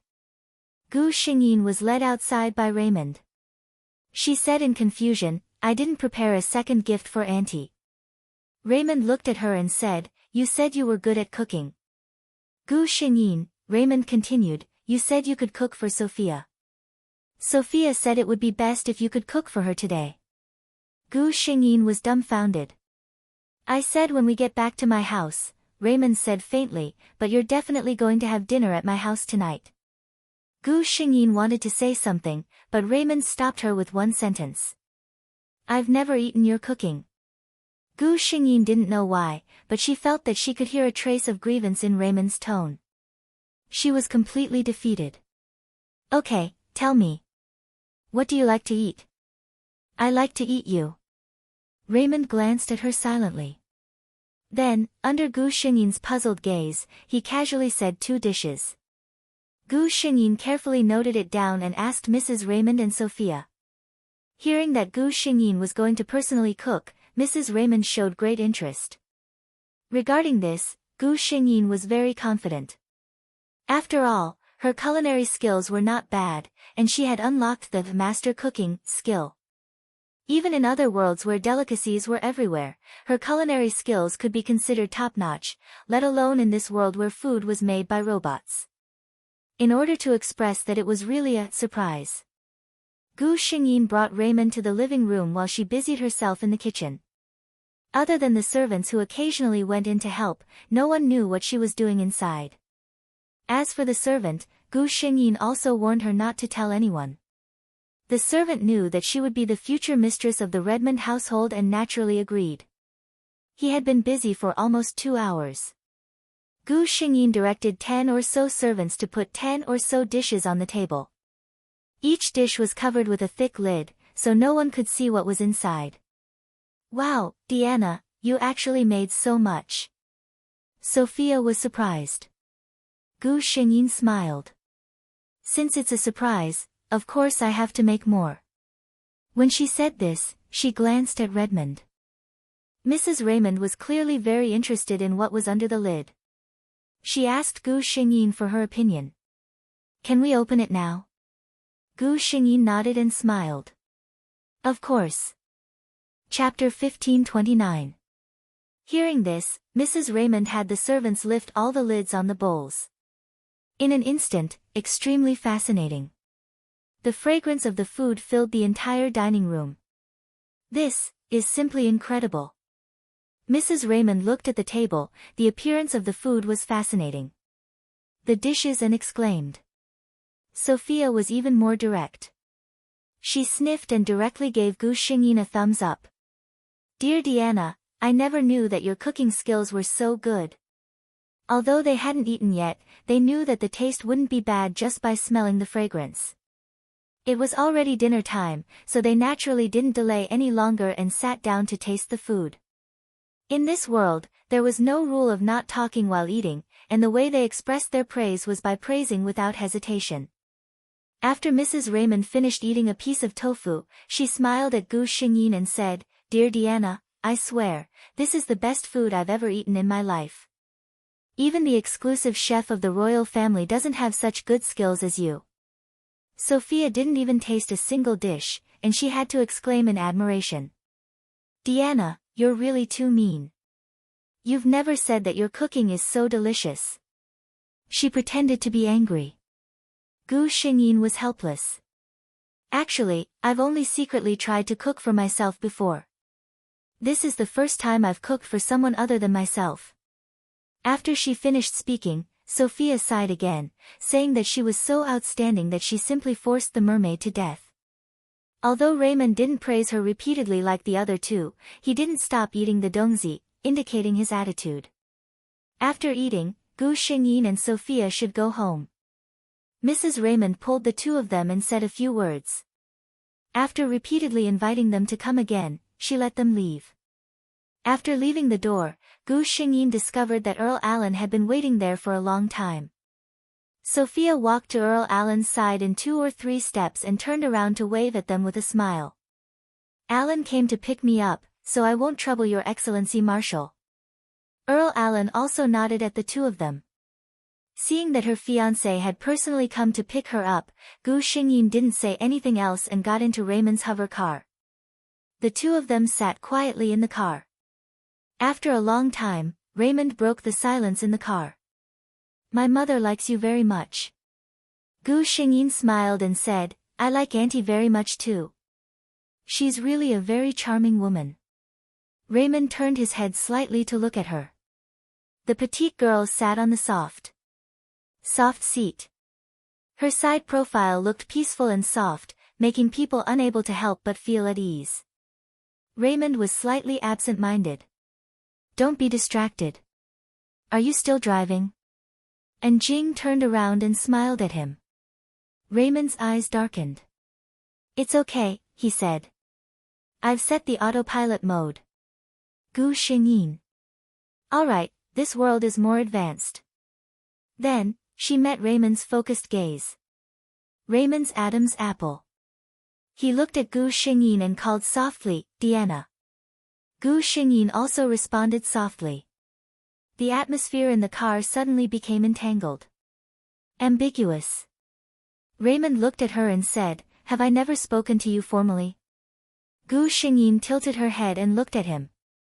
What? I like you. Chapter 1530. Gu Xingyin felt that the whole world suddenly quieted down. In fact, the carriage had always been very quiet. But that kind of silence was completely different from the silence at this moment. At this moment, Gu Xingyin could clearly hear the sound of her own breathing and heartbeat. Bang! Bang! Bang! She raised her eyes. The man sitting opposite her was looking at her without blinking. His expression was already calm. If she didn't hear it with her own ears, it would be hard to imagine that such a cold man had just confessed to her. Gu Xingyin tilted her head, suddenly reached out her hand and put it on Raymond's chest. Raymond's body trembled. For soldiers like him, the body's defensive awareness was almost instinctive, not to mention a vital part like the heart being touched. But Raymond's body only trembled a little, and then he didn't make any extra movements.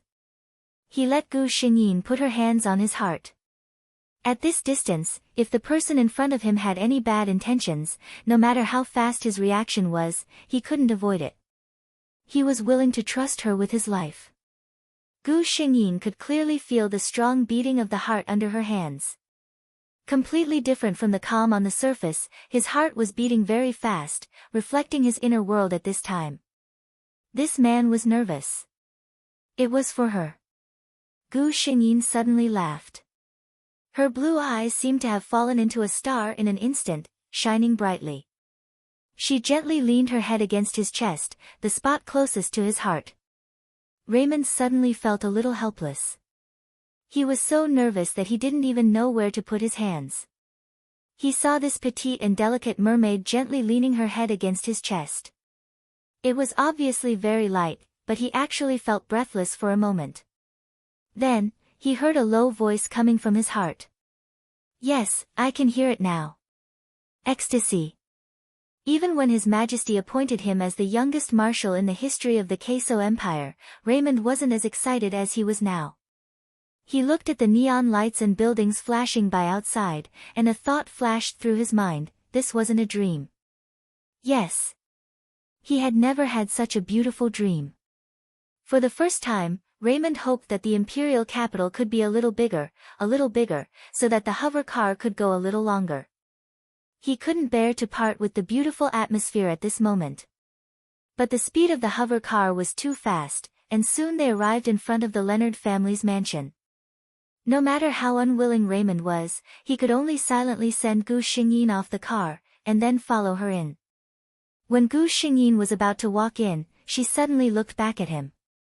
The man was still standing there expressionlessly, but Gu Xingyin saw the word unhappy on his face. She thought for a moment, then suddenly trotted towards Raymond. Just as Redmond was immersed in his own disappointment, he saw the petite figure running towards him. Then, he noticed a movement on his face. Something warm touched the left side of his face lightly, and it was gone as soon as it touched him.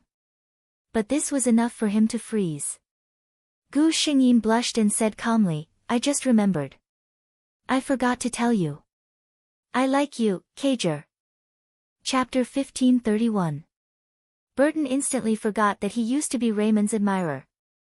This brat, not only did he steal my sister, he even dared to act like this? Diana isn't a member of the Raymond family yet. With that thought in mind, Big Brother couldn't help but rub his sister's soft hair. Only then did he put down his hand in satisfaction. He turned around and looked at Raymond with a smile. Thank you, Marshal Raymond, for sending my sister home. But it's already late, so I won't ask you to come in. Raymond nodded coldly. It's fine. Burton immediately said, then. Goodbye. Marshal. Raymond glanced at him. He could roughly guess what his future brother-in-law was thinking. He looked at Gu Xingyin, who was obediently standing at the side, and softened his voice. "I'll be leaving first, Deanna. Have a good rest." Gu Xingyin raised her head and looked at her stern-faced brother. She thought for a moment and replied, "Good night, Kager." She thought that her answer was very official, but her brother's face still darkened because of her words. Raymond's mood improved when he heard the little mermaid's reply. Although there was still no expression on his face, the aura around him softened. After Raymond left, Burton looked at Gu Xingyin. "Kager?" He didn't expect that in such a short time, they would call each other so intimately. Burton felt a little sour in his heart. He knew that it was a good thing that Deanna and her future husband had a good relationship. However, Burton wasn't prepared for the fact that Deanna would become someone else's family so soon. He couldn't bear to blame his sister, so he vented all his dissatisfaction on Raymond. Deanna was so obedient, so Raymond must have forced her to call him that. Well, in a sense, that was indeed the case. The people in the military realized that the marshal was in a good mood recently. As the saying goes, people are in high spirits when faced with happy events.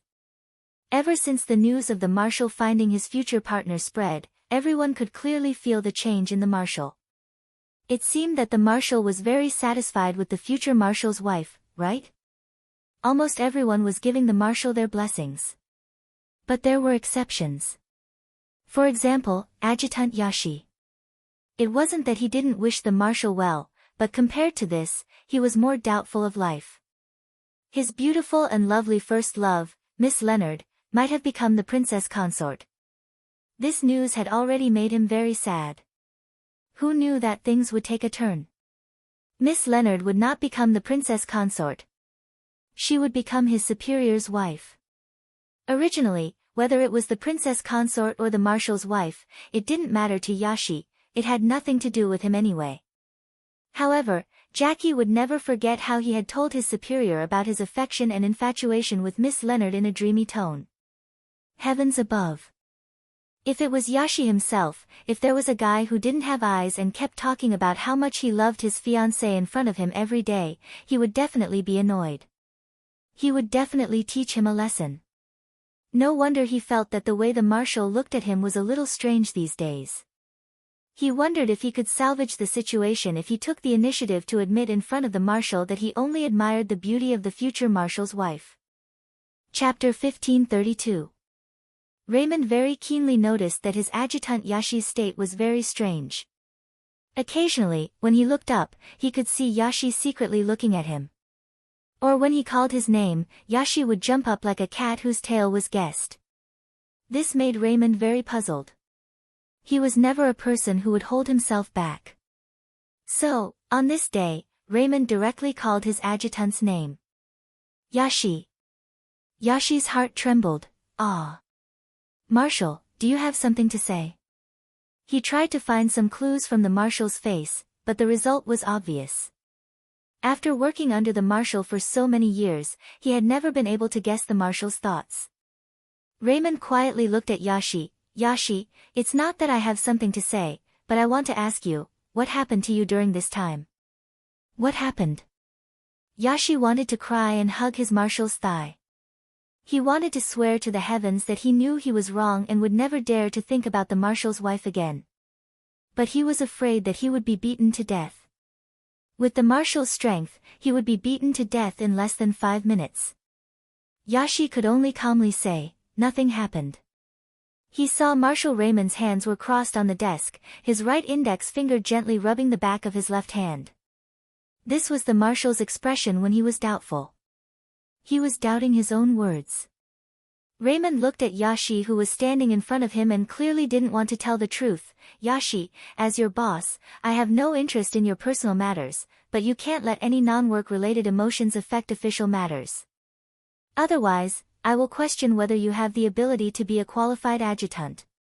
Actually, in all fairness, Raymond felt that his adjutant's ability at work was very satisfactory except for his personality, which sometimes made people think he was stupid.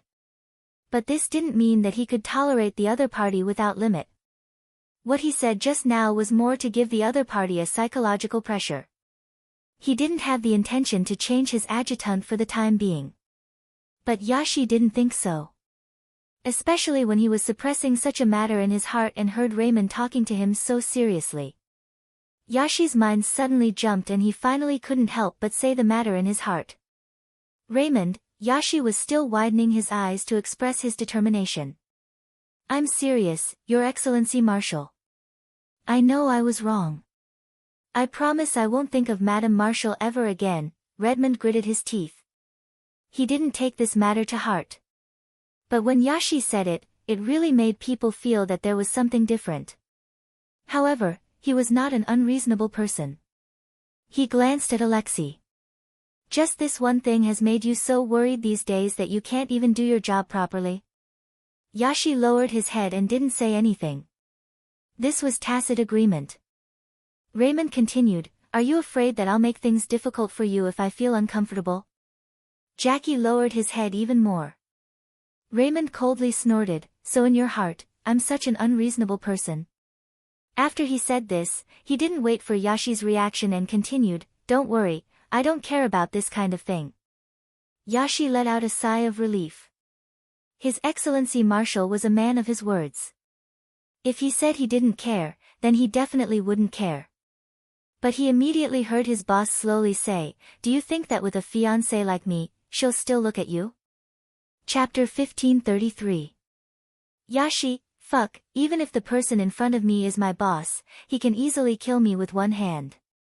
But at this moment, I still can't help but want to wave my fist and tell him that a man's dignity is not so easy to offend. What does he mean by having a fiancé like me and still looking at you? This kind of blatant contempt, it's definitely not something that would come out from my usual boss. Yashi raised his head and glared at Raymond. Then, he met his boss's icy cold gaze. Yashi was full of hot blood and anger. He shamefully cowered. Yashi finally walked out of Raymond's office with a pale face. When he went in, he was full of anxiety. Now that he was out, although the last stone in his heart had been removed, his mood was still not high. It hurt my self-esteem too much. Yashi thought with grief and indignation. I've been with Sir Marshal for so long.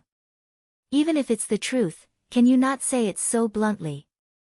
What he didn't know was that after he left, Raymond sat in a chair and showed a very faint smile.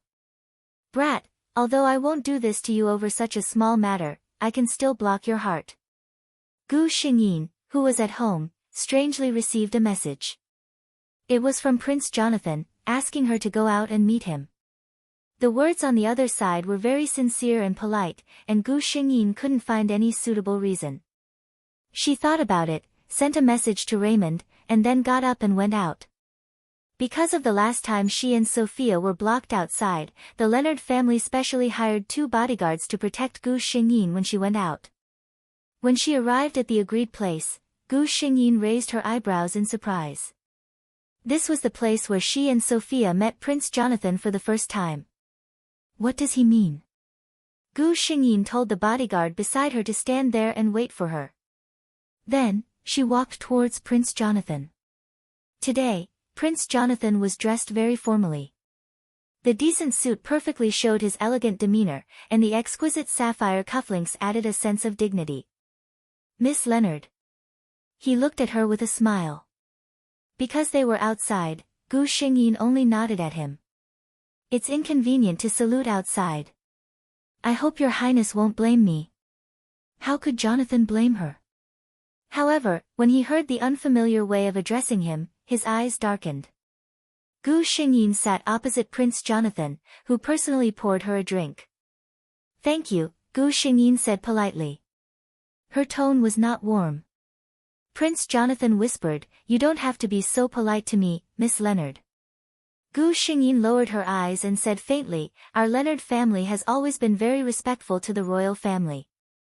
Prince Jonathan felt a little defeated when he saw how watertight she was. He looked steadily at Gu Xingyin's face and said, Miss Leonard, I know you are very good at painting and music, and you have a deep understanding of classical literature. And these are exactly what I'm best at. Gu Xingyin did not speak. Prince Jonathan continued, a beautiful and gentle lady like you should have a partner who can talk to you about art and life, not, Your Highness. Gu Xingyin interrupted him. She looked up with a cold expression.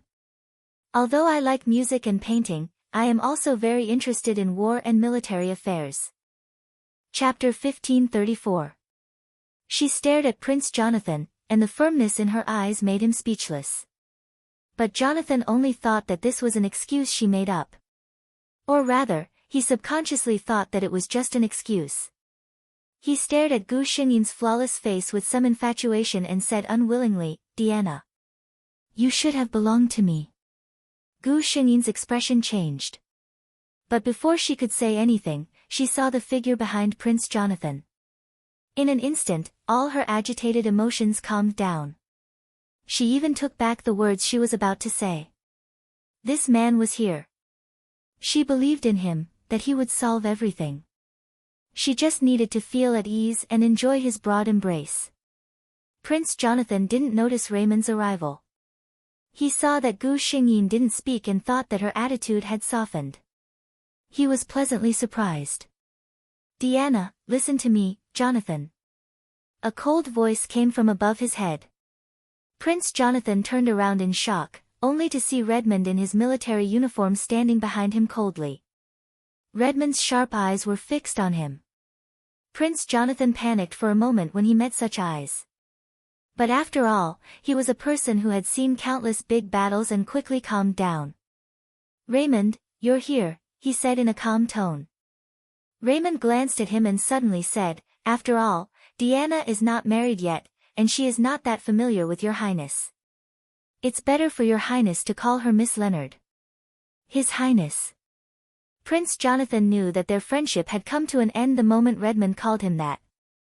In fact, in Raymond's heart. When Prince Jonathan said those words to Gu Xingyin, his friendship with Prince Jonathan was over. And, it was Prince Jonathan who ruined it. If Prince Jonathan really treated Gu Xingyin as a good friend, he wouldn't have asked Gu Xingyin out in private after their relationship had been confirmed and said such ambiguous words.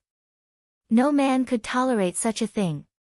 In particular, Gu Xingyin was a special existence to Redmond. Jonathan looked at Raymond, who walked to Diana's side after saying that. Diana, who had always been cold to him, smiled when she saw Redmond. She placed her hand on Redmond's outstretched palm without hesitation and stood up. They looked like a perfect match. This knowledge made Jonathan feel even more indignant. Wasn't he supposed to be the one standing beside her? Perhaps because his gaze was too direct, Raymond finally shifted his attention to him. "Your Highness, Diana has always been my fiancée. Your Highness, please be at ease. Otherwise, it won't look good on both of us." His words were quite straightforward. It was even equivalent to a provocation. "My fiancée, you're not allowed to covet her." Gu Xingyin, on the other hand, held Raymond's hand obediently and hid behind him. This attitude of complete dependence also made Prince Jonathan understand that there was really no possibility for him. If she was interested in him, he wouldn't let it go even if he had to offend Raymond. But she didn't have any interest in him, so why should he force himself into a corner? Chapter 1535. Prince Jonathan left. Gu Xingyin looked at the man who was emitting a cold aura and had an "I'm not happy" expression on his face. "Are you angry?" she asked. Raymond didn't say anything. Gu Xingyin shook her hand that was still held by him and said, "Don't be angry. It's not worth it to be angry over someone who has nothing to do with you." Raymond turned his head and saw the little mermaid, who was only as tall as his shoulder. She was looking at him with her big blue eyes without blinking. In the gentle eyes of the spring, he could see his own reflection. The annoyance and irritation that had risen in his heart gradually subsided under such comforting words. He held her hand tightly and nodded, "You're right, Diana. It's not worth it to be angry over someone like that." His expression softened, and he leaned over to Gu Xingyin's cheek and planted a gentle kiss.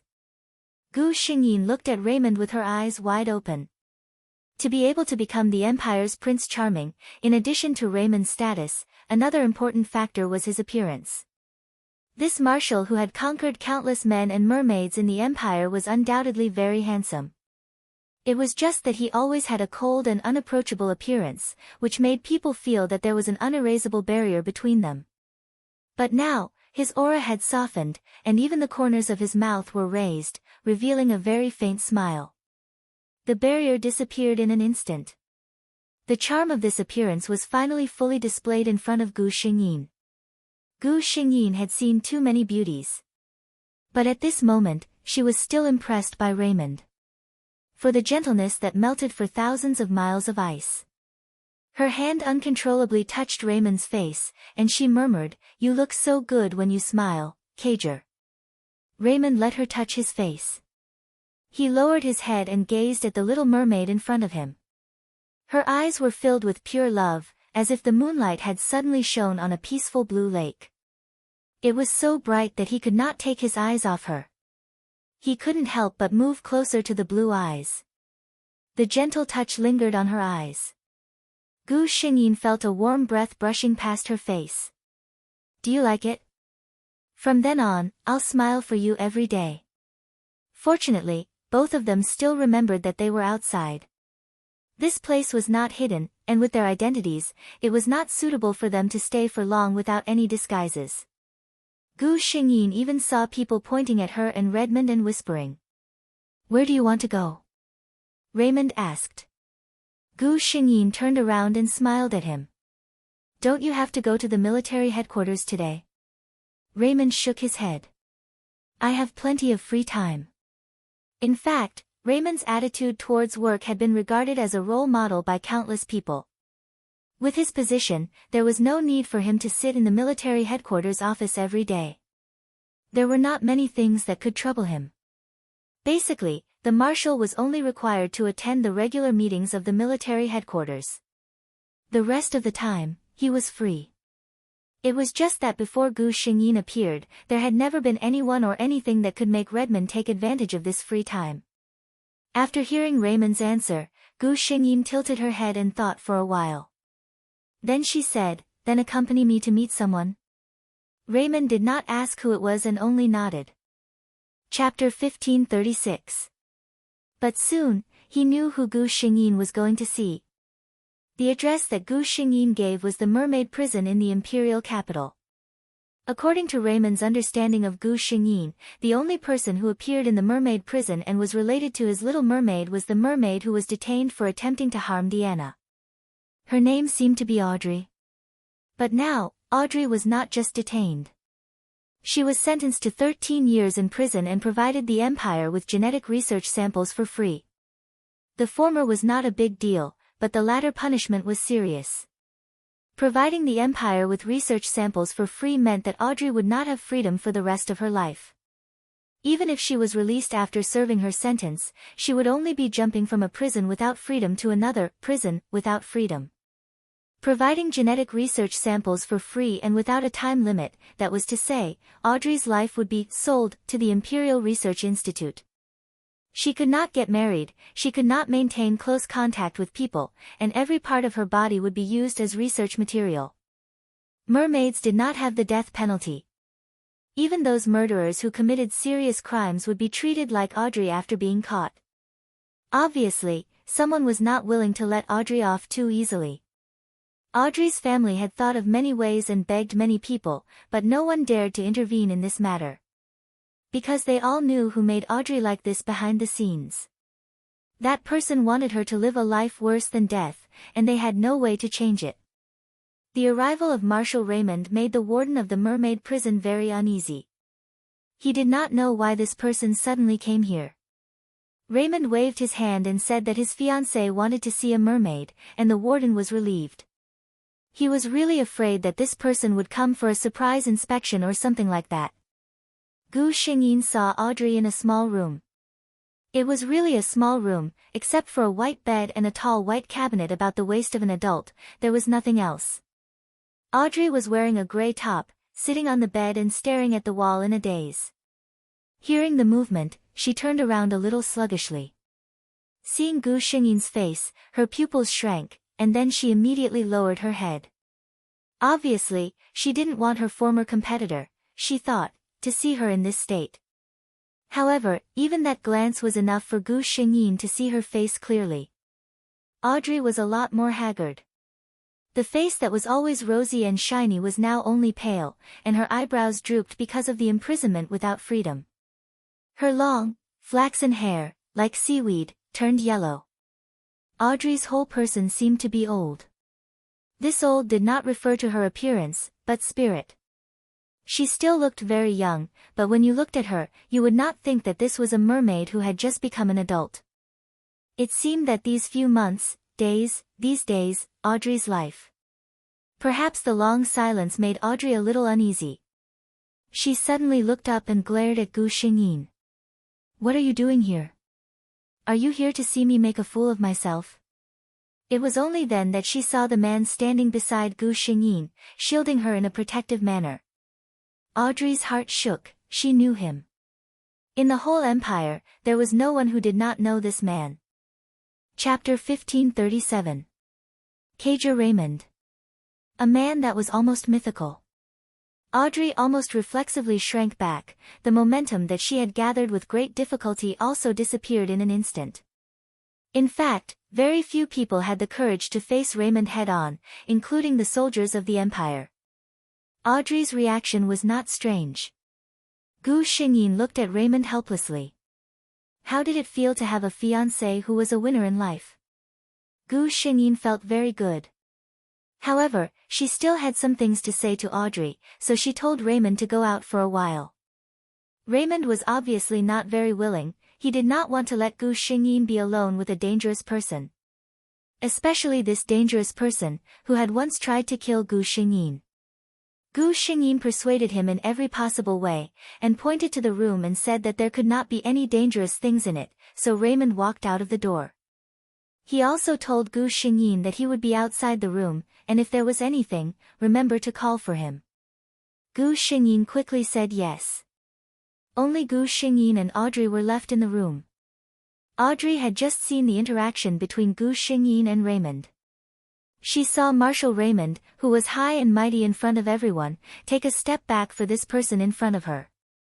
It seemed that in front of her, he was not the marshal who held the real power in the empire, but just an ordinary man who was willing to make his fiancée happy. How could Diana's life be so smooth? It was precisely because of people like her that others felt indignant.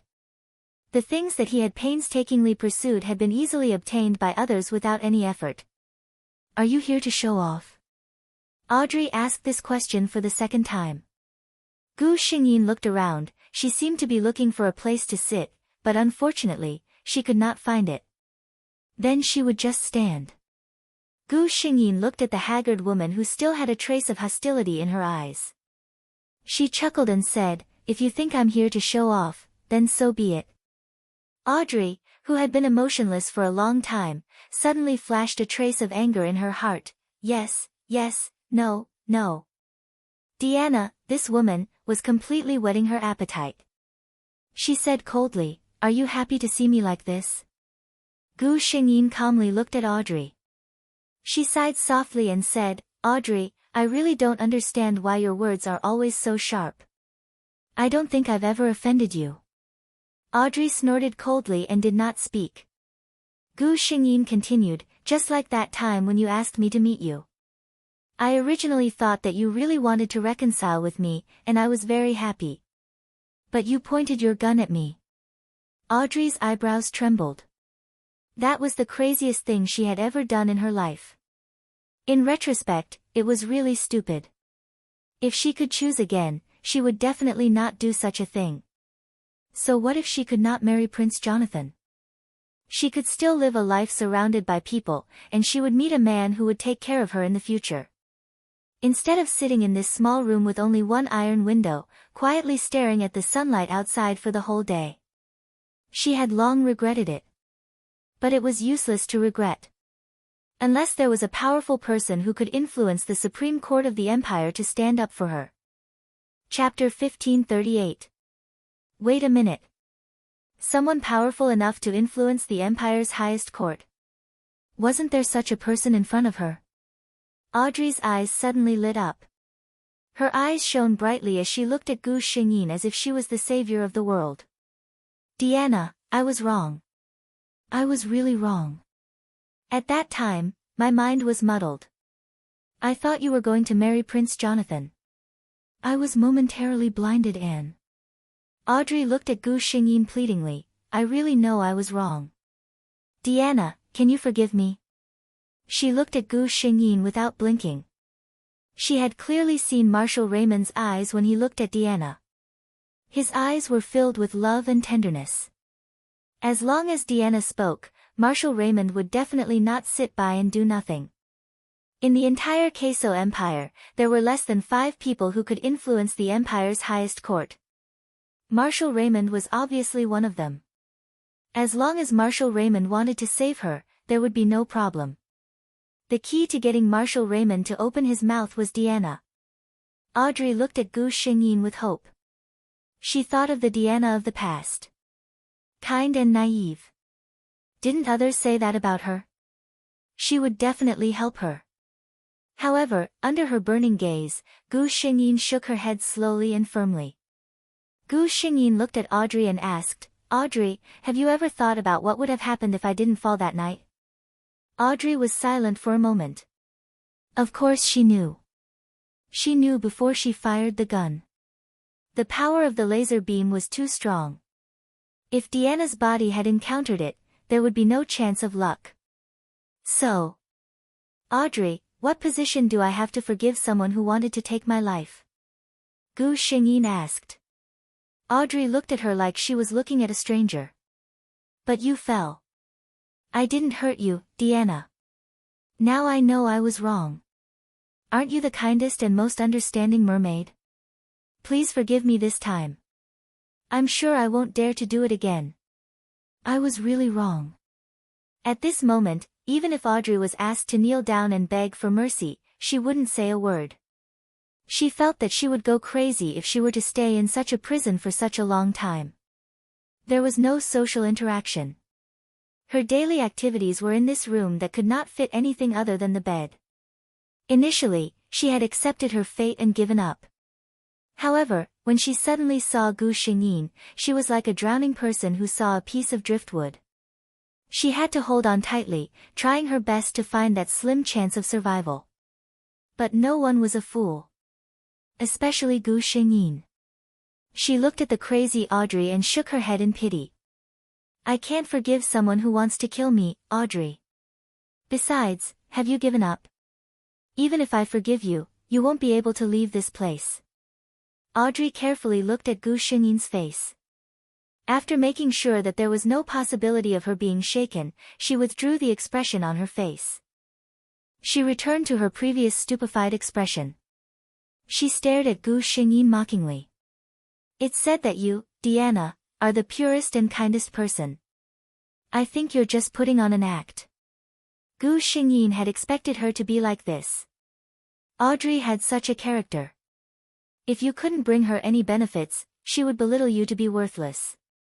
Chapter 1539. So Gu Xingyin didn't even bat an eyelid when she heard this. She looked at Audrey and said, I'm a little soft-hearted. Audrey, but that doesn't mean I'm stupid. You always think you're the smartest person in the world, but you're the one I can't see through the most. Audrey didn't want to argue with Gu Xingyin. After confirming that she couldn't take her back, she sat back down coldly. She even turned around and didn't want to look at Gu Xingyin. She said coldly, you're going to be Marshal Raymond's wife soon. You're the winner, and I'm just the loser. So no matter what you say, you'll think you're right. Gu Xingyin saw that Audrey was still stubborn and didn't want to admit defeat, so she knew this conversation wouldn't work out. But she didn't come here to chat. She looked at Audrey and said, then just take it that I'm here to announce the good news. Audrey, I'm going to marry Kegel at the end of the year. He loves me very much, and I love him very much. We'll be very happy. Audrey suddenly raised her head and stared at her. Why are you saying this to me? She clearly knew that she would be like this for the rest of her life, but she still wanted to show off her happiness in front of her. Gu Xingyin chuckled, why? Just take it that I'm here to show off to you. Seeing that you're living so miserably and I'm so happy, I'm really happy in my heart. Although she said this, her tone and expression didn't show any arrogance, so it was hard to tell whether she was telling the truth or not. But Audrey obviously didn't have time to tell the truth. She just kept repeating Gu Xingyin's words in her mind. She was very happy, she was very happy, and she was very miserable. Ah! She suddenly hugged her head and cried out in pain.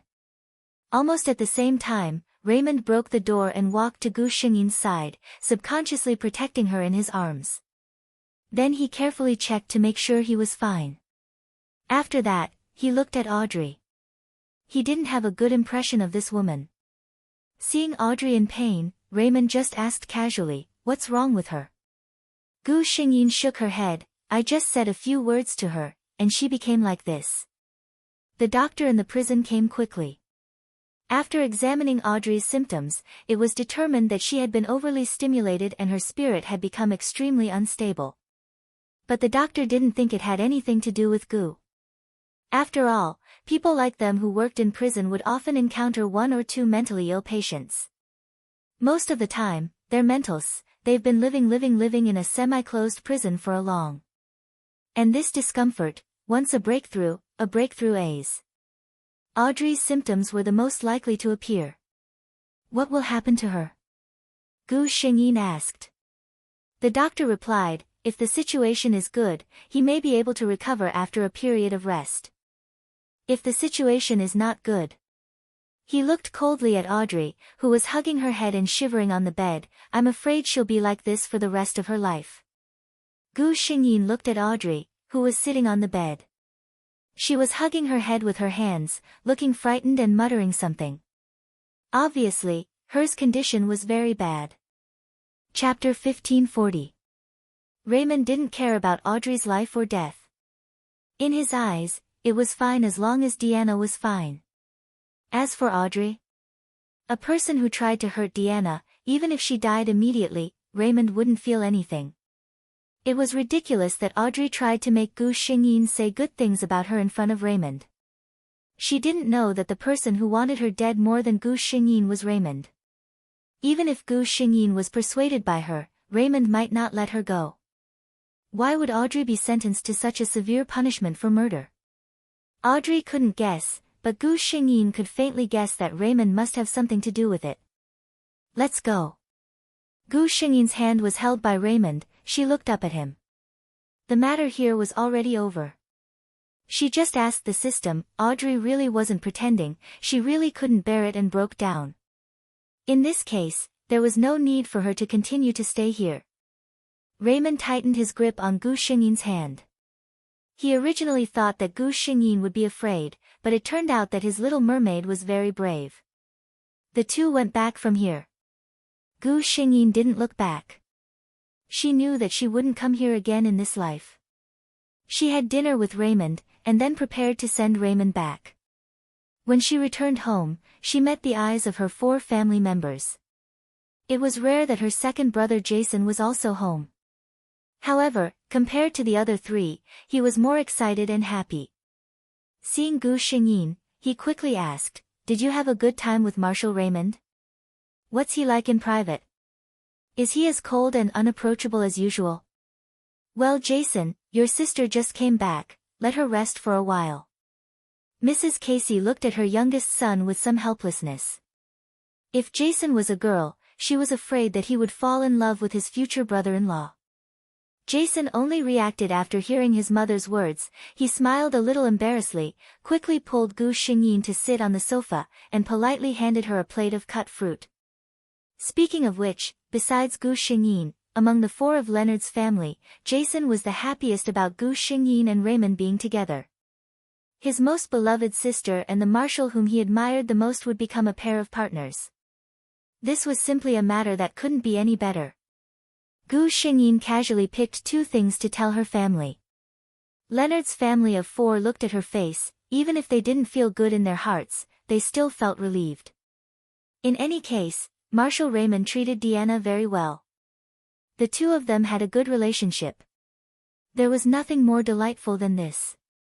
The next day, as soon as Gu Xingyin woke up, the communicator rang. Deanna, have you seen the hottest news on the star web?" Sophia's tone couldn't hide the excitement in her voice. Gu Xingyin covered her mouth and yawned a little. What's wrong?